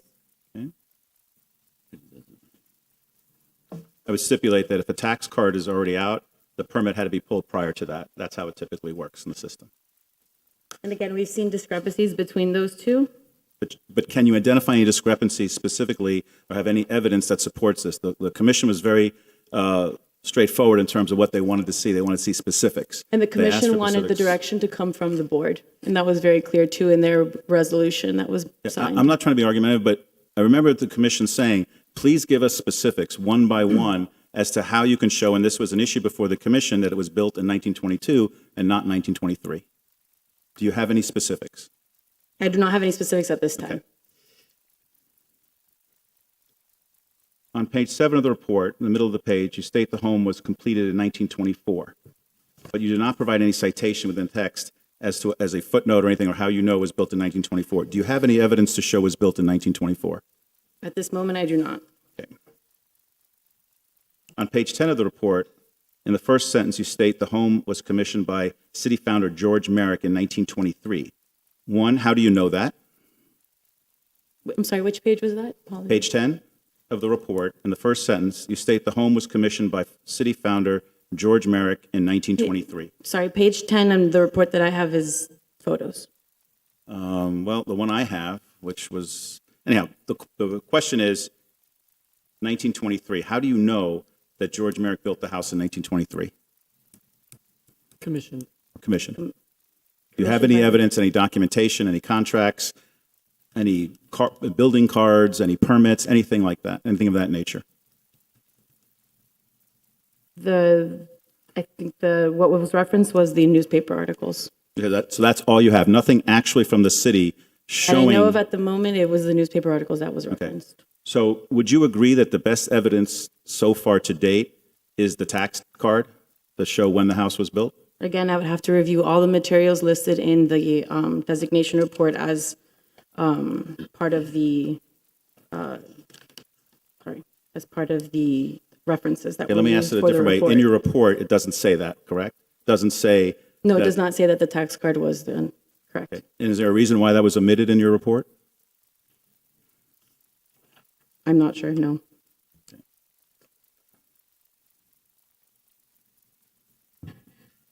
In the report, the staff or you spend almost 10 pages of the report discussing all the modifications that were done to the home.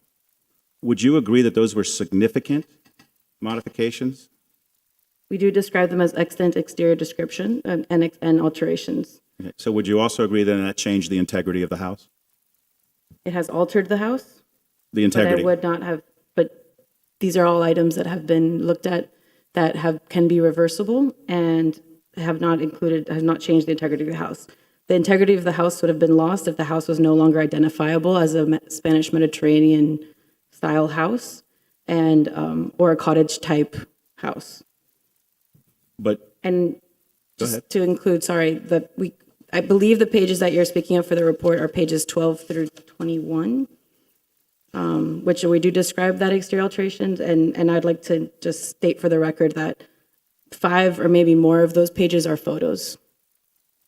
Okay, but again, my question was specific. There's no records. The best record is the tax deed, correct? Is that in reference to the exterior I'm just changes saying that to were the build done? of the house. With regards to the exterior, my question was, you spent 10 pages describing all the alterations. That's pretty significant. You make a point of saying how significant it is in the report. Mm-hmm. And I would submit to you that your own code says integrity, and the integrity of the house is lost. And the integrity definition, would you not agree, from treatises is the original condition. You have to accept the house today when you're designating something as to the condition the house is in now, whether it was done with a permit or not. Right, and I would go back to what I just stated, that the integrity of the house would have been lost if it was no longer recognizable Okay, to and its style or type. so, again, would you agree that the alterations were significant? Yes, there have been significant alterations. Thank you.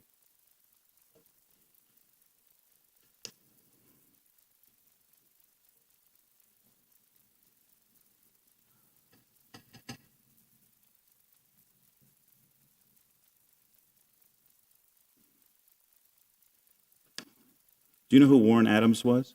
Yes, Okay. previous preservation officer. Okay. Do you respect him? Do you think he's a knowledgeable person? Yes. Are you familiar I with? very minimally know him. Okay. Well, he did chair your department at some time, I believe, correct? Or he did. No, chair- we never worked together. No, but I'm saying, but it's some before your predecessor. Oh, yes. Adams was the previous historic And- preservation He officer. was So- the previous. He is on the record on many occasions saying that if the integrity of the home is lost, you must take the home as it is today, and if it's not original, then it's not worth designation. And that's coming from the prior chair of your department, and has been said many times on the record here. And we have quotes if we need to see them, but that's what he said. I have no further questions for you. Thank you very much. I appreciate it. I would just like to conclude with, after everything that was said by my client, Mr. Salimonis, by a renowned expert, Richard Heisenbottle, and now myself, there is no way that this house should ever be considered should consider it to be historic and receive a historic designation. The best evidence presented today is the tax card. The tax card in and of itself refutes everything staff put in its report, because staff's report starts in 1923. It talks about George Merrick. It talks about the style of the house, which we know wasn't the case in 1922 when this house was built. This picture, if I were in a court of law, this is the best evidence. The judge or jury would look at this and say, that house was built in 1922. It was not part of Merrick's design, his concept for the Grenada area, and therefore cannot be considered as a Mediterranean revival home. It must be specific. And the commission even zeroed in on that when we were before them on the appeal, that they want to see specificity with regards to why this house deserves a designation. We've shown overwhelmingly it does not. There's nothing that was presented today by staff in the report or anything that they said on the record that in any way is competent substantial evidence to say that this house is a 1923 Mediterranean revival home that George Merrick planned. I would ask that you deny the application for historic designation, let the Saliamonises get on with their life. They want to build a beautiful home there that will be complimentary to the neighborhood. Everybody will be happy, and they will not be burdened with the designation of a historic designation for something that is clearly not historic. I myself lived in a historic home. I just sold it recently. Even though I'm an attorney who represents lots of developers, I work in balance. One of the biggest projects I worked on at the end of last year was trying to save and work on the National Hotel in Miami Beach. So I try to look at balance, even though I represent developers, in preserving historic things. And like Richard said, and he's on that same side, this doesn't deserve it. This has no merit. Even George Merrick would be saying, we shouldn't be preserving this house. It's not one of mine. It's not what I intended. It just happens to be an outlier that was built in 1922. Thank you. Thank you, Mr. Passman. Does that conclude your presentation? It does, but I would reserve, in case any other evidence comes out, that I have the right to continue my cross-examination. Thank you. Okay. Ms. Pernas or the city, do you have anything you'd wish to say at this time in rebuttal of the presentation by the applicant? Slowly, please. I'll be quick. So I Record? was Name for the record. Kara Kautz, Assistant Historic Preservation Officer. At the City Commission appeal hearing, this issue of the date actually was addressed. And I don't have the correct slide. I don't think it was part of your slide that Anna presented. But the date seems to be an issue. And in all honesty, it's kind of irrelevant because it's a 23 or 22 house. It's old. It's of the time period. However, the home was constructed in the Granada section of the city. There is a 1922 map that I don't know if it was part of your slide, but that you all have seen before. It's the map. It was in the two designation presentations earlier. Merrick didn't own the Granada section in 1922. He hadn't yet acquired that land. It's in purple. It's not part of the map. So you can't put a house on something that isn't platted. So when in fall of 1923, Section F highlighted in over here, this was all expanded, and Milan became the border. So in September of 23, the newspaper article announced the start of construction in the Granada section. The permit for this drawing, the permit drawings for this house, number 402, list the lot and block in the Granada section, which didn't exist until after 1922 had passed. Therefore, we extrapolated that it was built post-22 in 1923. So, Thank you, Ms. Katz. Does the applicant wish to rebut? Please. Like I said, I watched all those hearings, and on March 15th, 2023, Ms. Gwynn did a report on 831 Obispo, in which she said, and I'm quoting, "This does not preclude the home from being built prior to the street platting. There are several instances of Mediterranean revival homes built in the Granada section prior to the land becoming part of Coral Gables."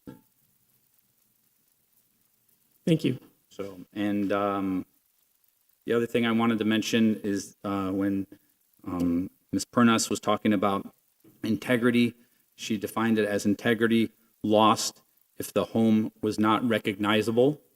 Back to my hearings that I watched, it was the one on 430 Minorca when Warren Adams mentioned, he said there were several significant features that have been altered specifically, and it just so happens that these features that he mentioned are the exact same features that my home was also altered.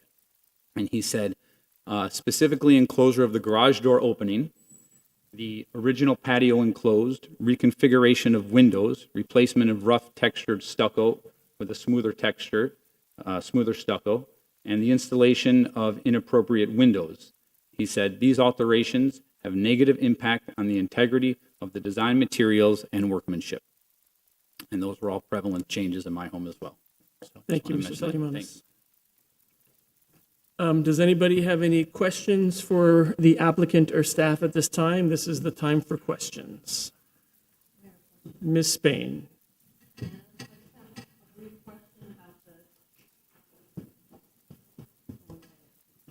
I have a brief question about the report. Wait a minute, let me just get to it. Sorry.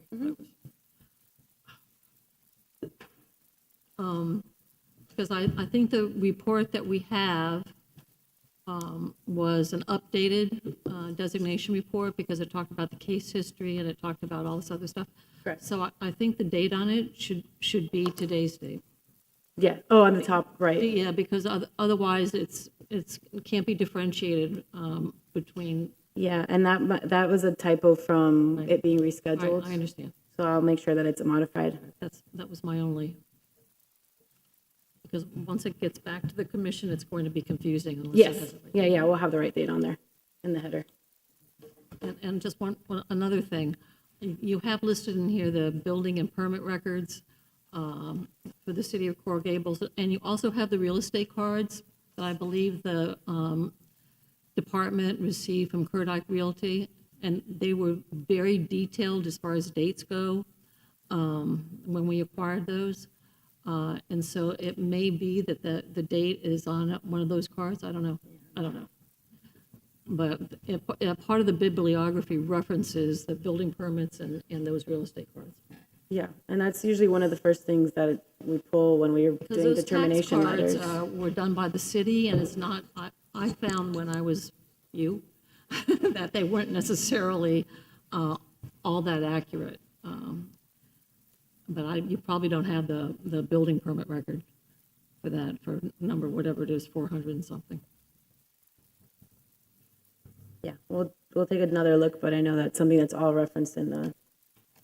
I don't think it matters either. I agree with Kara that the date really doesn't matter as far as things go, but I mean, if it was brought up at the commission, maybe just take another look at those. Yeah. That's it. Any other questions for staff or the applicant? So, Ms. Bennett, I have two questions. And these are on the final two items that were presented by the applicant. One is the dates. To what Ms. Spain just said, does it matter if it's 1921, 1922, or 1923, if it meets the criteria? No, it doesn't matter. Okay. It's still within the substantial development period of the origination of City of Coral Gables, so we would feel it still meets the criteria. And the second one is the extensive or significant modifications versus the idea of the integrity of the original home. You've stated on the record, I'd like you to restate what you feel are the modifications that were presented by the staff and the applicant, the very long list of modifications, and your professional opinion as to their extensiveness, significance, and their effect on the integrity of the home. I'm not going to comment specifically to the list that was provided by the applicant because that's something that we received the last couple days.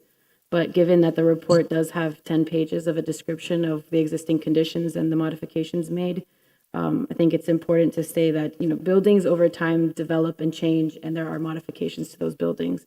A building losing its integrity would be that as I stated earlier, it would be no longer recognizable as it's within its architectural style or the type of building that it is.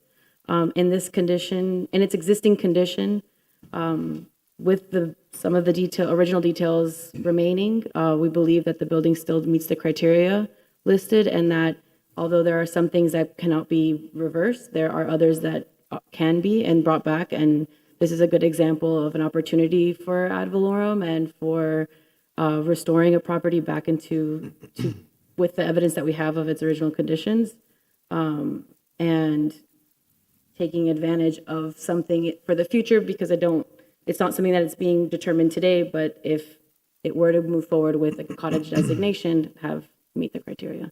But again, the cottage designation is not what's being proposed today. One final question, and this would require a slide. If we could pull up the PowerPoint presentation, please, the cities. Criterion number 2 of architectural significance embodies as distinguishing characteristics of an architectural style or period or method of construction, which is on the staff report, page 24. Do you have that? Yes. So in this report, it lists the specific elements that staff is using to say that it meets that criteria. Can we pull up an image and/or plans or something and identify them one by one, please? CGTV, could you please, thank you. Sorry, let me find the slide. So the elements here are identified as Mediterranean Revival style elements, and just to state what I had stated for under criterion 2 is that the existing home possesses numerous character-defining features of the Mediterranean Revival style. These include, but aren't limited to, textured stucco finish. Slowly, so one by one. Yes. Does this home have textured stucco finish? Yes, the items listed are existing. I'm just going to go one by one. Textured stucco finish. And the second one? Combination of roof types and heights. Does this one have a combination of roof types and heights? Yes. A series of arched openings. Does it have a series of arched openings? Yes. She was projecting the. Sorry, there's two. There's what's written, yeah, and there's what's up there. So I'm going by the staff report. A series of arched openings. Yes. A distinctive knob arched opening including a distinctive knob arched opening facing the street, which is, sorry, this guy. Spanish-inspired chimney with diamond-shaped cutouts. It might be on the other side. Sorry for the angle. Detached garage whose parapets were designed to mirror the main home. Again, it's a little bit obscured, but there's the original garage in the rear. Wing walls, which are in the survey, but are hidden, I think, behind some plantings on the side elevations. Barrel tile roof are existing over the overhangs.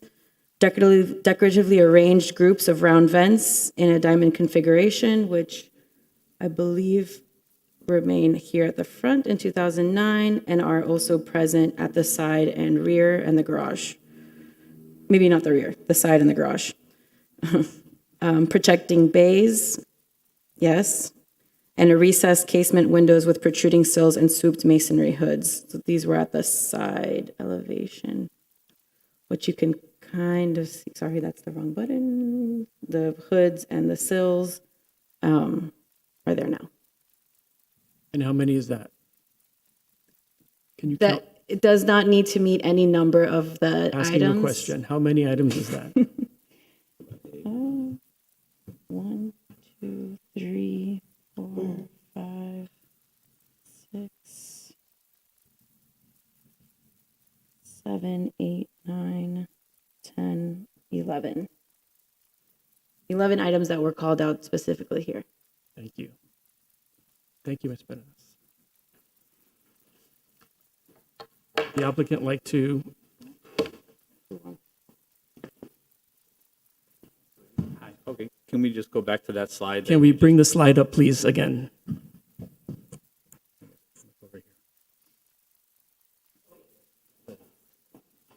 And let me say that it's not a question that I have. You've stated your case incredibly well, and I understand what your position is. If you wish to restate it, please feel free.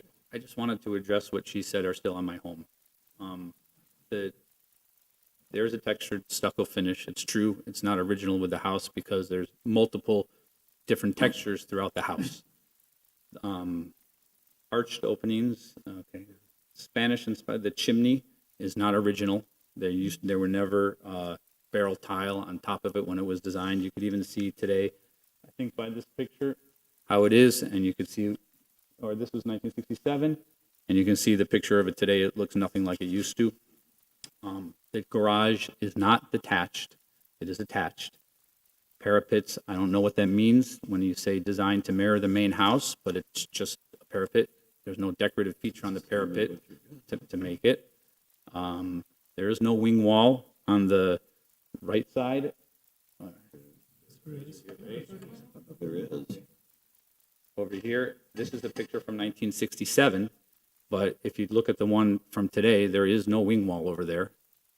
There So is no do- barrel tile Do you roof. want to do this and look at the picture from today and go through the list as we just did with Ms. Bernes versus looking at this image? Sure. Yeah. I just wanted, where that list is there, to let you Let's know. use the one that's in the report. Oh, I'm sorry, a little confused on what you asked me to do. Mr. Pathman, do you have a copy of this report? Yeah. Can you go to page 24 and show him the list? And then go to a picture of the house today? Unfortunately, I believe my page 24 is different than yours. I'll give you This mine. is the report for this hearing. Ms. Bernes, can somebody provide them with a copy of the This is my staff page report? 24. That's it. Criteria number 2. And we're the same? Okay. Oh, here you go. Where's the, okay, here's the list here. Thank you. It's not clicking, moving forward. We'll get it. It's right there. They have it. He has it. I have the list here. I just wanted to show, that's okay, I just wanted to show a picture of the house as it is today. Okay. Can you move the slide? There you go. Okay, there we go. So, let's see if it's, Let's go in order the same way. Mr. Pathman, if you want to read them out. okay. One by one, Yeah. as the chairman asked. Okay, so thick masonry walls. Yes, there are those. Textured stucco exterior walls. They're there, but they're not original. Construction of over a crawl space, yes. Combination of roof types and heights, I suppose there are. Arched openings. There's the window in front and the window to the side. She did mention that a series of arched openings, which I don't believe that there is. Spanish-inspired chimney with diamond-shaped cutouts. Like I said, it's not original, and there are no diamond-shaped cutouts. Detached garage does not exist. The wing walls, like I said, they're one on the, well, you can't see from this photo here, but it looks like on this photo from 1967, there's a wing wall, but currently there is not one. And on the other side, there is a very slight wing wall attached to what used to be the garage. Barrel tile roof, nothing is original, and they're all S tiles. Decoratively, I can barely say that, arranged groups of round vents. There are some of those. projecting bays. The only bay is, you can't see from any of those, is on one of the elevations, a very slight bay for the bathroom. Recessed casement windows. There are no casement windows original with the house. They're all jalousie windows. The only casement windows are the ones that I put up in the front, those 3, but those are all new. And flat roofs with stepped parapets. There are no stepped parapets. The parapets are all at the same level, except, I guess, for the garage. So, to address that. Thank you. Mr. Chairman, you asked a very interesting question. Which one? And, Madam Spain, you said something that was interesting also. But I think you have to look at them together. The first thing you asked was, what is it significant when the house was built, what year? If you read the report, it says throughout the report 1923 to 24. And then it goes on to say why that's important in the report. So they didn't answer the question that you asked. It is important that 1923 and 1924, because they were tying it into George Merrick, his acquisition of the property, of developing the neighborhood and the style of the homes. The cards that you talk about, that said, we looked through all of that, and I'm sure the staff did too. It doesn't exist for this house. The only record we found was the tax record for the house, which, very interestingly, they don't do the same thing today, but they draw that design that you saw on the house. That's an indication it was built in 1922. It doesn't have any of the characteristics as identified in this report, which Richard Heisenbottle testified to. All the stuff that staff has put on, and I appreciate staff, and I know they do a great job. It's conjecture. It's hearsay. It's speculation. There's nothing that they provided today that shows or complies with the commission's request to be specific. It's just a guess. But the best guess is 1922. That's when the house was built. And as our expert said, it doesn't have any of the characteristics of Mediterranean revival. And if you look deeply enough in integrity, as Warren Adams said, that's the most important thing really that this board should be looking at when you go to designate a home. The city had, since Mr. Salamonis has owned it, 25 years to designate it. Did he do some things to the house that altered it? Yes, but it wasn't because he thought it was going to be designated historic. He did things, he should have gotten a permit. But that's not a reason to grant the historic designation. The real issue is the integrity of the home still there in its original condition. And clearly that is not. And all the things that I cited, and I have, like I said, documents, I've looked at books. You've been very clear. Okay. I want to just make sure I made it clear enough because I thought the answer that was given by staff was very unclear. Thank you, sir. Thank you. All right, any additional questions for staff or the applicant? This is the time for questions. Mr. Chair, Yes, ma'am. I just wanted to clarify the commission's direction has been brought up a couple of times. And so before you all begin this deliberation, I just wanted to clarify if it's all right with you what the actual direction was from commission. We've had a few statements. I was going to go to public comment and come back to the board. That's fine. Okay. Is there anybody in the audience that wishes to speak in favor of this application? Or this case? Anyone in opposition? Okay, I am closing the public comment and I'm bringing it back to the board. Madam City Attorney. Thank you, Mr. Chair. I just wanted to clarify, we had mentioned a few times that it was direction from the commission to city staff. I just want to be clear that the direction from the city commission was to the Historic Preservation Board for you all to make clear what substantial competent evidence you were basing your decision on, not necessarily altering the staff's report, but to make sure that you all were clear in what your decision making was, what you were basing that decision on. So to the extent that staff report may or may not have addressed concerns brought up at the city commission, the direction from the commission was for the board, not to staff. Thank you, Madam City Attorney. So now it's back to the board. You heard our charge. I'm going to remind everyone that the staff report is substantial competent evidence to give to us for us to determine if it is correct or not. The applicant has provided additional substantial competent evidence with their opinions, and now it is in our hands to listen to both the staff and the applicant and make a determination of our own based on our understanding of the criteria that is before us. So if we're going to have some discussion, which I would encourage, let's have some discussion based on not just the 3 criteria that were identified by staff. You can have any criteria that you feel is important for designation or none. So this is a de novo hearing. We have a responsibility to the building, the staff, and the applicant to make sure that we get this right. So does anybody have any discussion on this item? And this is not a time for questions. This is a time for discussion. Mr. Maxwell.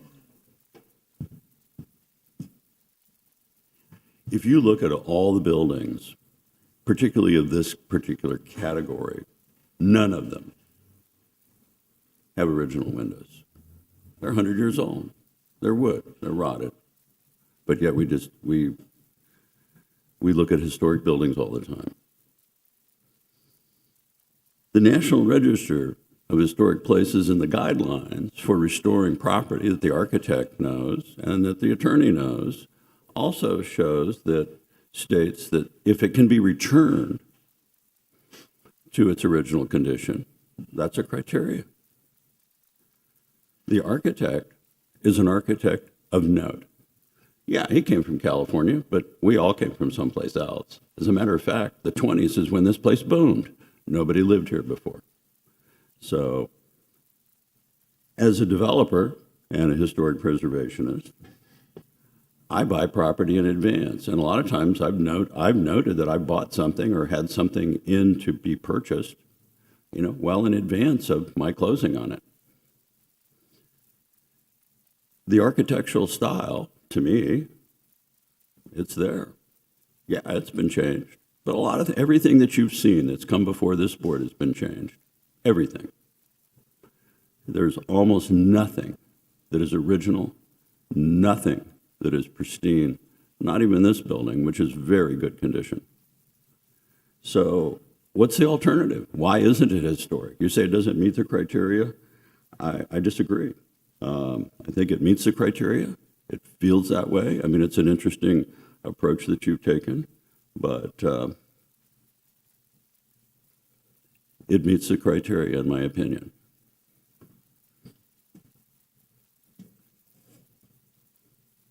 Any further discussion? Mr. Silva?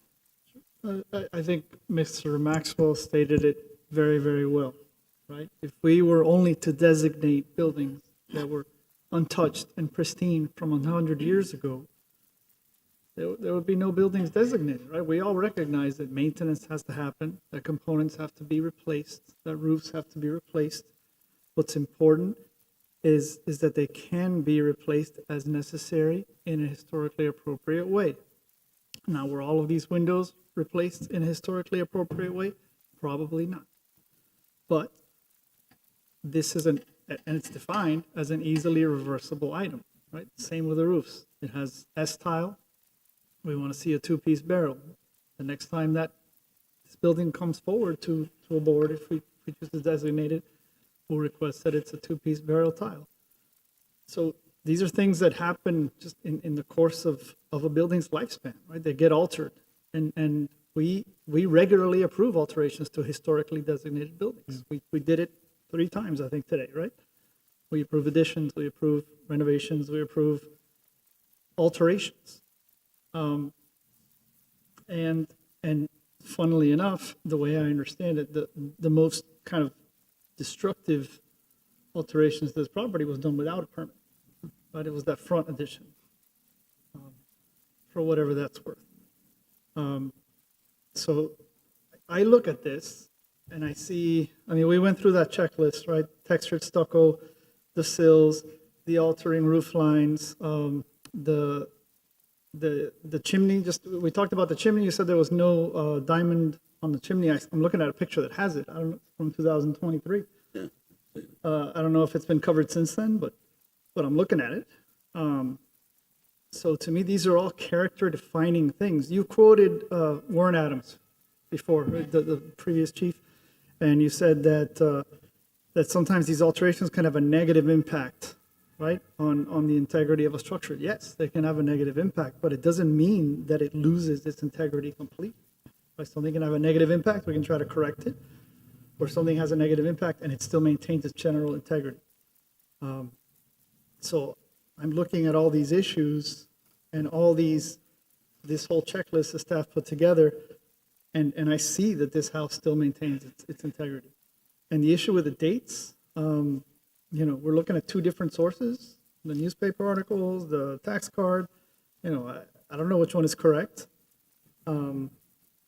But even putting that aside, even if we were to rule today that this does not merit designation under that historical and cultural and social significance factor, which is really the only one that that time period plays into, there's still two others that I completely agree with and I have no doubts about. And we only need one to designate. So that's my opinion. Thank you, Mr. Silva.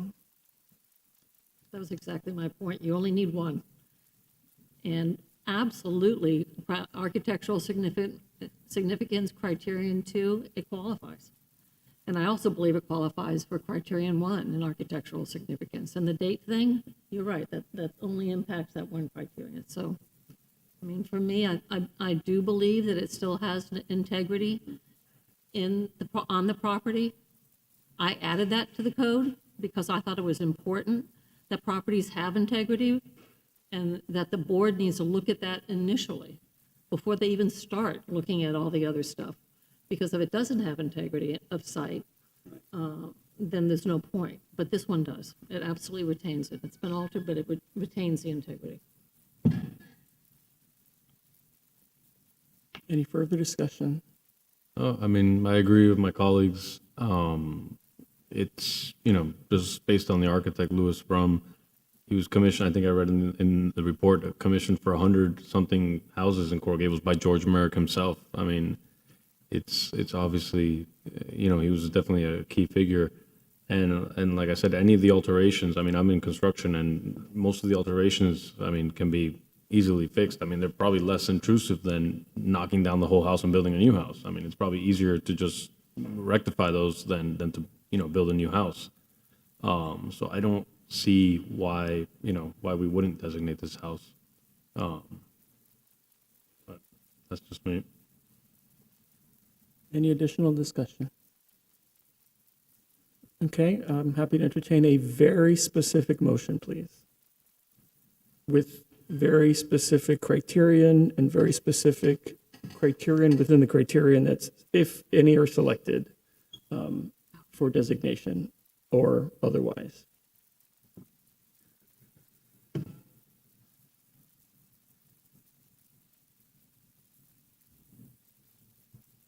I'm going to try this. But I'm open to any kind of amendment that you all think I should do. Ms. Spain. All right. I'd like to make a motion to approve the local historic designation of the property at 1221 Milan Avenue, legally described as Lot 9, Block 39, Coral Gables, Granada section, revised, based on the following criteria. I'm going to start with architectural significance criterion number 2. I believe that it embodies those distinguishing characteristics of an architectural style or period or method of construction. Although it's been altered, it possesses numerous character-defining features of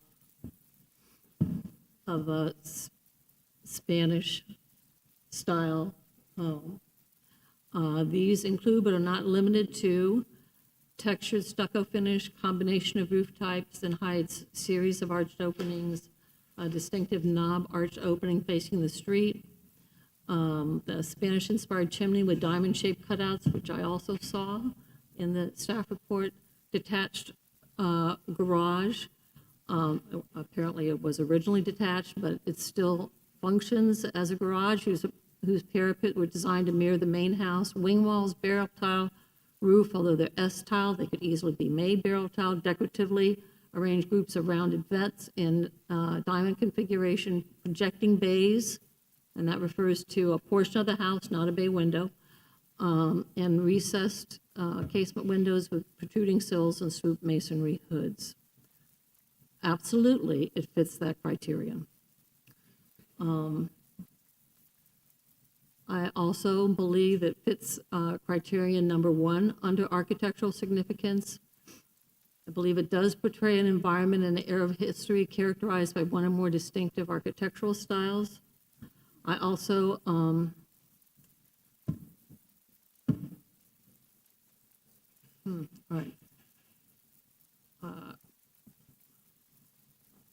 Merrick envisioned a Mediterranean-inspired city. And this is an example of a Mediterranean design. So I believe it fits that also. The other criterion mentioned in the staff report is historical cultural significance. I think it's important to designate these small homes. This is not a huge home, but it absolutely exemplifies a trend of the community, particularly in Merrick's vision. He thought it was important to have the same architectural style in the larger homes and in the smaller homes. And this exemplifies that historical trend. And so I believe it fits all three. Thank you, Ms. Spain. There's a motion. Is there a second? Second. Okay, we have a motion by Ms. Spain, a second by Mr. Maxwell. Any discussion on the motion?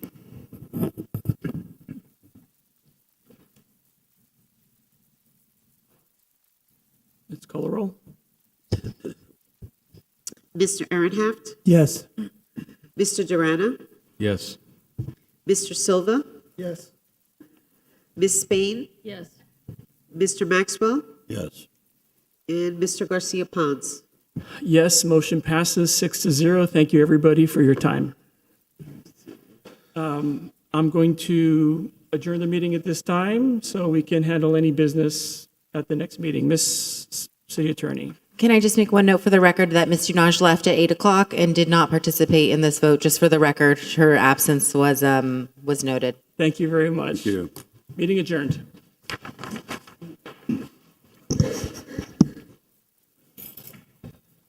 Good job.